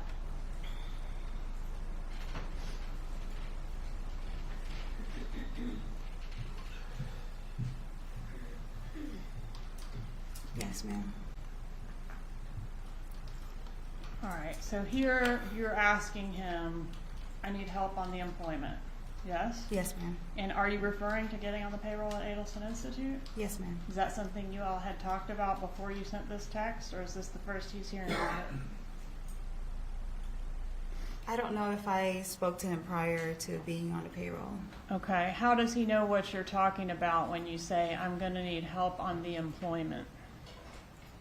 I guess he just figured, since he has an office, that he'd be able to help me. Okay, and he says no problem, right? Yes, ma'am. Does he actually put you on the payroll at this time? This is June. At that time, I'm not 100% if I was already on payroll. Not Okay. yet. I don't think so. The evidence indicates that you didn't receive your first paycheck until approximately 2 months after the murder was completed. Yes, ma'am. All right, and so did you feel like you could ask for this before the job was done because you knew you were getting the job done? I believe so, yes, ma'am. Okay, was the payments that you received from the Adelson Institute part of your compensation for your arranging of this murder? I would think so, yes, ma'am. What do you mean you would think so? It's yes or no question. Yes, ma'am. All right, he wasn't going to put you on the payroll for no reason, was he? Yes, ma'am. Okay, and most or all the checks were after the breakup? You had broken up before you received the first check, right? That I already, I wasn't talking to Charlie as much anymore? Yes, ma'am. Yeah, September, after the murder. Yes, ma'am. Okay.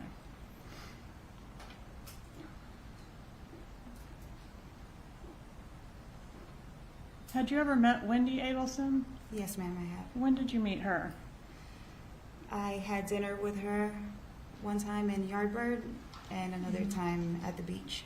Yardbird, is that a restaurant? Yes, ma'am. Is that the occasion where Wendi was with her boyfriend, Jeff Lacasse? Yes, ma'am. Was that the first time you ever met Wendi? I believe so, yes, ma'am. Okay. And then did you meet her again? Yes, I met her in the beach around, I think, Father's That's the Day. photo that we've seen, State's Exhibit 35, publishing. Is that the second time you met Wendi Adelson? Yes, ma'am. Okay. Did you ever discuss the murder with Wendi Adelson? No, ma'am, I Did did you not. ever discuss Dan Markel's schedule with her? No, ma'am. So the only person you talked about it with at all was Charlie and Garcia. Yes, ma'am.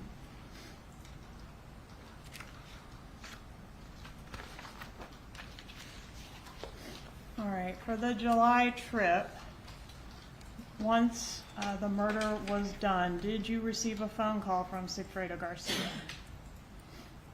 Yes, ma'am, I did. And were the two men looking to get their money for the murder? I don't know what my conversation was with Sigfredo, but I did speak to him on the phone. But you understood that you needed to get the money, right, and pay Yes. them? Yes, ma'am. That was part of your job, Yes, ma'am. part of your role in this whole thing, Yes, ma'am. okay? And did you go to Charlie Adelson's house to get the money on the night of the shooting? Yes, ma'am. He had contacted me and told me that there was an accident and if he can have dinner with me that night. Okay. And the accident was a reference to the shooting of Dan Markel? Yes, ma'am. Okay, which was not an accident, right? No, ma'am. When you get there, how is Charlie acting?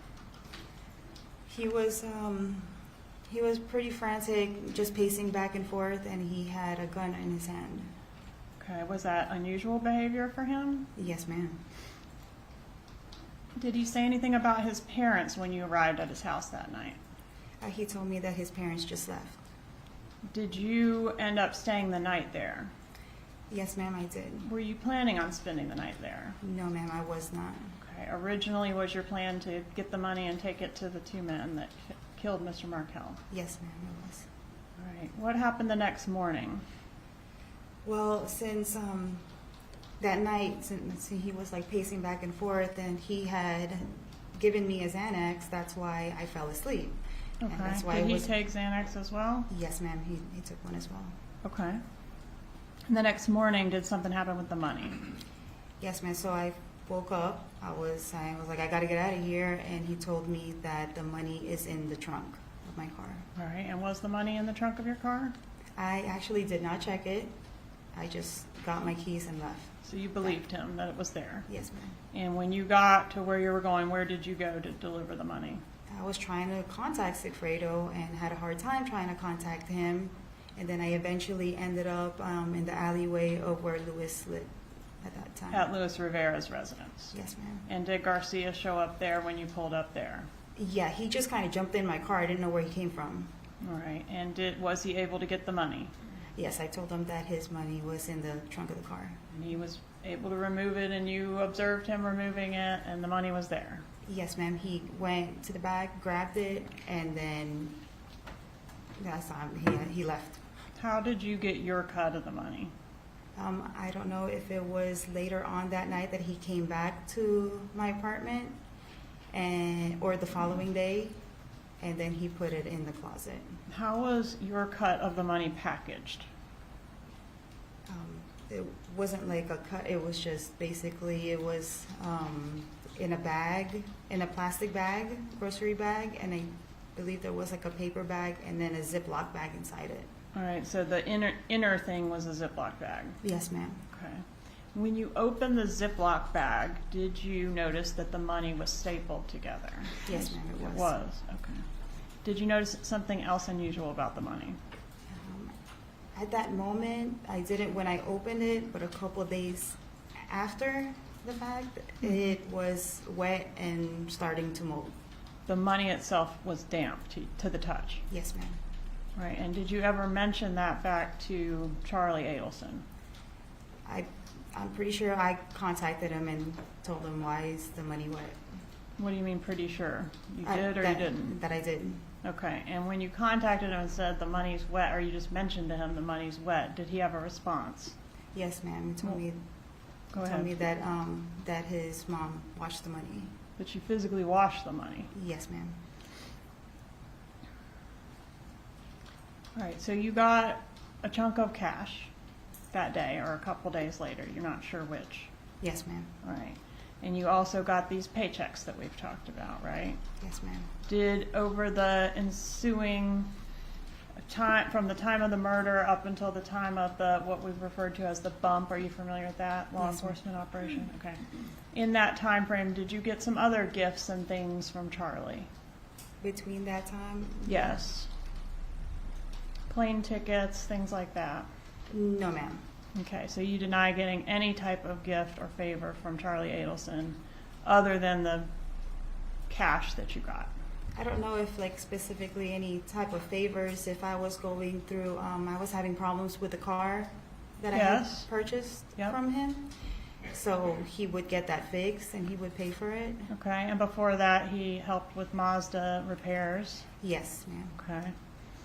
All right. You started getting paychecks in September after the murder, which continued through May of 2016. Is that right? Yes, ma'am. And how would you receive the paychecks? Charlie would give it to me. All right. And you admit that you weren't doing anything to earn that money No, ma'am. I was other not. than contributing to this murder. Yes, ma'am. All right. And the paychecks, would they come one at a time or multiples at a time? It would be multiple. Okay. Do you know why the paychecks stopped when they stopped? At that time, Sigfredo got arrested. So they got spooked. Yes. Who signed the paychecks? I'm sorry, one moment. You might.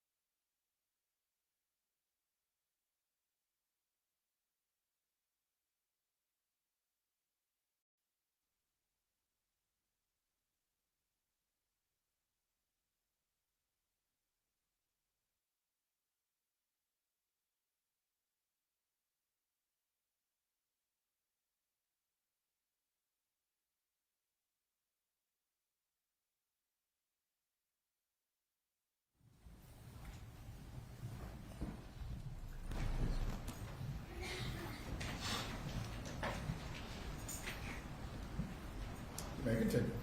Who signed your paychecks from the Adelson Institute? Donna Adelson. How many paychecks did you receive? I can't recall. Does 44 sound right? Can't recall. If we assume 44, how many of them were signed by Donna Adelson?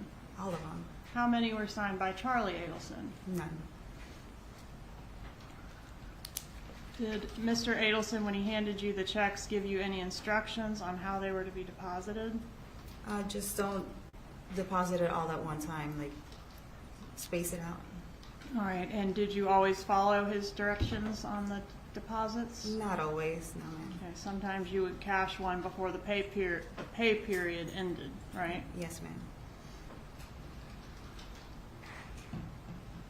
All right, and we've talked about the bump. Did you meet with Charlie Adelson after the bump? Yes, ma'am. Who called that meeting, him or you? I believe he contacted me. All right, and did you sit in the car with Mr. Adelson for a few minutes before going into the restaurant? Yes, ma'am. What happened when you were in the car with him? Well, I got inside the car. He came outside of my job and basically asked, probably where we're gonna eat. And he turned up the volume in his car and kind of just leaned towards me and was just telling me that that his mom got approached. Okay. And did you continue to hear more from him about his mom being approached once you entered the restaurant? Yes, ma'am. Okay, and at the time you did not know that law enforcement was intercepting those conversations, did you? No, ma'am, I did not.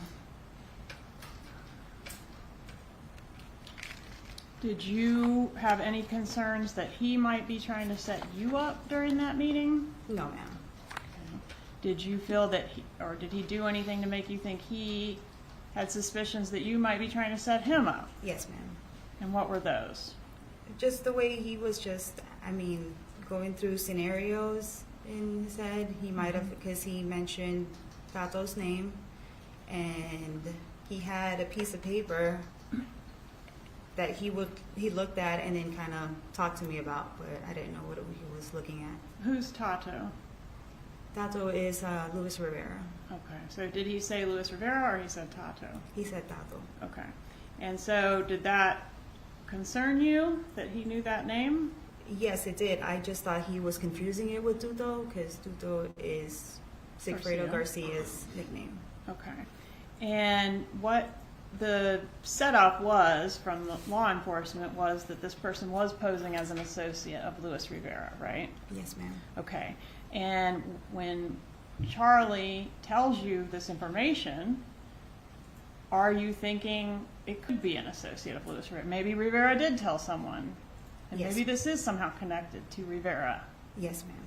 All right. Did you tell Charlie that? Did I tell Charlie that? Did you tell Charlie, well, actually, the guy that went with Garcia to kill Dan Markel is Luis Rivera, and he goes by Tato? Did you say anything like that? No, ma'am. I just told him that Tato was incarcerated, but I never knew at that time that Tato was with Sigfredo, or that he. Right, but you're not, I guess, are you giving Charlie Adelson all the information that you have about this? No, ma'am. Okay, so you're going to handle it on your side of the conspiracy yourself, right? Yes, ma'am. So he's enlisting you to go do something. What is it you're supposed to do? To contact the phone number. Phone number on the piece of paper that was handed to his mother. Yes, ma'am. Okay. And figure out who it is and resolve it. What's going on? He didn't know if it was somebody trying to extort him or try to blackmail him, or he didn't know if it was the FBI. Okay, and he's saying one of two scenarios. One of two scenarios. Are those the two scenarios? Yes, ma'am. It's either the FBI or it is actually someone who's gotten some information about what we did. Yes, ma'am. Have you reviewed the transcript that was prepared of that restaurant recording? Yes, ma'am. And is that transcript fair and accurate? Does it accurately transcribe the conversation that was had in there? Yes, ma'am.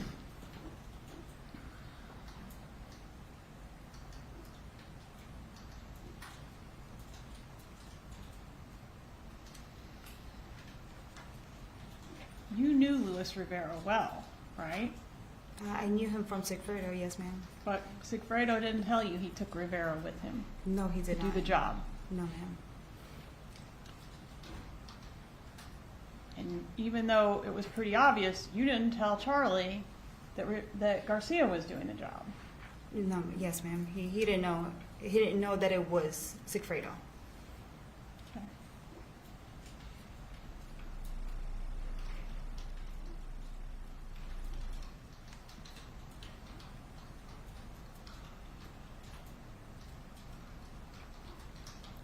Charlie never explicitly told you this murder is going to benefit my mother, or this murder is to benefit my sister. No, ma'am, he did not. Sustained, please rephrase your questions. Did Charlie Adelson ever tell you this murder is to benefit my mother? No, ma'am. Did Charlie Adelson ever tell you this murder is to benefit my sister? No, ma'am. But you knew that, didn't you? Yes, ma'am. He did tell you that his mom was at the house right before you arrived, the night of the murder. Yes, ma'am. He did tell you that his mother washed the money. Yes, ma'am. Money that was payment for the murder. Yes, ma'am. Did you speak in code on that wire? On the wiretaps, yes, ma'am. Okay. Property and tenant, that was code for looking into who was behind the bump, right? Yes, ma'am. Well, Charlie tends to go on his little rants, and then I kind of just followed, what he was saying. Yes, but you spoke in code. Yes, ma'am. And you understood you were speaking in code because you might be tapped, right? Yes, Somebody ma'am. might be listening. Yes, ma'am. But there would be no reason to speak in code if you hadn't done anything wrong. Will you agree with that? Yes, ma'am. Innocent people don't talk in code, do they? No, ma'am. No further questions. Cross-examination.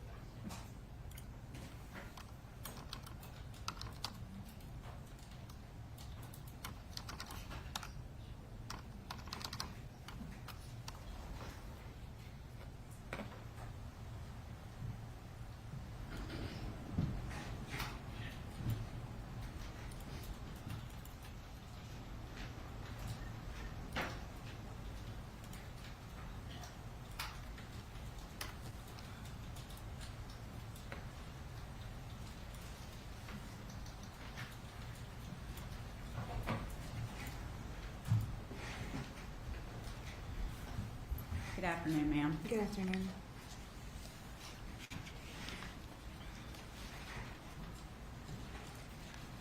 I believe when you started your testimony on direct, Ms. Kappelman asked you about previously lying under Yes, ma'am. oath. Do you recall that? Yes, ma'am. And from the first trial with Sigfredo Garcia to a trial with just you, you gave proffers to law enforcement, correct? Not between those times, but After that, before Charlie's? yes, ma'am. Okay. So after you testified in your trial where you've admitted that you lied, you were minimizing what was going on, correct? Yes, ma'am. Then you started meeting with law enforcement in the state attorney's office, correct? Yes, ma'am. And gave them a little more information each time, right? Yes, ma'am. Each time you became, now what you're saying, a little more truthful? I'm finally coming out with the truth. Yes, ma'am. You had testified on direct that you got to Charlie's house and he had indicated that his parents had just left. Yes, ma'am. And you said that he was nervous and upset, right? Yes, ma'am. And you all both took Xanax, Well, he gave it to me. Yes, ma'am. but you said you took one, right? Of course. Yes, ma'am. And he took one, right? Yes, ma'am. And you two went to bed together, right? Yes, ma'am. Okay.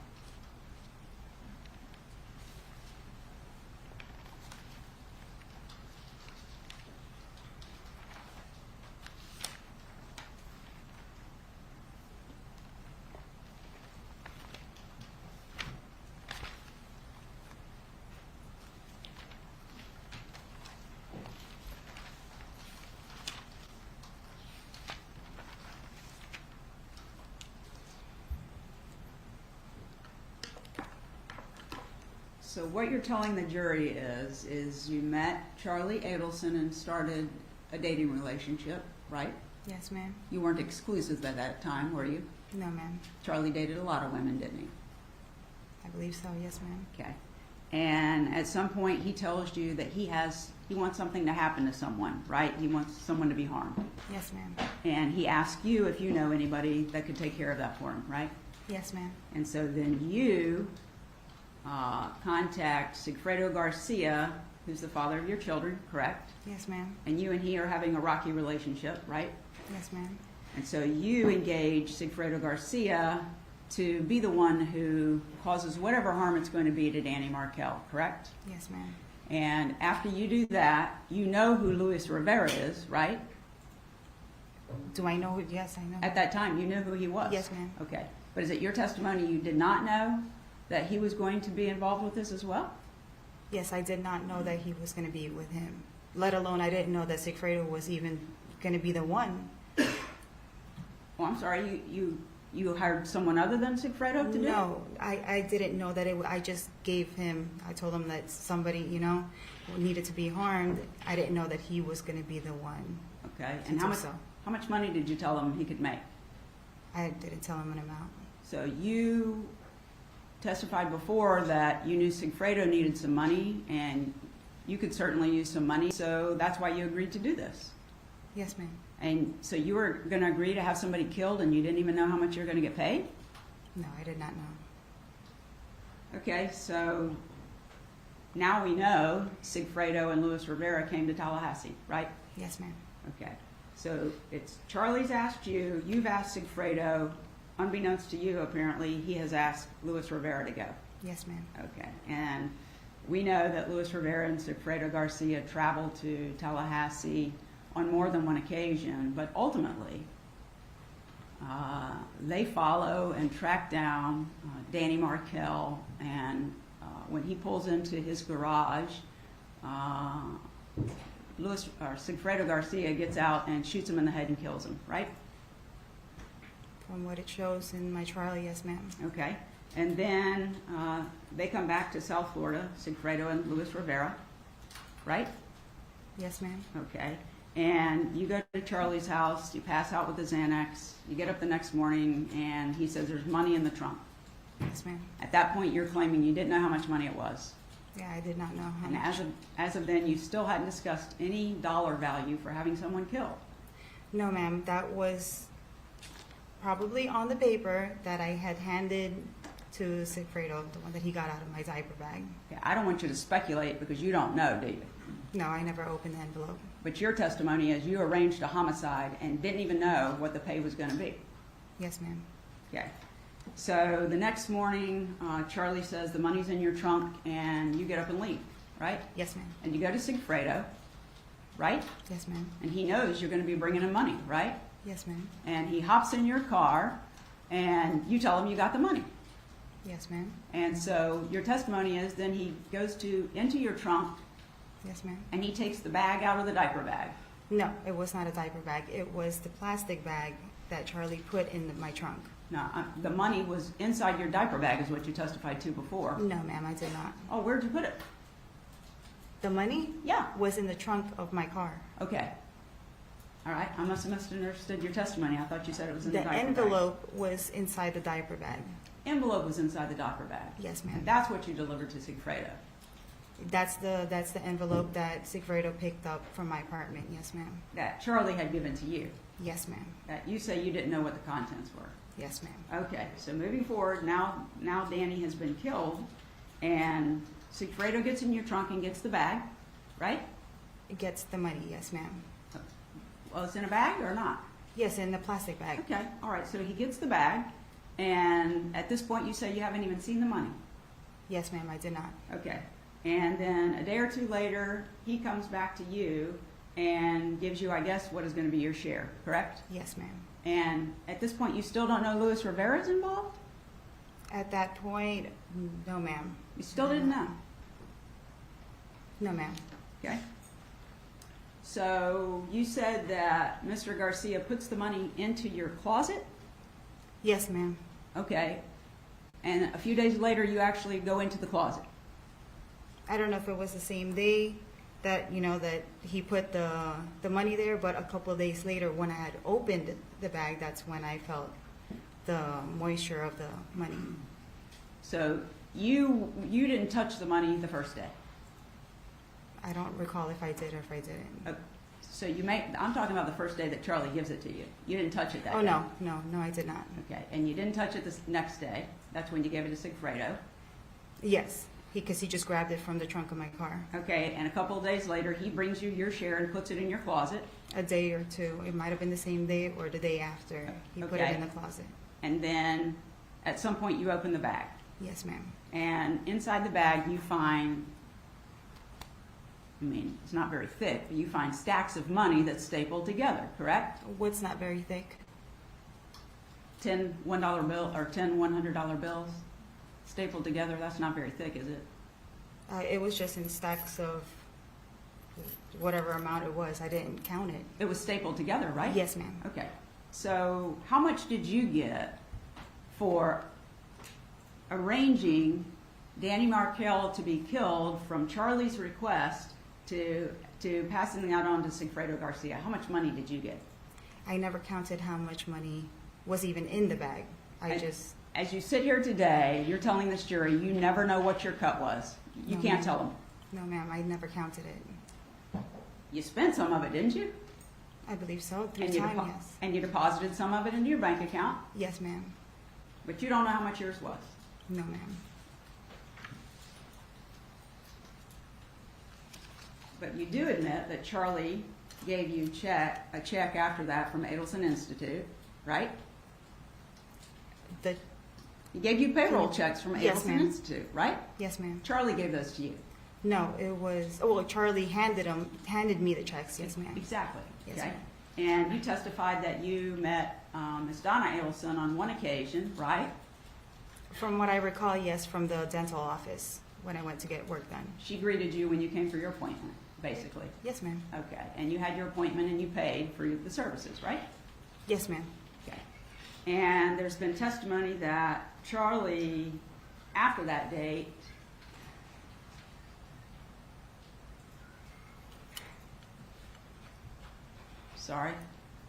that Charlie, after that date, gave you other benefits, right?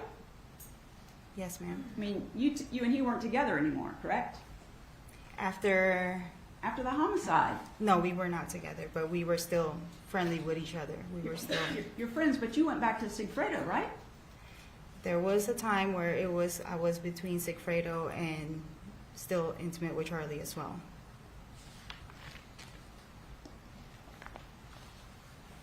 Besides the one time you had that dental appointment and you saw Mrs. Adelson, you met her, Donna Adelson. Yes, ma'am. After that, you never talked to her again, did you? Not that I can recall. I don't think I've You didn't spoken. speak on the phone to each other? No, ma'am. You didn't text each other? No, ma'am. You didn't email each other? No, ma'am. You didn't have any other communication of any kind? No, ma'am. You didn't meet with her in person? There's only a time that I saw her, but I didn't meet with her. Right, exactly. And when you're having these discussions with Charlie Adelson, I'm talking about you and your knowledge. When you're having these discussions with Charlie and then having discussions with Sigfredo, she's not involved in those conversations with you, is she? No, ma'am. She's not.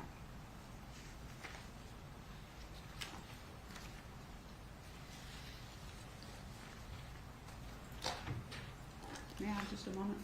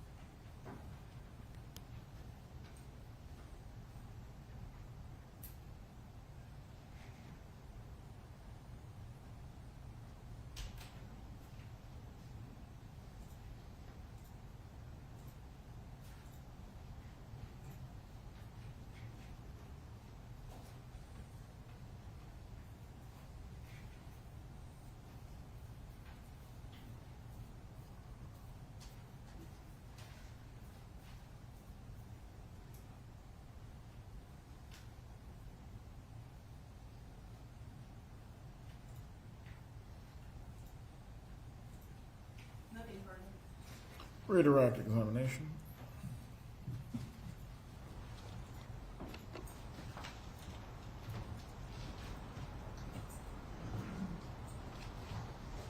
Publishing states 55.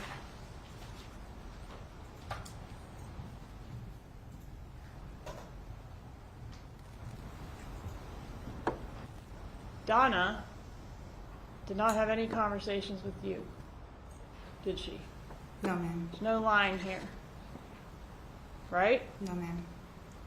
Donna had conversations with Charlie. Yes, ma'am. Charlie, I'm gonna object. She wasn't participating in those conversations. Overruled, I believe the witness earlier testified concerning this very issue. You may continue your examination. Donna had conversations with Charlie, right? Yes, ma'am. Charlie had conversations with you. Yes, ma'am. Charlie was the go-between between you and Donna, wasn't he? Yes, ma'am. The same way you were the go-between between Charlie and Garcia. Yes, ma'am. No further questions. You may step down. Will the witness be recalled? You remain under the subpoena, Ms. Magbanua.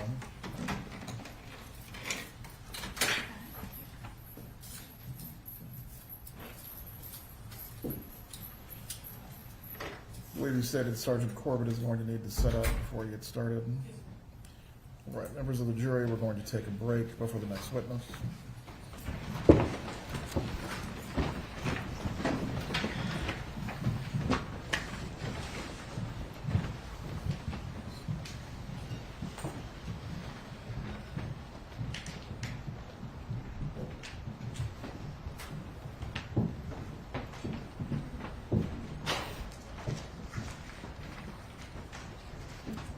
Everyone can be seated.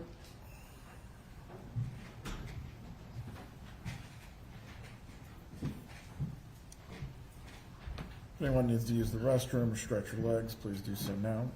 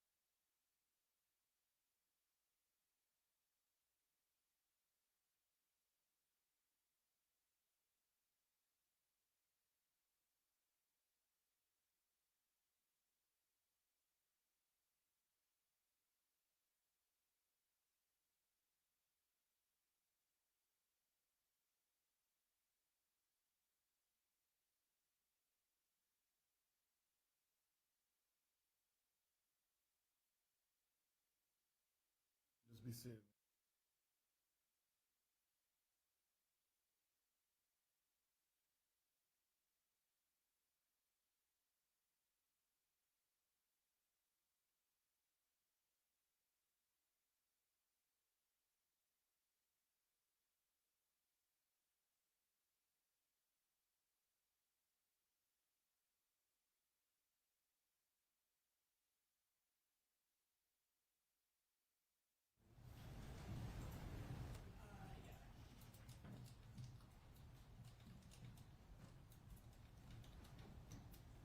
Because I think if we could get through, I've got his qualifications and then I've got some introductory how cell phone towers work. We could get through maybe about 30 slides in an hour, and I could let you know when we're at that stopping point if you haven't stopped me already. Very well. But anytime you want to stop me to stop for the day, that's fine too. Because I think probably in all it might take 3 to 4 hours.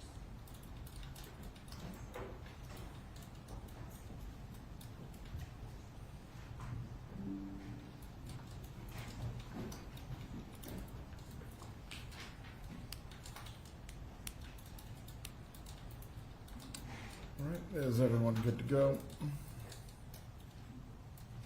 Yes, sir.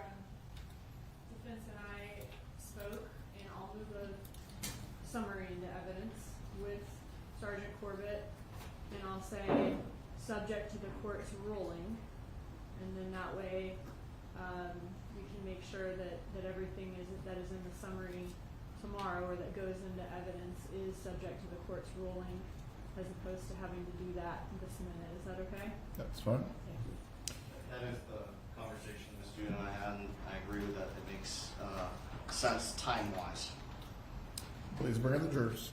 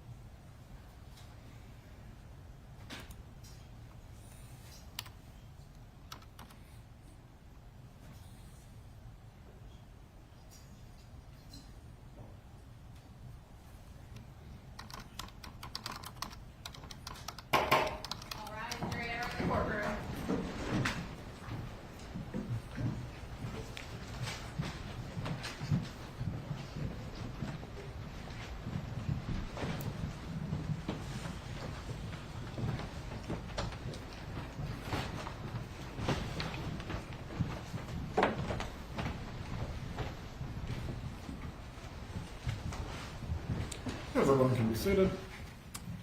State, please call your next witness. State Hall Sergeant Chris Corbett.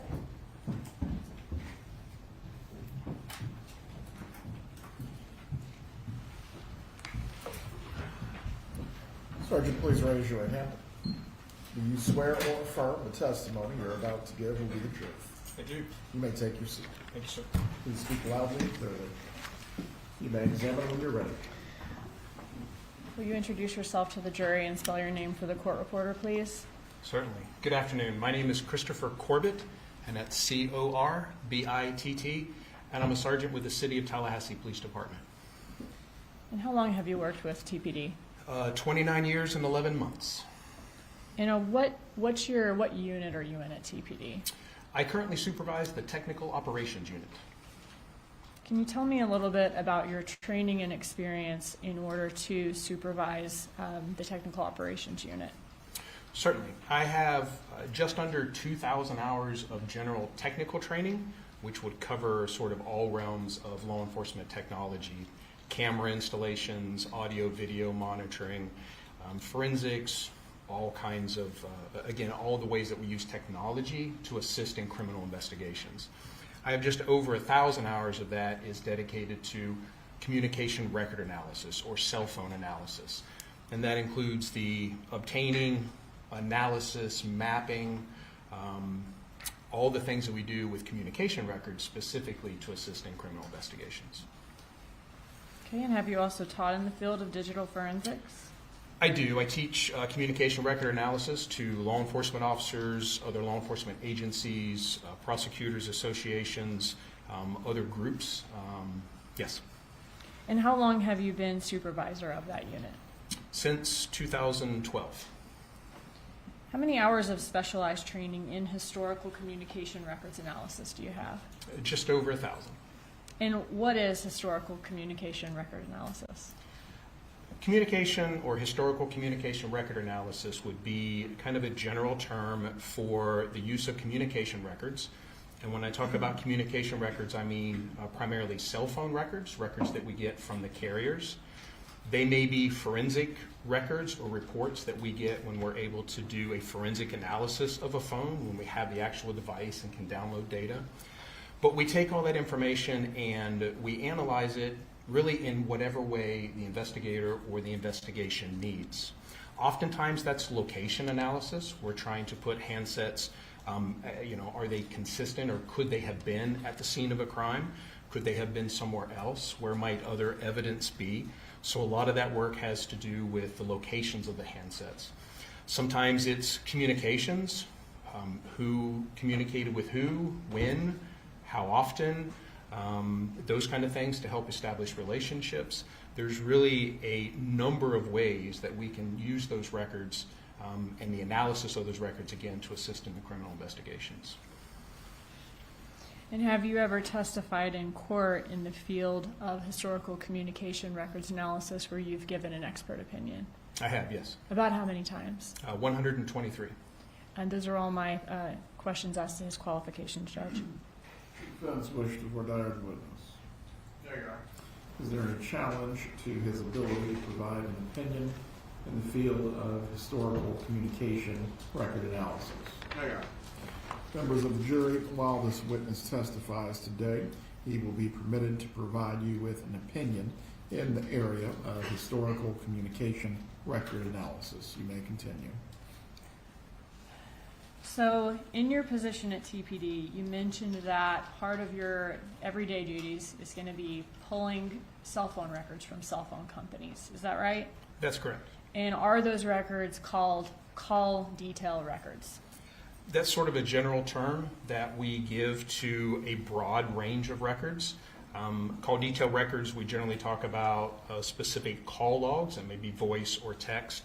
We have other types of reports, subscriber information, other types of location reports that are more specific, but generally, yes, we call that whole group of records call detail records. Are those types of records ones that are kept in the normal course of business of phone companies? They are, yes. And are they kept by an automated system that would have knowledge of those or of those calls and text communications? Yes. Are you familiar with how to read and interpret the records? I am, yes. And in this case, did you review phone records for State's Exhibit 91, call detail records of Luis Rivera, 92, call detail records of Sigfredo Garcia, 93, call detail records of Wendi Adelson, 94, call detail records of Donna Adelson, 95, Charlie Adelson's call detail records, 96, Harvey Adelson's call detail records, and 97, Katherine Magbanua's call detail records, and finally 98, Dan Markel's call detail records. Yes. Okay. And did all those call detail records come with a certification from each phone carrier certifying that those are authentic records of that carrier? They did, yes. Just 1 second.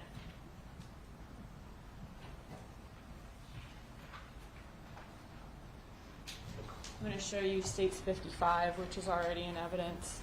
I got to turn you off and turn you back on here. Actually, I'll just show it to you so you can remain. Looking at States 55, this is our chart. Yes. Okay, here you see some phone numbers below each person's face and name. Yes. Okay. Have you been able to review a chart like that before? Yes. Okay. Looking at those numbers, are those the numbers for each person that correspond with the call detail records that you reviewed for each person and you're going to be testifying about in your testimony? Yes, they are. Okay, thank you.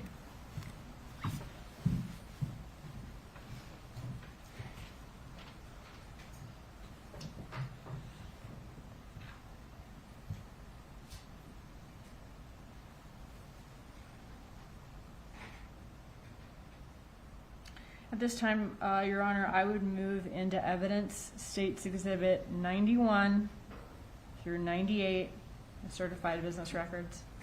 Any objection? There you are. States 91 through 98 are admitted. Thank you. In addition to all of those call detail records we just went through, did you also review traffic tickets that were received in the summer of 2014 by Sigfredo Garcia and Luis Rivera? I did, yes. Did you also review car rental agreements, 2 from Comfort Rental in Miami and 1 from Save Gas Rental in Miami? I did, yes. Did you also review surveillance video from Premier Gym, as well as from Spirion, which is a GPS company that is the company that has the GPSs on the rental cars? Yes, to be clear, the Premier was video, the GPS was latitude, longitude coordinates. Thank you. Sorry about that. And did you base your opinions in this case? Oh, and did you also receive, in addition to all those things, Cellbrights and returns from subpoenas from email addresses as well? Yes, so there were forensic analysis conducted of several handsets and, yes, an iCloud or multiple iCloud accounts. Okay, that gave you access to emails as well? And separate actual email legal demand returns. Okay. Did you base your opinions in this case on all of those records that we just discussed? Yes. Now, are many of those records voluminous? I'm talking hundreds, even thousands of pages. Yes, they are. Did you prepare, instead of having to go through each page for the jury during this presentation, did you prepare a summary in order to show the jury what the phone company's records say in correlation with the other evidence in this case about the subjects, in this case, phone activity and locations? Yes. And will you be relying on that summary for your testimony here today? I will, yes.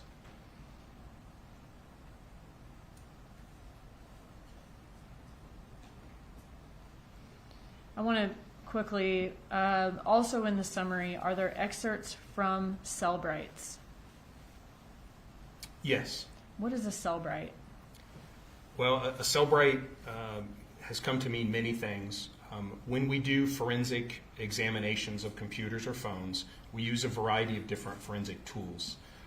One of the more common ones that we use is a product from Cellbright, and often the most common report format. So once we do that forensic analysis, then it generates a report for us that allows us to visualize all of that information, location information, text message content, emails. And so that report is generally called a Cellbright report. Okay. And Judge, at this time, I would move State's Exhibit 73, which is going to be, or which is the summary of all of these records that Sergeant Corbett has put together and he'll be testifying to today, a summary that will go into evidence with the jury, subject to the court's ruling.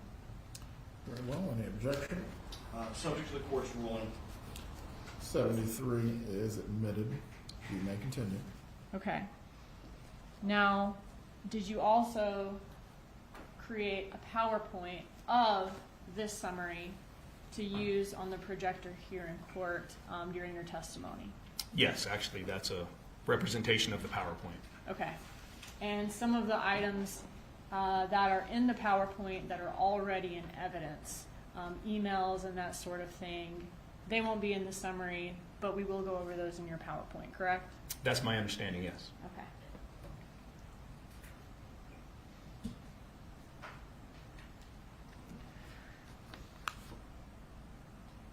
All right, Judge, at this time, I'd ask for permission for Sergeant Corbett to use his PowerPoint to show a demonstrative of the summary exhibit. You may proceed. Thank you.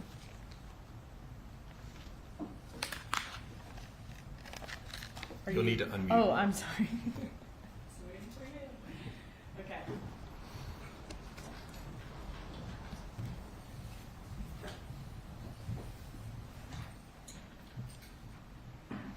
All right, so you told us what call detail records from phone companies are. Can you tell us, or can you show us an example of what they look like and show us what's contained in them? I can. So this is an example of call detail records from AT&T. And again, when we talk about call detail records, we're talking about this chronological listing of events.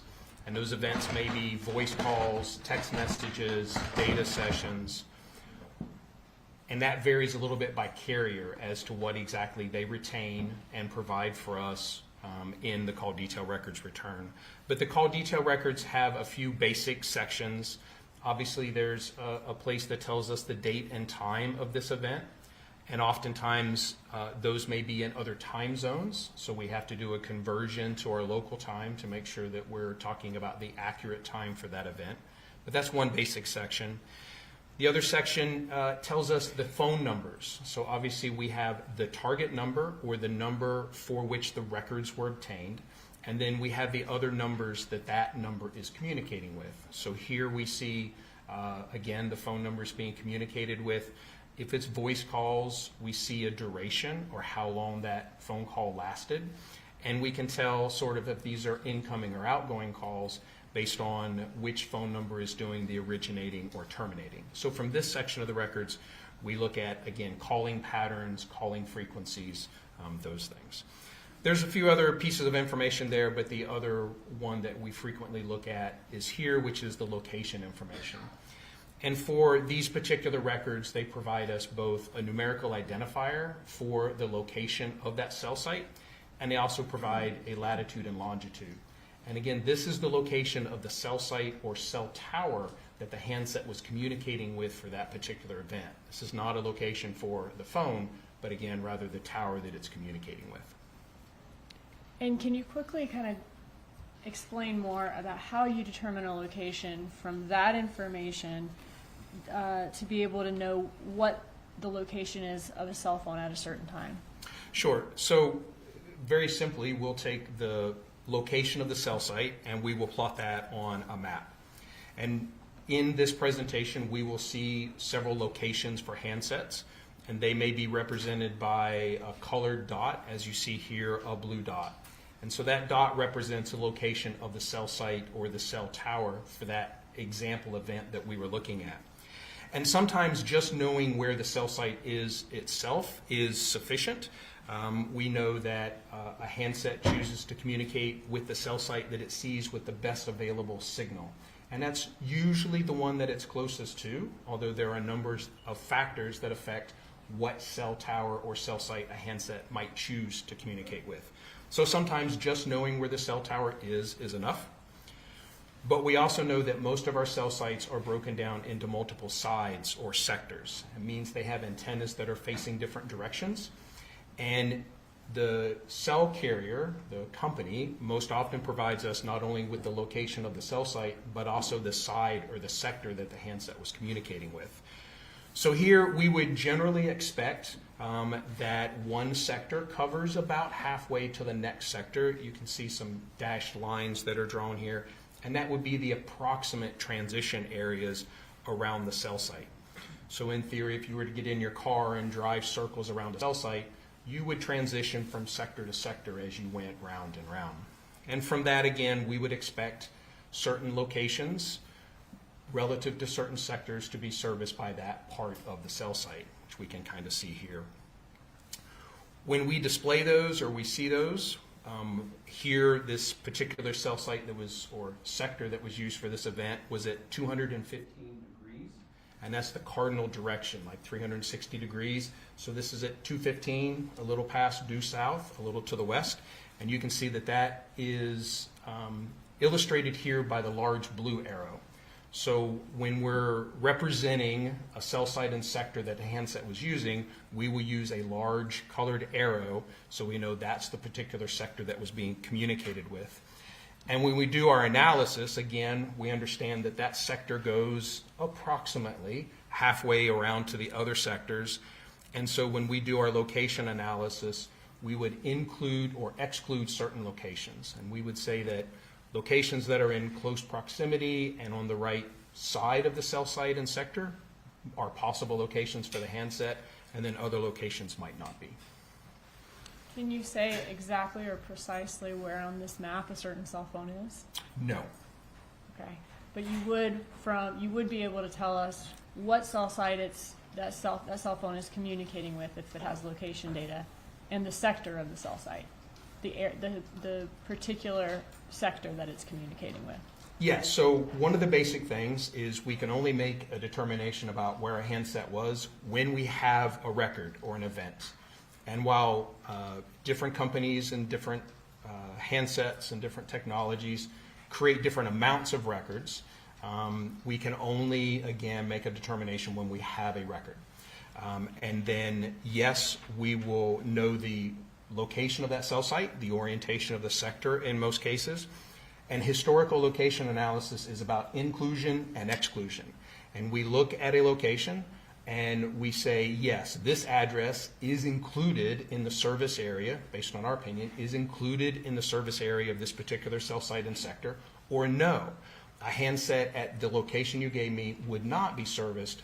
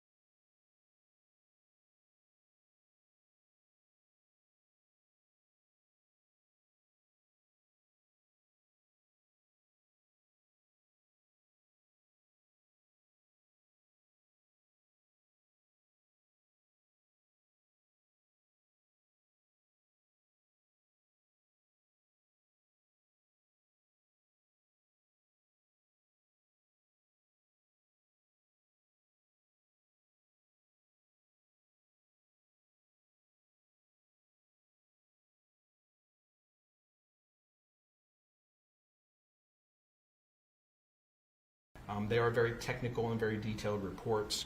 So when we represent those in the presentation, to make it easier to read the actual content, we may do something more like this. So we will provide a visual indicator of who is issuing that communication, who sent that text message, and then we will focus on the content of that. But again, it's taken from that forensic report, just put into this format, so it's a little easier for us to follow.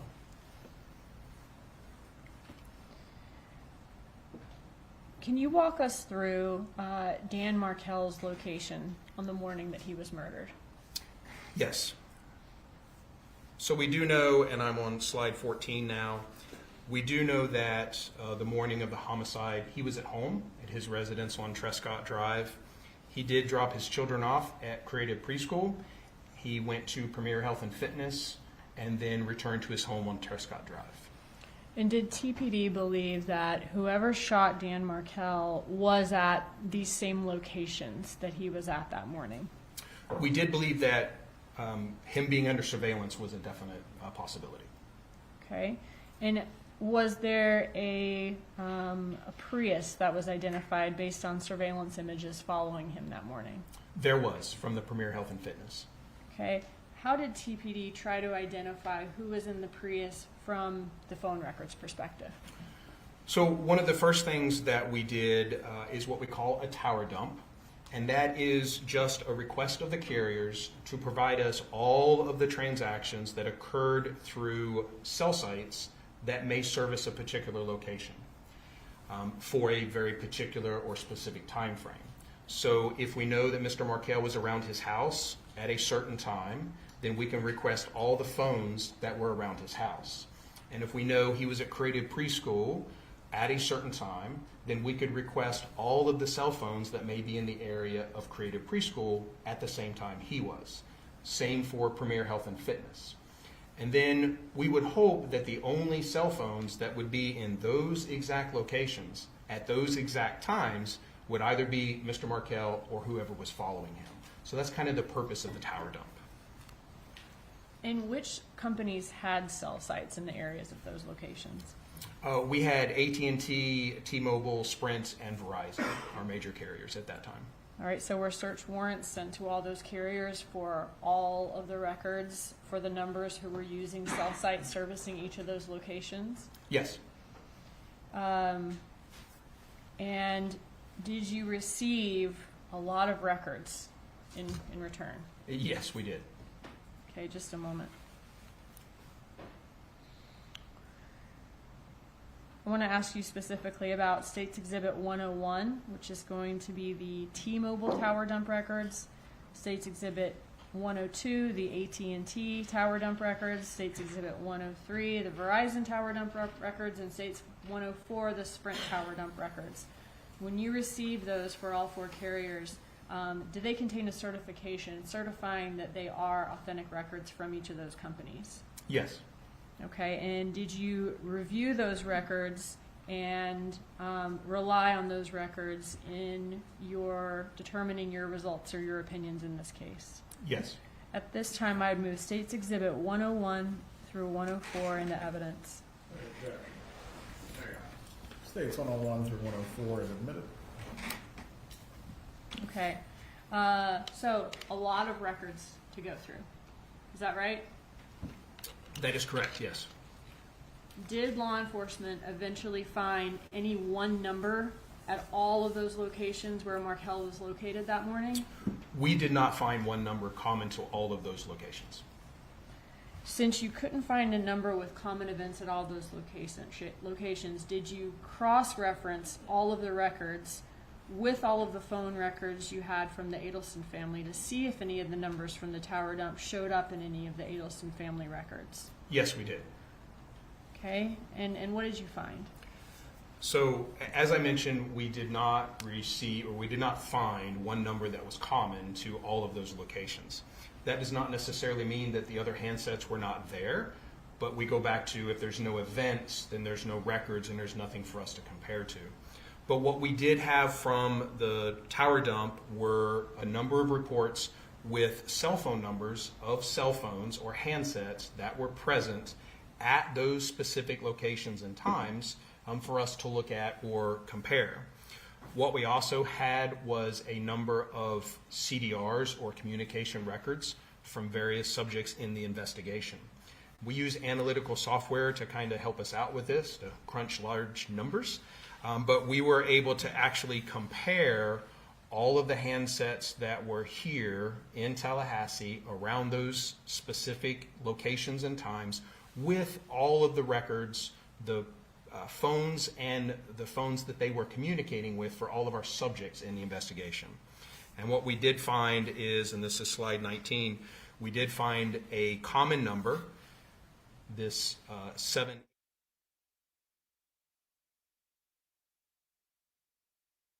That was a phone number that was present here in Tallahassee around the Premier Health and Fitness that was also in the call detail records for one of the subjects of the investigation. And was that subject Harvey Adelson? It was, yes. And is this Harvey Adelson? It is, yes. Okay, and this is an example of his call detail records? That is correct. Okay, so Harvey Adelson is the husband of Donna Adelson, father of Charlie Adelson and Wendi Adelson? Correct. All right, can you give us more information about this call that you found? So what we see, and this is just an excerpt, I'm on slide 20, from Mr. Adelson's, Harvey Adelson's call detail records for July 1st of 2014, and we see that 786 number I just spoke about. And this is a good example of some of the things we see with call detail records. It looks like 3 calls or 3 entries here, but this is actually just one event. And in the records, we also see the kind of the routing or the way they call, like this one that was routed to voicemail, how it kind of traverses through the network. But these are 3 lines, or it looks like 3 events, but this is just one incoming phone call from that 786 number. And again, that was on July 1st of 2014 at 5:20 p.m. Okay, so here we have this one call on July 1st, 2014. What was the duration of this one call? The duration is listed as 37 seconds.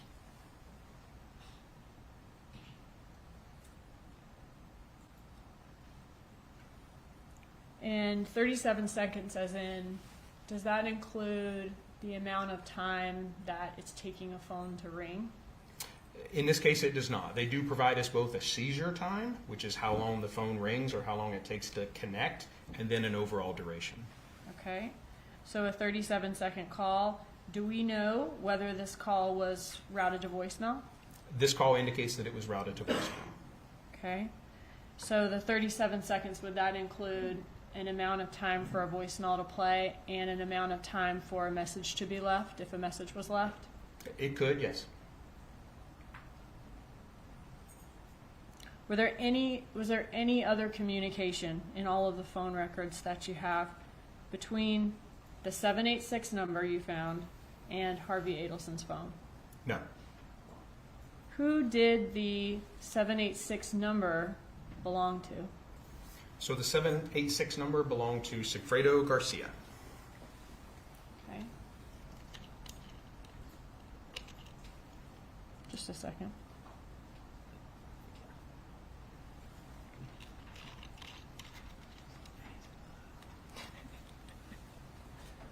Okay.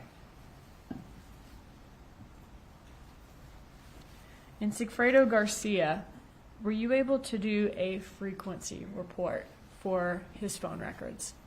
Yes. What is a frequency report? So I'm here on slide 22, and this is an example of a frequency report. And a frequency report is just going back to that analytical software that we talked about. It can tell us, or it can rank the most frequently contacted numbers for any particular target number. So it is able to rank for us in kind of from most to least frequently contacted all of the unique numbers that Mr. Garcia's phone communicated with. Now, in a frequency report like this, it would include incoming calls, outgoing calls, text messages. Unless we go in and limit the things that we're asking for, it would include all sorts of events, even some of those routing events that we saw on Mr. Adelson's records. So we don't really look at this as an exact number. We don't say, and we see here that in Mr. Garcia's frequency report, his most frequently contacted number is a number that ends in 13. We see that it assigned a frequency of over 1,600 calls. That may not mean that they actually spoke 1,600 times, but within the records, there are over 1,600 lines or events associated with that particular phone number. Okay, and looking at this date range, you said the number ending in 1312 was his most frequent contact. Who did that number belong to? That number belonged to Ms. Katherine Magbanua. Did you run a frequency report for her? Same. Again, looking at the most frequently appearing number in the records, we see that her second most frequent number, the 9223, obviously the 5986 was Mr. Garcia's number. Okay, and who did the 954254 belong to? Mr. Adelson, Charlie Adelson. So this is the son of Donna Adelson. Correct. And was Donna Adelson one of Charlie Adelson's most frequent contacts? Yes. Again, using the frequency report just to get an idea of relationships and maybe degrees of relationships, we do see that Miss Donna Adelson's number that ends in 0997 is, at that point, his 5th most frequent communicated number. Okay, and this is for this particular date range on the frequency report. That is correct. Why do we see such small numbers there? I'm sorry? We see very small numbers. Does that mean he just talks to a lot of different numbers? Maybe more numbers than we saw Katherine Magbanua might normally speak to on a daily basis? Do you mean small numbers on the frequency column? Frequency, yes, sir. So the frequency percentage column we see here is obviously the percentage of calls for that particular number versus all the numbers that this particular phone number communicates with. So if you only communicate with very few numbers, then your percentage for each of those numbers is going to be relatively large. Charlie Adelson communicated with a number of unique phone numbers, so the overall percentage is a little lower. Because again, he had a lot more unique numbers that he communicated with. Did you do a frequency, or I'm sorry, so who does the 954 Adelson, did you do a frequency report for her? Correct. And we see here, this is slide 28. We see that the 9223 of Mr. Charlie Adelson for this date range is her most frequently contacted number. Did any other number appear in the tower dump records you received from the phone carriers who was a frequent contact of Sigfredo Garcia? Yes. As I move on to slide 29, going back to Mr. Garcia's frequency report, and again comparing the numbers that the subjects of the investigation communicated with versus numbers that were physically present in Tallahassee, either around Premier or around Mr. Markel's residence or Creative Preschool, what we did find was this 305 number that was, again, present in Mr. Garcia's records. One of his more frequently contacted numbers was also physically here in Tallahassee. And who did that number belong to? That number belonged to Mr. Luis Rivera.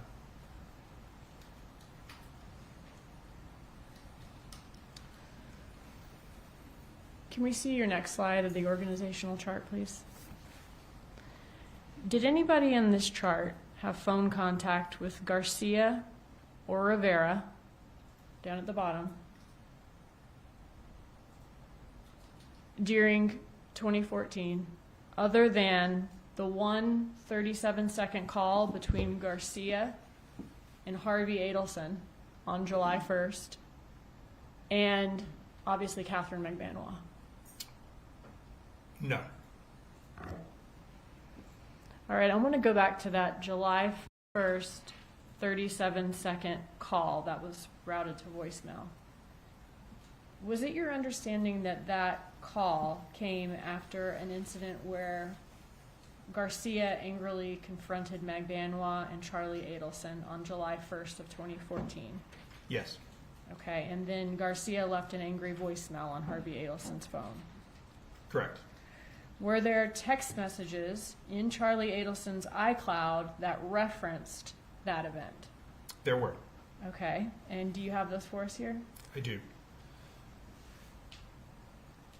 So this is slide 35 now cumulatively, and we see the communication between Mr. Charlie Adelson and Ms. Magbanua.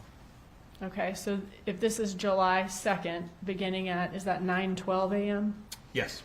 So this would be the morning after that voicemail is left on Harvey Adelson's phone. That's correct. By Garcia. That's correct. Can you walk us through these messages? Certainly. So Charlie Adelson states that this really sucks, and Ms. Magbanua responds in a couple of messages that she doesn't like the fact that someone thinks they can make decisions in her life, and then apologize, and that the leaving messages was retarded and childish. Okay. And does she say to Charlie Adelson on July 2nd, I'm sorry, but he's a effing pussy. All that leaving messages is, as you said, and so childish? Yes. Okay. But whatever. But whatever. Okay.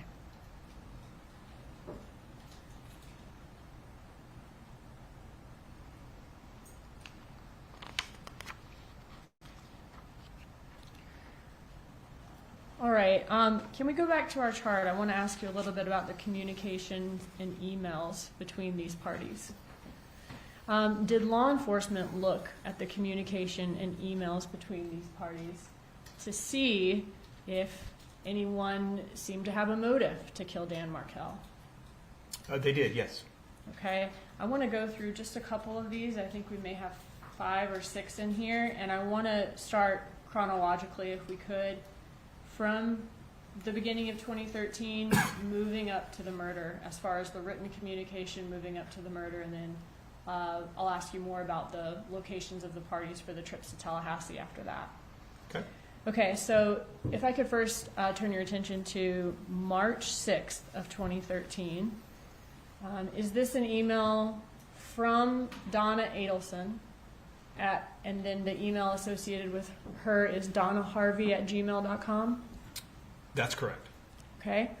And when we're looking at some of these emails, does sometimes the name that it appears that the email is from, is sometimes that name different, even though it's from the same email address, donnaharvey@gmail.com? Yes. How does that happen? It can happen in a few different ways. That display name is what we call it, is a kind of a separate piece of information that is attached to your email address. And in this case, the email is Gmail. It provides the email service. And you can go into your Gmail account and change your display name or change the name that you want to come up when you send email to someone else. Also, if you're using different email clients and you're checking your Gmail, maybe through your iPhone native mail application, you can also set a different name in there. So either changing it within Gmail or changing it within the email client that you're using, especially if you're using multiple different devices, it's possible to have different display names for that same email address. Throughout the emails that we see in the records from donnaharvey@gmail.com, is the display name sometimes Donna Adelson, as we see here? It is, yes. Is it sometimes Donna Sue? Yes. Is it sometimes Donna and Harvey? Yes. And is it sometimes Harvey Adelson? Yes. Okay, so is this an email from Donna Adelson to Wendi? Yes. Okay, and is also a way of determining who sent the email, who signed off on the email at the end? Yes, certainly the signature or content of the email itself. Okay. Looking at this specific email, in this email, does Donna Adelson call Dan Markel a name? She does, yes. And what does she call him? So I'll display that. What you see here on the screen is the actual email in the form that it was out of the return. And then when we emphasize certain areas, I have enlarged those and made the font bigger. I did not change things like boldness or italics or punctuation, just made it larger and changed the color to red to emphasize the sections that we're speaking of. So to your question, she says this guy is a major fucker. I hope that your attorney is the shark that is her reputation. And then in this email, looking down 2 paragraphs below, does it say, Gary told Dad yesterday? It does, yes. So in this communication, Dad is referred to in the third person? Correct. Okay. And just as you were saying before, can that give context about who sent the email so that it seems like Mom is sending the email as opposed to Dad from that shared email account? Correct. All right. And is this email signed off on? It is not. Okay. Looking 2 months ahead to May 21st of 2013, is this an email from Donna Adelson to Wendi Adelson? Yes. Okay. And in this email, does she say, wow, exclamation point? Yes. And says, he is such a royal jackass. How smart are you to get rid of this piece of S word? And then types out a scream. Yes. All right. And is this email signed off on? It is, with I love you, Mom. Were there also emails that showed Donna Adelson's strong interest in Wendi and her sons being able to relocate to Miami? Yes. Looking at another May 2013 email next, is this an email from Donna Adelson up top to Wendi? Yes. And in this email, what did Donna Adelson tell Wendi Adelson is the most important part of her divorce? So this is slide 42 that we're on now, and we see that the most important part of your divorce is relocation. I sincerely hope your attorney understands that that is your non-negotiable. In the next slide, does Donna Adelson give Wendi Adelson some ideas of what she should tell the judge about how this is negatively affecting the lives of Donna, Harvey, and Charlie? Yes, she does.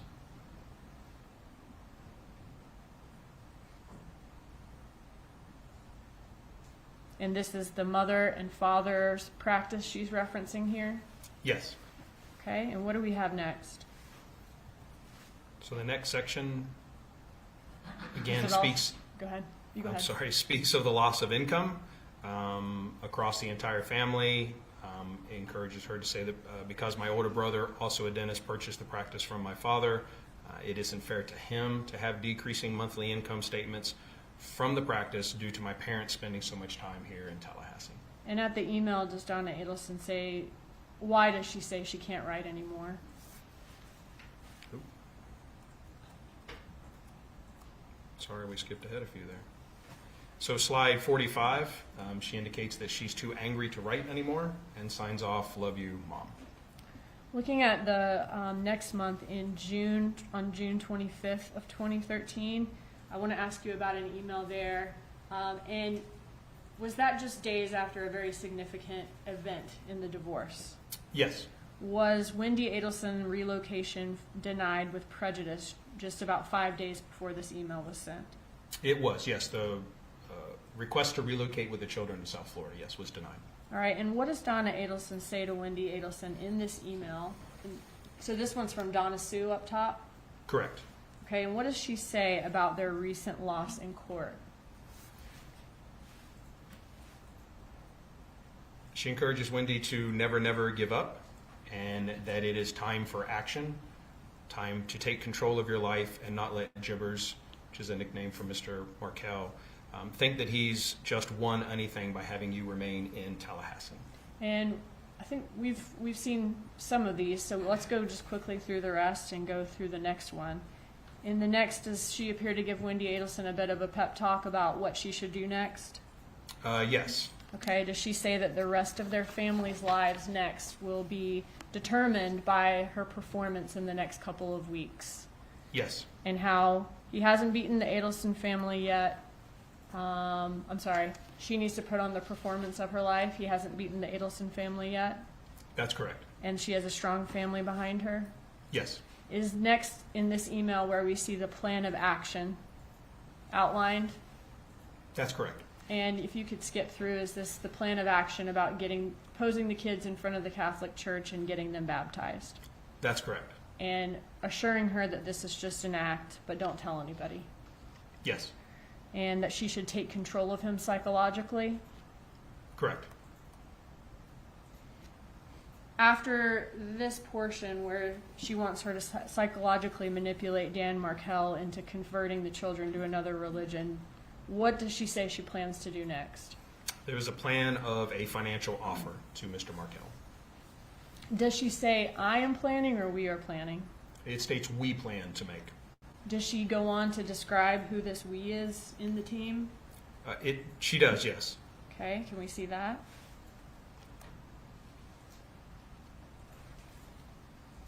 And does she then detail how she, Harvey, and Charlie's lives have been affected by Wendi not being able to relocate?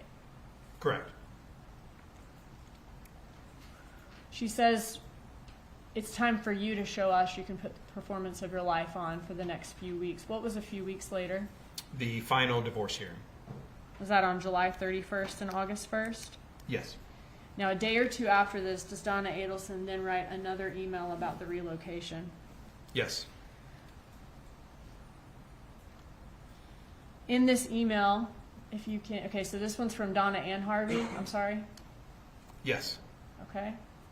And if you can skip through to where she's discussing the extreme links. Okay, if we could see the next one. In this email, does she describe situations where people have to go to extreme lengths to accomplish their goals, like American soldiers in Nazi uniforms? Yes. And does she next suggest that a major act of defiance would be putting the boys in SS uniforms? Yes. Or Hitler Youth, I'm sorry, Hitler Youth uniforms. Next in this email, does she tell Wendi Adelson to stand up? It's all part of an act, and we are willing to help you. She does, yes. And this is where she says that it'll put a scare into this jackass? Yes. Next, does Donna Adelson say in all capitals that Wendi needs to see the big picture? She does, yes. Okay, so you didn't add those were just in there? That's correct. And that her life in Tallahassee is not a pretty picture? Correct. And then finally in this email, does she give details of the financial offer again, the $1 million email? Yes. And does she say that, again, that we are planning, me, her, Charlie, and Harvey, and they want her to help too, Wendi Adelson? That's correct. And finally, does she say that they are a team and they cannot do this without her help? She does. All right, and then how is this email signed off? Written with hope and love, Mom and Dad. All right. Okay, this is the final email I'm going to show you today, or at all in your presentation. October 12th of 2013. So we fast forwarded a couple of months now. Looking at this email, what can you tell us about the email chain here as far as who sent the first email, who sent the second email, and who sent the final email? So what we see here, again, emphasizing kind of on the content about what's being sent, but if we look at the email chain, we can see originally this is an email from Mr. Markel to Wendi Adelson, where Wendi Adelson has forwarded it to the Donna Harvey Gmail account, and then the Donna Sue has forwarded it to Charlie Adelson. So in Dan Markel's email sent October 10th, the subject is general principles. That's correct. And in that email, does he reference that he wants a right of first refusal, an RFR? That's correct. What does that mean in this situation, according to him? In this situation, if what he wanted was that if Wendi was unavailable to take care of the children, that he be given the first right of refusal before Wendi solicited her parents or anyone else to watch the children. Okay, and then Wendi forwarded that on to the Donna Harvey at Gmail? That's correct. And then did Donna Sue then forward that email on to Charlie Adelson? Yes.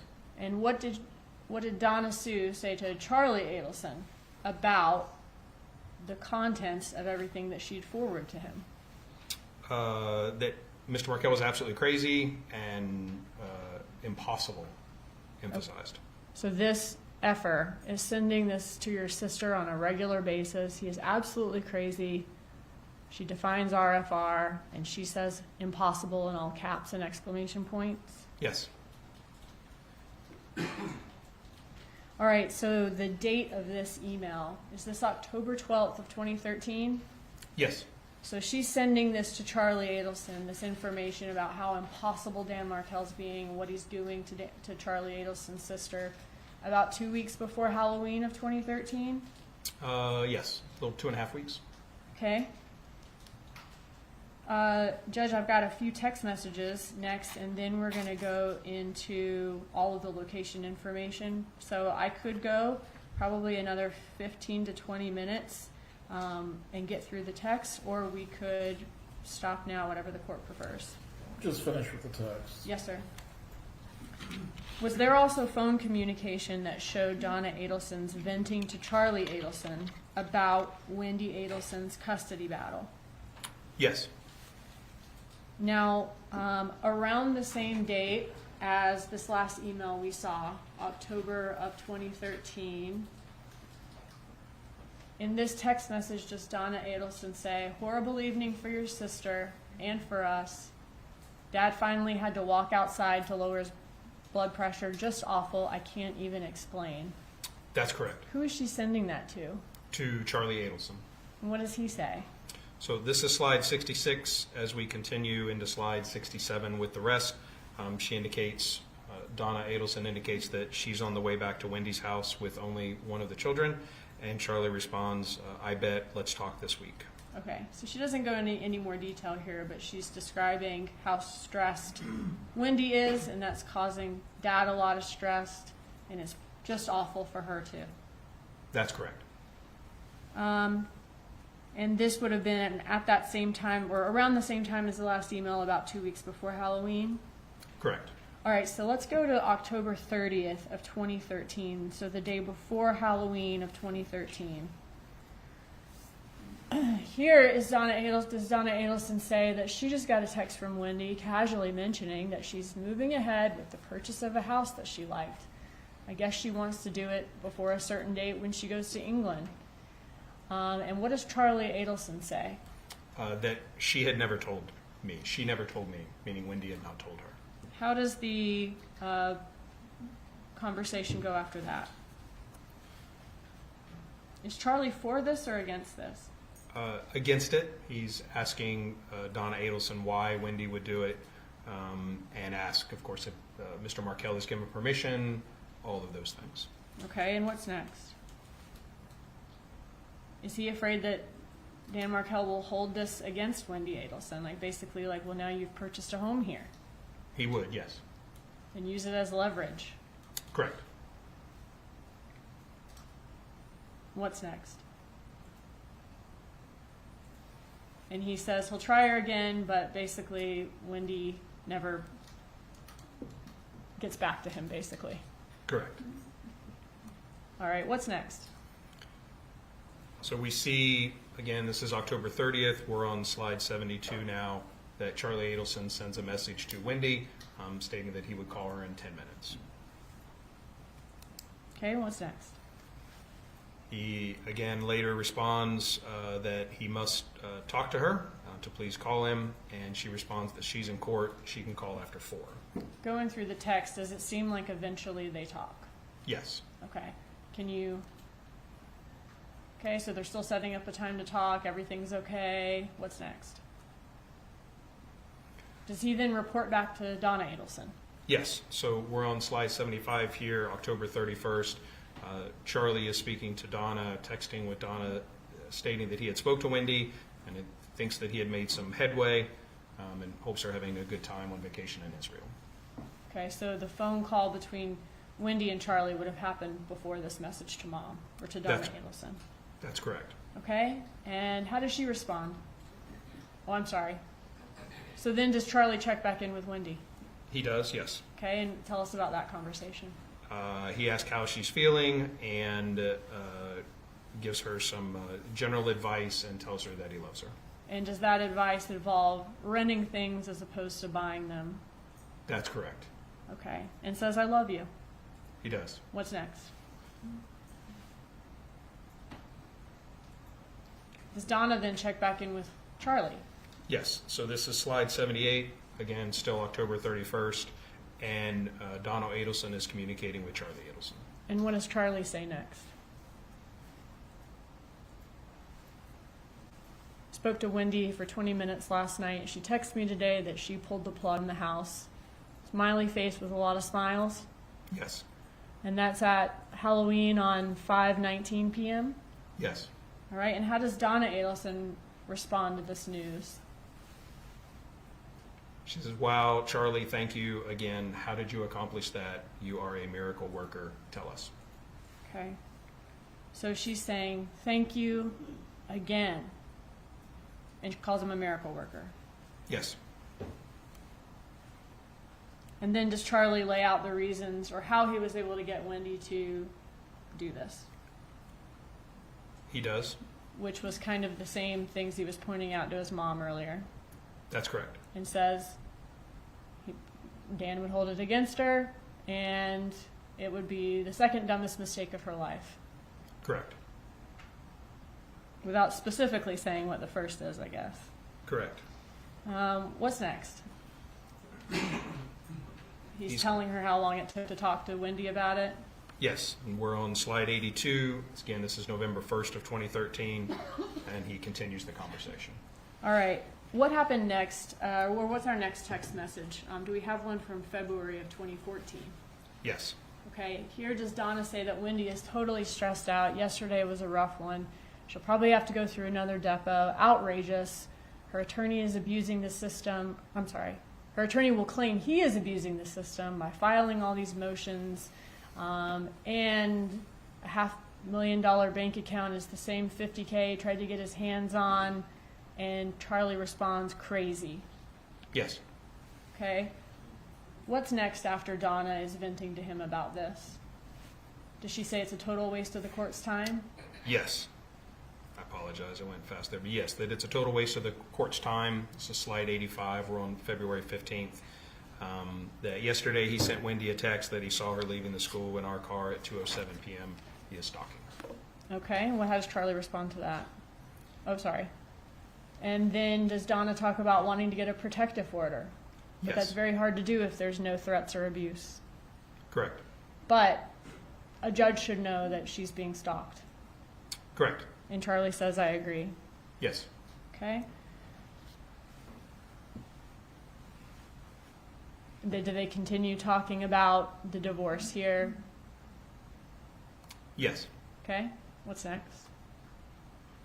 And they're continuing to complain about the system, the judge that's assigned to the case, and Charlie says that complaining about the amount that Wendi's attorney is costing. Correct. And Donna's agrees. Yes. Okay, what's next?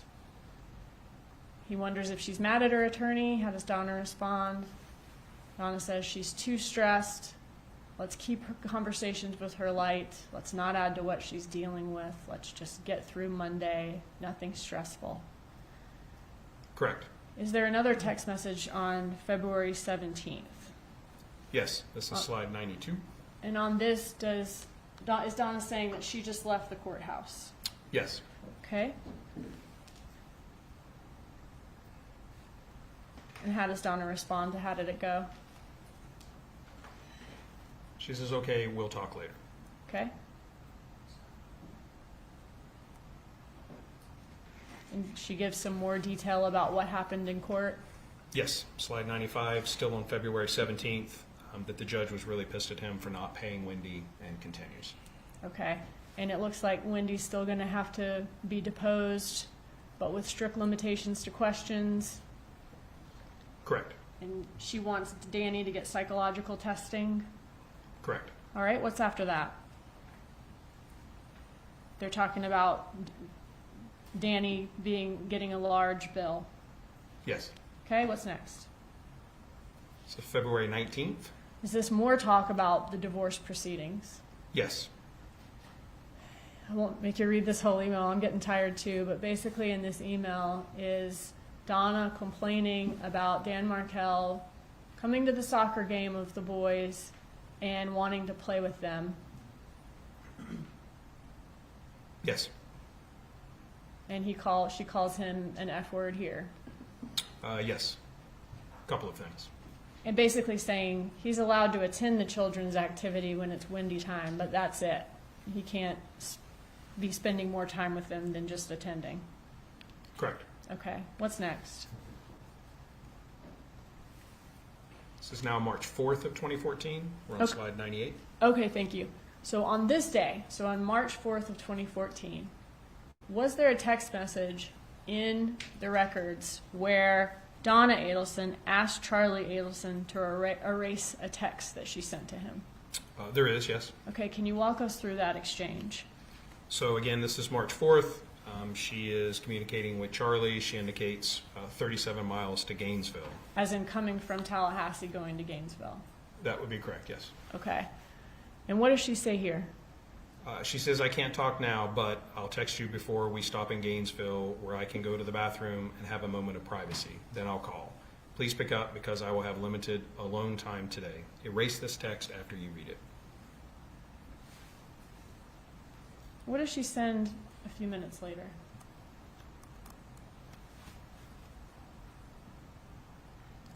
She says, we'll stop in about 5 minutes, and I can speak to you privately about Dad's birthday gift when I'm out of the car. I have some good ideas. What was the time difference between those two texts? This text was at 10:42 a.m., and this is at 11:08 a.m. Okay, so 20 minutes before, she's texting saying, we'll have a private conversation and erase this after you read it. Then she sends a text 20 minutes later saying, I can speak to you privately, and says what it's about, Dad's birthday gift. Correct.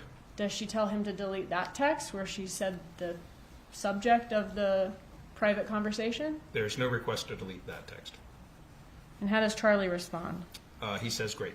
And then is there some communication after that where they're setting up this phone call? Yes. Okay, can you show us that? She's saying, don't call yet. Correct. Okay. She needs 5 more minutes until she can get to the bathroom for the Yes. private call. Okay, what's This next? is 11:10 a.m. All right, moving on to May 30th. In this text is Donna telling Charlie that she had a tough conversation with Wendi. Yes. All right. And this text message then is on the second to last day of May of 2014? Correct. All right. And through Luis Rivera, was it learned that there was not only a July trip to Tallahassee, but also a trip in June, at the beginning of June, where these killers came to Tallahassee? That's correct. All right. Judge, this might be a good stopping point for now. Very well. Thank you. Members of the jury, we will resume with the testimony of Sergeant Corbett tomorrow morning when the trial resumes. Once again, I'm going to instruct you, as I have before, do not discuss this case with each other or anyone else. Do not watch any of the news coverage or seek out any information about this matter.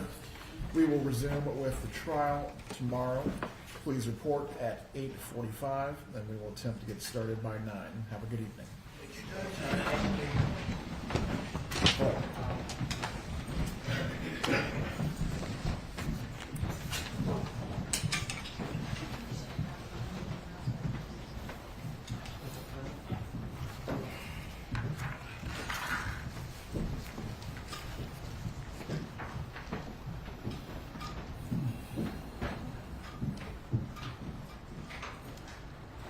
Everyone can be seated.